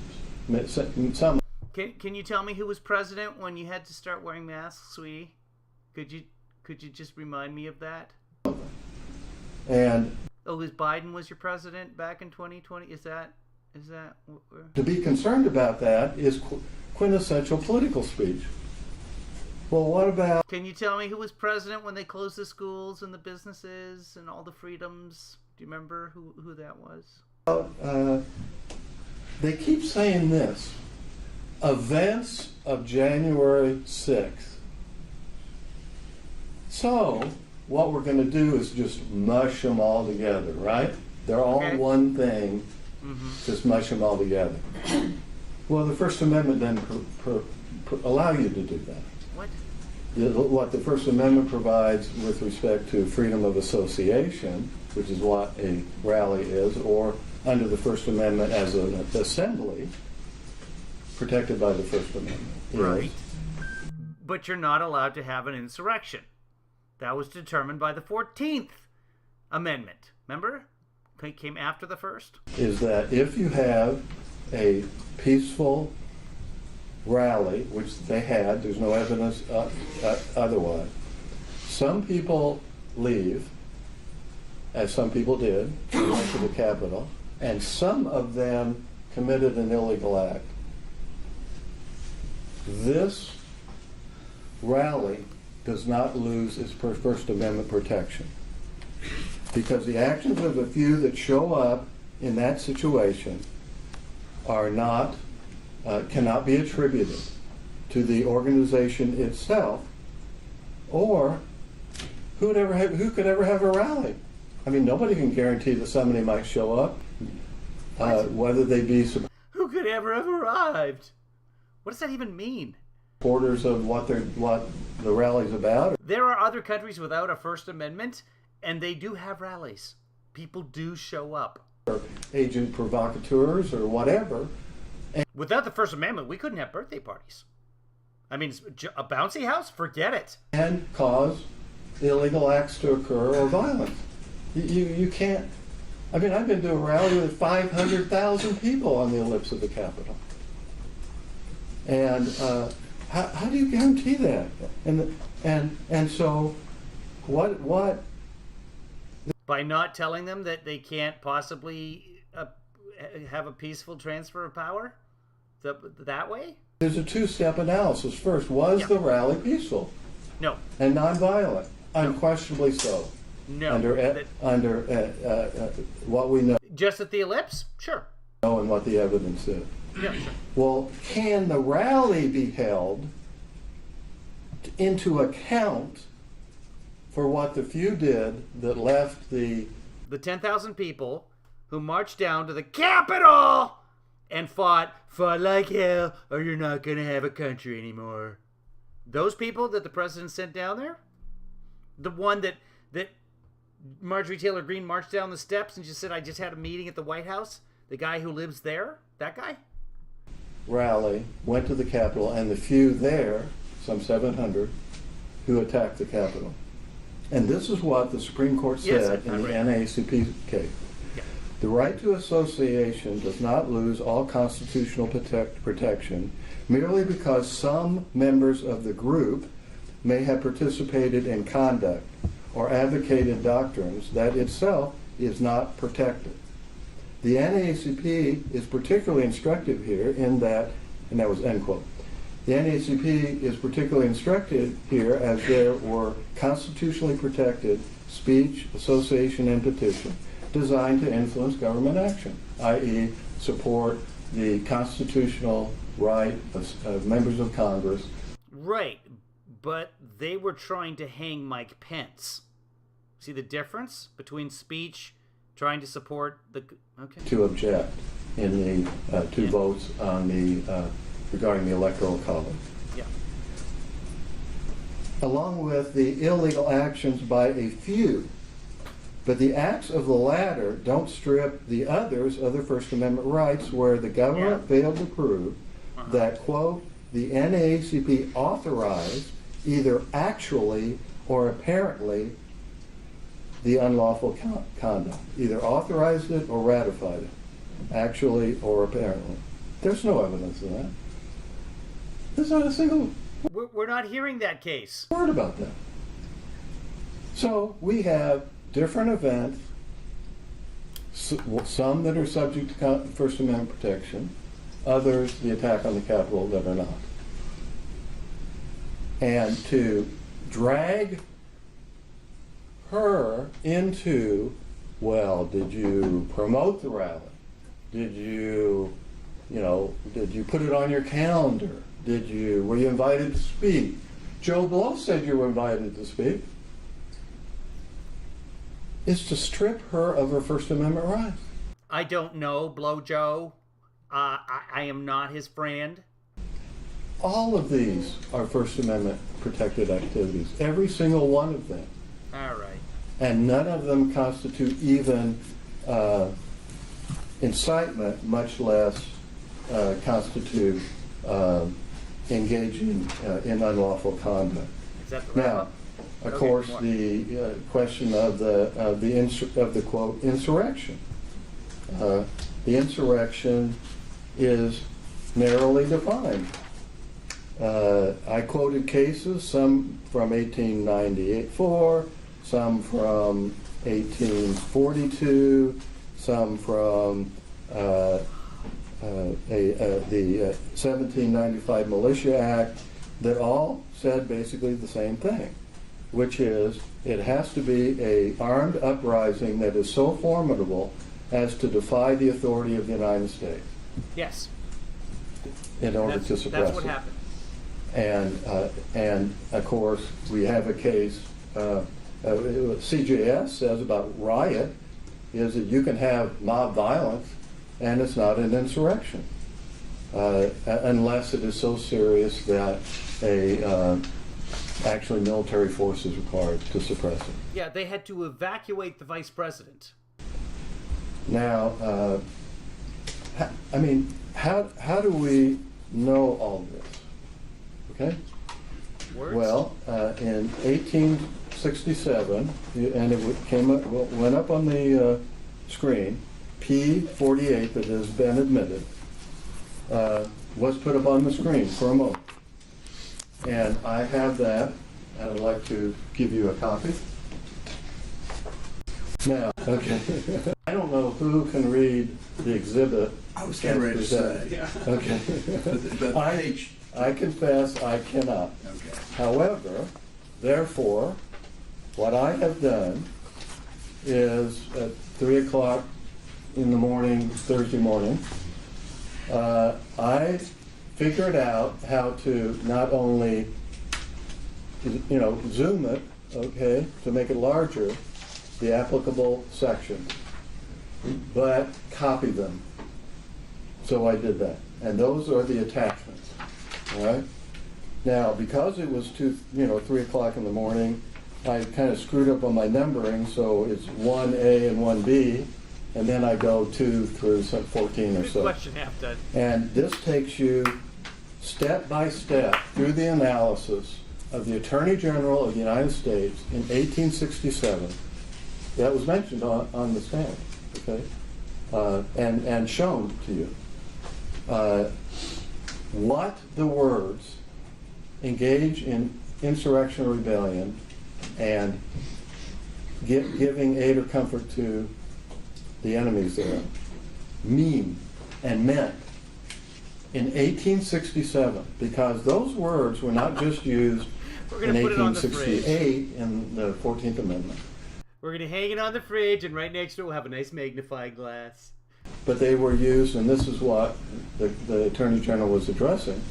It was used in Reconstruction Act because they were going to open up voting to the people who lived in the Confederacy, old Confederacy. And they were required to take an oath. And that oath, in order to register to vote, one of its sections was that they have to swear that they did not, quote, engage in insurrection or rebellion or gave aid and comfort to the enemies of the United States. Okay. It's the exact words. Okay. So the first 1A starts about in the middle column. We're going to go down the middle column for a while. Oh, right? Boy. And it starts with considering. I now come to consider. Just one small section is zoomed. The rest of it is all, the writing's like this tiny. Consider the meaning of the disqualification arising from this point of the oath that requires a person to state that he is, quote, not engaged in an insurrection or rebellion against the United States or given aid and comfort. Each of these are separately considered according to the Attorney General. On the next page, now it's on the left a little bit. My duty here is one of simple construction. And I thought this was important. He was not applying constitutional concepts to his construction, which of course under modern First Amendment jurisprudence, I mean, you absolutely have to do that. And as has happened in the NACP case, etc., as we have discussed. And even at that, he viewed the oath, because you couldn't vote, as depriving you of a right. And that was important to his analysis. On page 2, he goes to that the requirement of the oath and the disqualification must be viewed as a punishment for that conduct. And as a result, it made the oath even more objectionable than the fact that it was also a violation of a right, and a right to vote.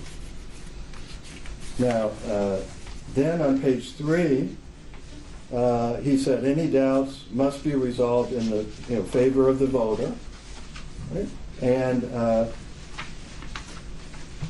and then said, what acts then are within the meaning of this provision?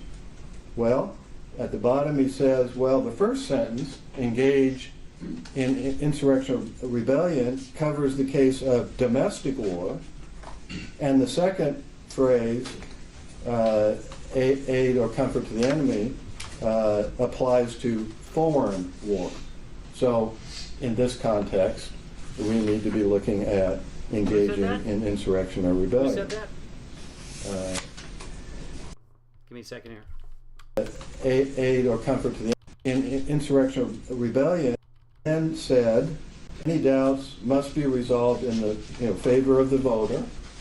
Then the fact that it was also a violation of a right and a right to vote. Now, then on page 3, he said any doubts must be resolved in the favor of the voter, right? And then said, what acts then are within the meaning of this provision? Well, at the bottom he says, well, the first sentence, engage in insurrection or rebellion, covers the case of domestic war, and the second phrase, aid or comfort to the enemy, applies to foreign war. So in this context, we need to be looking. It doesn't have to be in war. That's not, the war is not in the definition. In fact, the first big treason case with aiding and abetting, what is the definite? Aiding and giving comfort to the enemy. What he just said. I'm really making my point now, using those words. My eyes are so glazed. We're on hour number 4 now of this guy. The first major trial for treason in the United States was against Aaron Burr. Aaron Burr, the guy who shot Alexander Hamilton. He was accused of trying to get all the states west of the Mississippi River to leave the Union. Okay, so that's treason, is the aiding and comforting of the enemy. That was domestic, because the United States was still the United States. The Civil War, they were still the United States until they seceded from the Union. It was an act of sedition. It doesn't have to be. There's nothing in there that says it has to be a foreign war. So that's just nonsense. And this happened long before what he's talking about, where they gave people the right to vote after the Civil War. At engaging in insurrection or rebellion. He continues on page 4 on that analysis. Yeah, the enemy of, and the antecedent to that is the Constitution of the United States. It doesn't have to say foreign power. And in the Constitution, by the way, they're very explicit when it comes to anything foreign. The emoluments clause, for example. Page 5 is not, I'm sure, interesting, but not relevant. None of it is relevant. I'm not even sure what he's showing these guys, because I still haven't heard a name. I might have missed it. And then we go to page 6. It's been 6.5 hours of this today, because I broadcast for an hour and a half this morning. We are now to inquire what is meant by engaging in insurrection or rebellion against the United States. He said, first, the force of the term to engage carries the idea of active rather than passive, and voluntary rather than compulsory. Is he reading from the Federalist Papers? Because I don't remember this. Well, what are we talking about? Who is he reading from? And if it's a Federalist, no, I think he's still in 1861, right? No, it's got to be 1867. I don't know. When did they give people the right back to vote? It was in the late 60s. Well, I don't know, because he said the Declaration of Independence is from 1876. So the numbers are just. And he then analyzes the voluntary part, all right, that conscripts cannot be charged with engaging because it's involuntary. But somebody who voluntarily joined can do. Yeah. On page 7, he begins to consider, the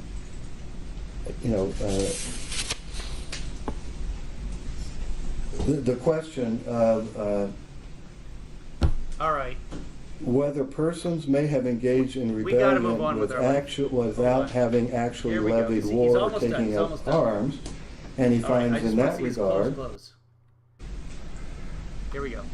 it has never been We skipped about 4 minutes. That's it, unfortunately. I was hoping he'd talk for another half hour.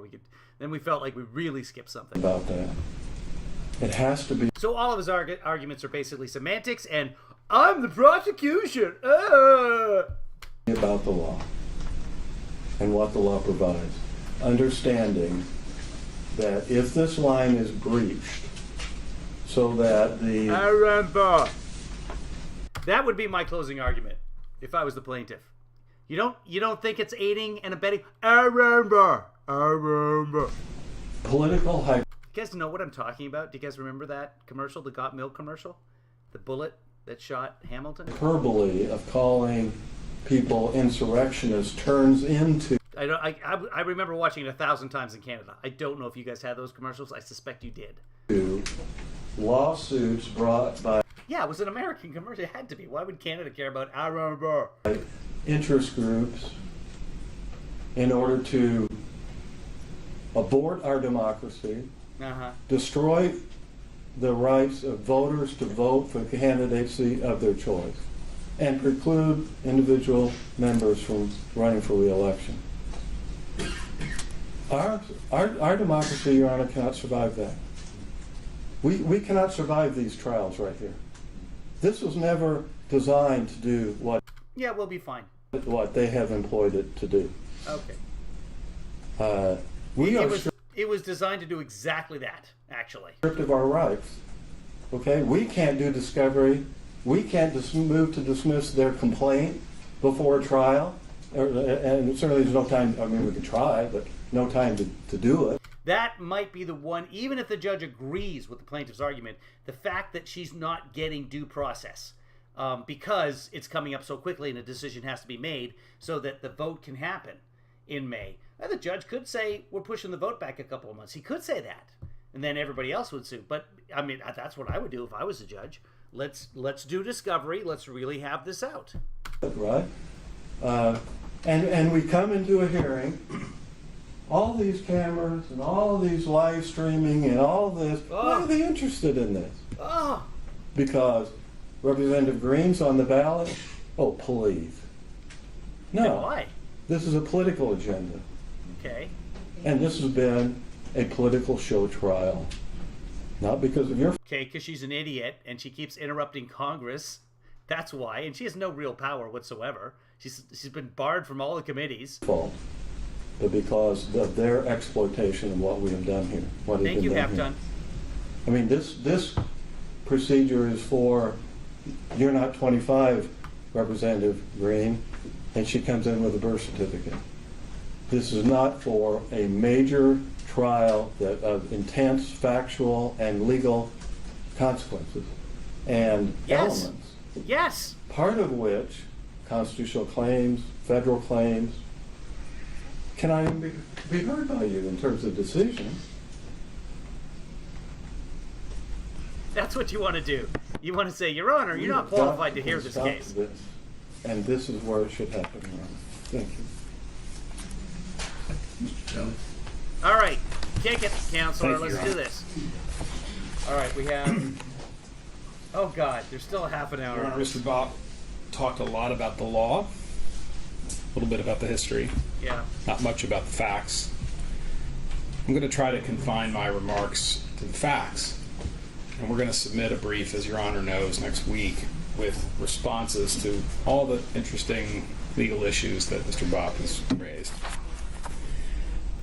But it's been a long day, and it's been a difficult day, and it's been a solemn day.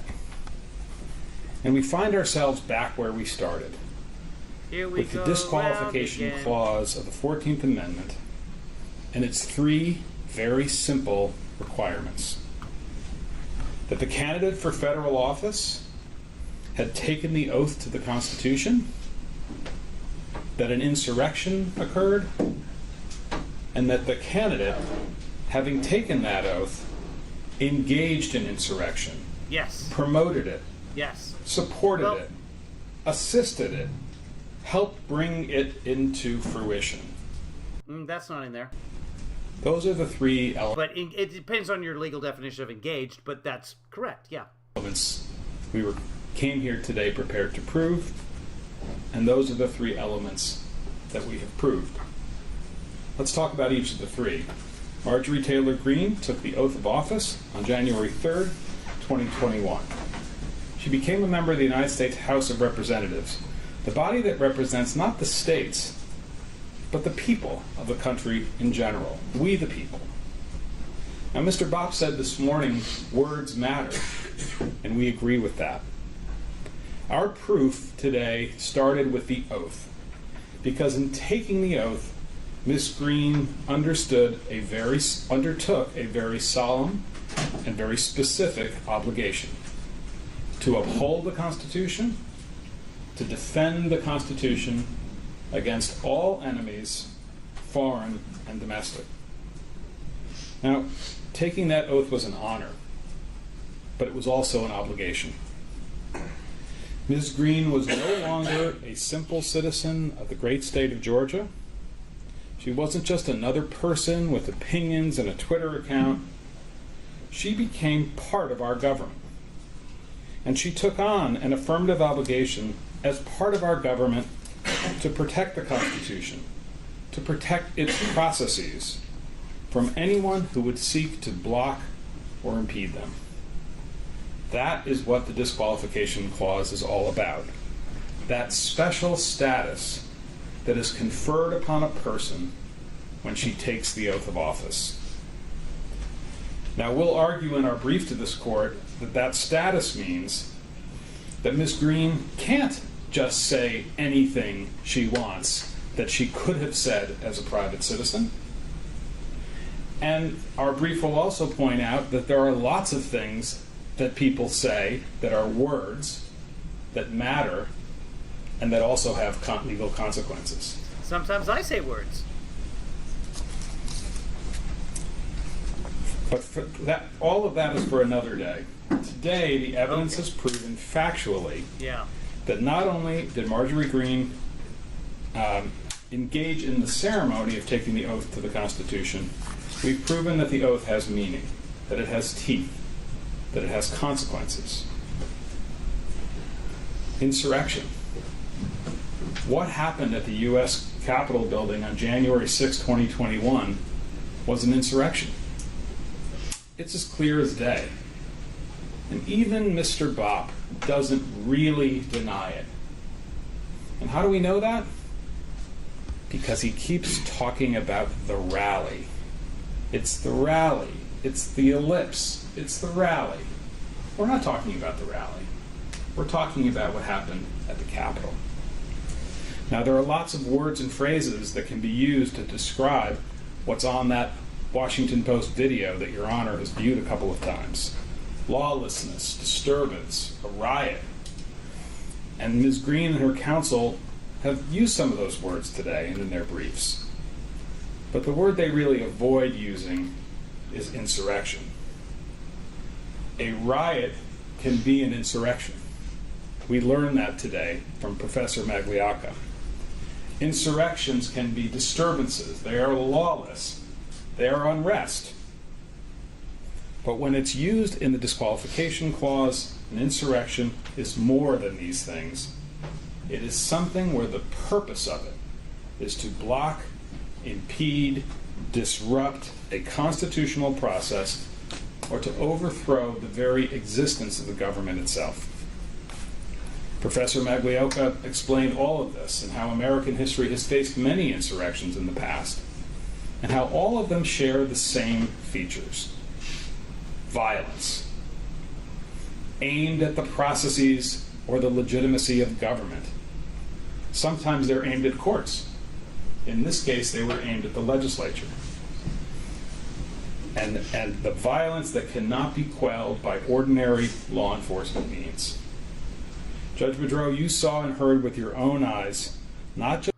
So if the question is, was January 6th an insurrection, I'm going to send this particular lawyer, I have his email address, Andrew G. Selly Jr., the gentleman doing the talkie talk right now. I'm going to send him the video of the 16 hours that I broadcast on January 16th, because a lot of that stuff I haven't seen anywhere else now. It was broadcast that day, live streamed, and then of course YouTube took it down, so it's not anywhere, but I do have a copy of it that will be actually part of a play coming up at the LA Fringe Festival this summer, so check it out. But I'm going to send him that in case he needs it, because this I guess the briefs are coming up this next week, so I'm going to do that and open up a discussion with him. So if that's any help, I hope it's some kind of help to him. And remind him about Aaron Burr. Except in my email, I'll just spell it Aaron Burr! Aaron Burr! Just the violence, horrific and sickening as it is, but its goal, which was to stop the certification of the Electoral College vote in favor of Joe Biden. Its goal was to stop the constitutional process of the 12th Amendment, the peaceful process of transferring power between presidents. Its goal was to physically prevent Congress from meeting to do the essential work of our democracy. And here's the worst of it. It worked. For a time, the insurrection worked. It succeeded, only briefly, but it worked. The joint session of Congress adjourned for several hours into the next morning and ceased carrying out its 12th Amendment function, all because of the insurrection. Because people violently flooded the Capitol with the goal of striking fear in the hearts of the people who work there and to use violence. Fear, violence, flooding the Capitol. These are words that came out of Marjorie Taylor Greene's mouth. Now, many people were responsible for this attack on our democracy. Most of all, of course, the individuals that you saw on the Washington Post video and many other places. They defiled the people's house. But they're not the only ones. There were others as well, the leaders, the people who justified, who promoted, who supported, who assisted, who encouraged this in the days and weeks leading up to January 6th. Marjorie Taylor Greene is one of those people. And how do we know this? We know this from the evidence. Let's start by talking about what we're talking about. As a legal matter, in order to be disqualified from federal office, Ms. Greene had to have engaged in insurrection sometime after January 3rd, 2021, when she took the oath. Your Honor, you've said it yourself. It's a narrow window. January 3rd to January 6th, 2001. And the evidence is very clear that, in fact, Marjorie Taylor Greene justified, assisted, supported, and promoted the insurrection in that window. That's what the term engaging in insurrection means under the law, and we will lay that out in great detail in our brief next week. It's a legal point, but it's a common sense point as well. Jefferson Davis didn't take up the musket and fire on Union troops, at least as far as I remember my history.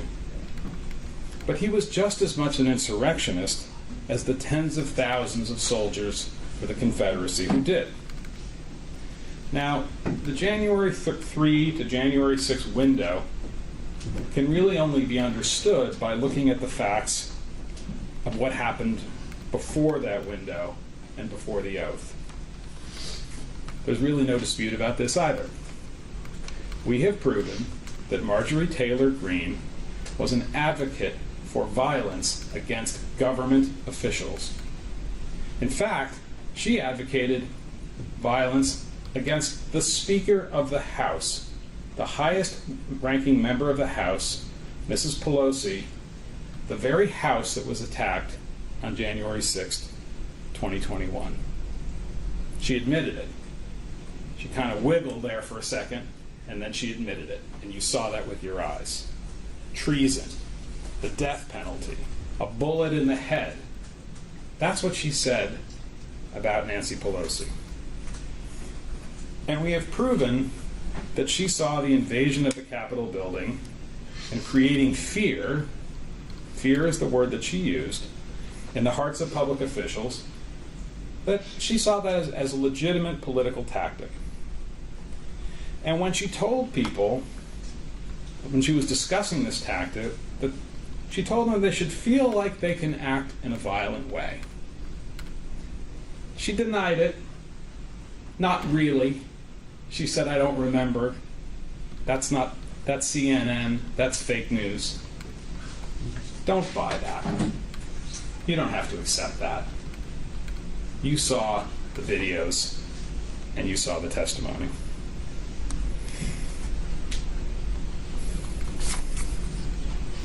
We have proven that Marjorie Taylor Greene was very clear on certain occasions with her supporters about her support for political violence. She said it on tape. The price of blood would need to be paid if the government took away her freedoms. She wouldn't even admit that that was a call for violence. She said something about the First Amendment. No, because I'm B positive, and that's a rare blood type, and really I give rotlets and platelets, and I think it's important to get down to your blood donation bank today. That's what was cut out by this nefarious con man from the Second Amendment, a bunch of other amendments. The price of blood could not be more clear. Now, this didn't happen in high school, as Mr. Boff suggested in one of his objections. This happened in late October of 2020, when she was interviewed by Mr. Doar, and she was talking about how her freedoms and the freedoms of Americans could be taken away by a tyrannical government. It doesn't just come back on its own, these freedoms, she said. It has to be taken back with the price of blood. These are things that Marjorie Taylor Greene said as a private citizen, candidate for federal office, but a private citizen nonetheless, before the 2020 election. And maybe she has the right to say those things, or had the right, before she took the oath. But let's keep going. Let's keep moving down the timeline to the period after the election. And in that period, you saw and heard Ms. Taylor Greene speaking out consistently in claiming that the 2020 election was stolen by the Democrats. I disagree with that point of view, but I respect that people can have that point of view, and it's a perfectly, it's an acceptable part of our political discourse, for better or for worse. But then she said this. Not just that the election was stolen, not just that there were ballots that were fraudulent, not just that it's time to make objections, perfectly legitimate thing to do. We have no problem with her objections on the floor of the House. But then she said something else. That mask that Mr. Fine spoke about this morning, it came down for just a minute. We can't allow power to transfer peacefully like Joe Biden wants because he didn't win the election. We can't allow power to transfer peacefully. You saw and heard it with your own eyes, Judge. She said the quiet part out loud.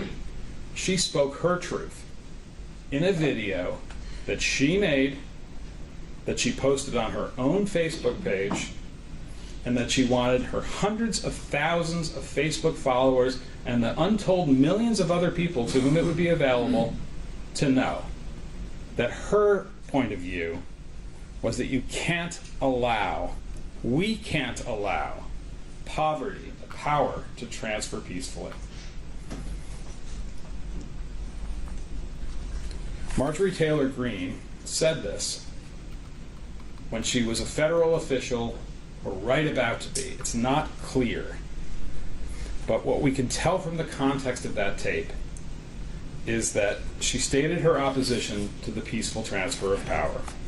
And it was a stunning statement. This is not internet drivel.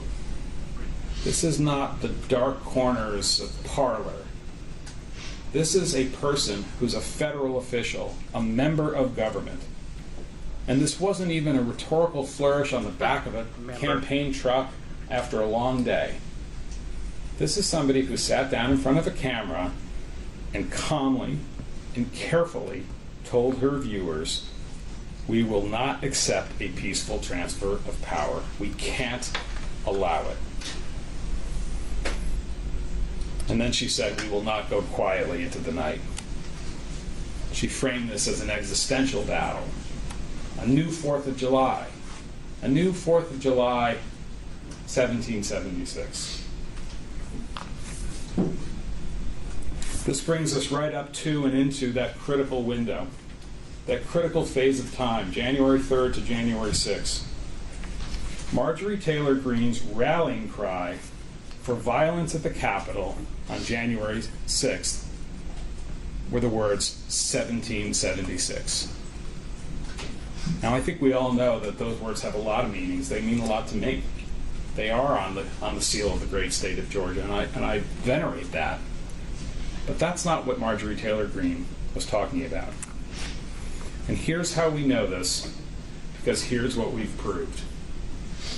Marjorie Taylor Greene organized objections on the floor of the House, and this was not an insurrection. This actually was part of the constitutional process, and we have no issue with it. But then, Marjorie Taylor Greene promoted, encouraged, and supported the idea of large demonstrations in Washington on January 6th. Now, there's nothing wrong with large demonstrations either. And this is Mr. Bopp's point about the rally on the ellipse, not the insurrection at the Capitol. He says, well, you know, who cares? It's a good thing. I agree.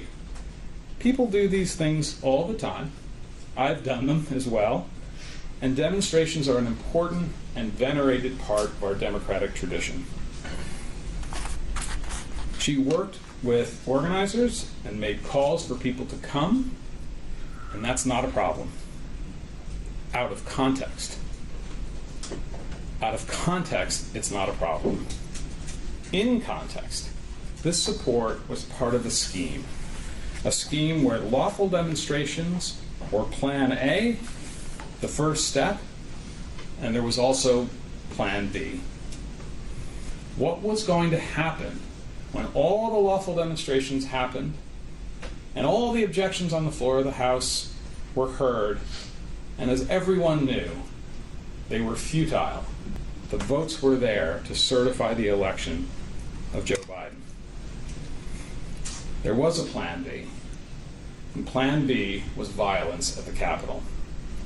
Plan B was to physically enter the Capitol illegally, not on a tourist tour, busting in the windows and doors, as you saw in that video. Tourist. Injuring and ultimately causing the deaths of law enforcement, to block the certification of Joe Biden as the winner of the 2020 election. That's what Plan B was. And Plan B had a name. It had a code name. 1776. Now, how do we know that?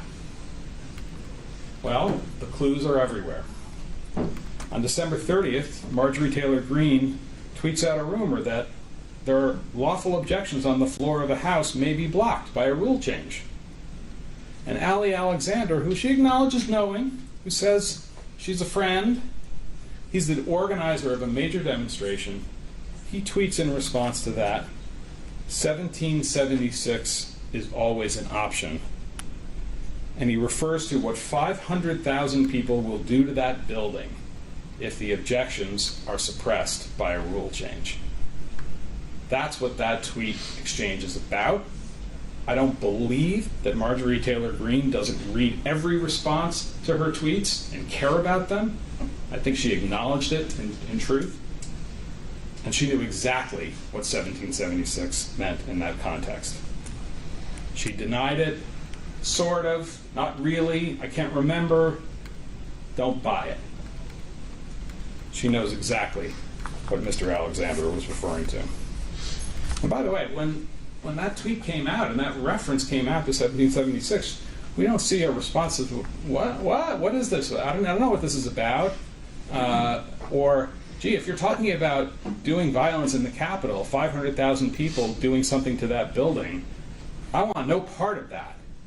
And we heard a lot about Ms. Green's saying that she's always peaceful, and she put out comments about peacefulness. I've been typing an email, guys. Has he mentioned the dichotomy between who she thought was making things happen in the Capitol, the Antifa, the BLM, and then her address to Trump supporters? Has he mentioned that yet? Never one before January 6th. Only after. That video, after. Those press releases, after. You got to ask yourself, why is that? Well, obviously the insurrection succeeded for only a few hours, and then the tide turned, and people saw it for what it was, and she needed a cover story.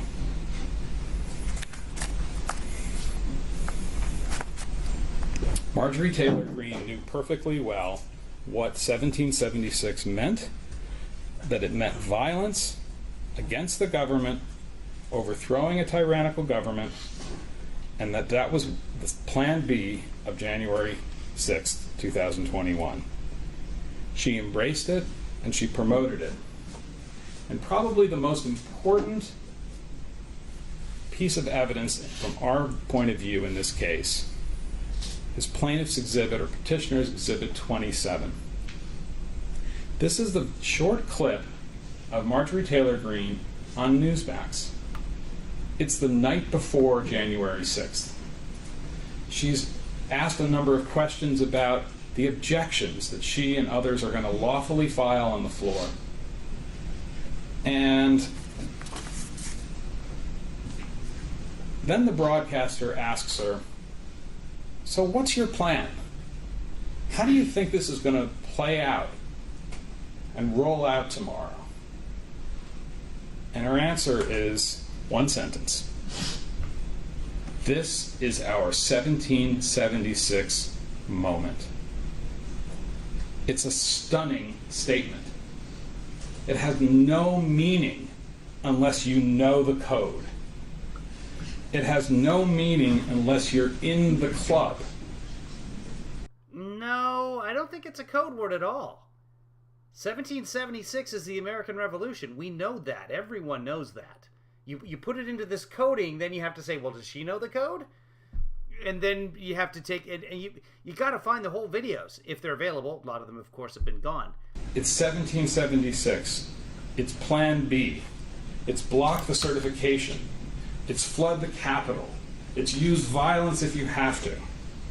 This is a message posted, stated on January 5th, in the middle of that window, posted on Facebook to her hundreds of thousands of followers and anybody else who wanted to see it on January 5th from a sitting member of the United States Congress. It was her clarion call. People knew what she meant. They knew exactly what she meant. Tomorrow is our 1776 moment. Now, it's interesting that the examination that Mr. Boff did of his client. We're almost done. Never asked her about that. Never asked her about providing support to people who were planning the demonstrations, or providing support for people who ultimately broke into and trashed the People's Temple. Never asked her any of those questions. She never addressed it. When I asked her, she said, I don't remember, I'm not sure, I don't think so. So what do you have before you, Your Honor, at this point? You have her own words, in context, against nothing. Not even a real denial.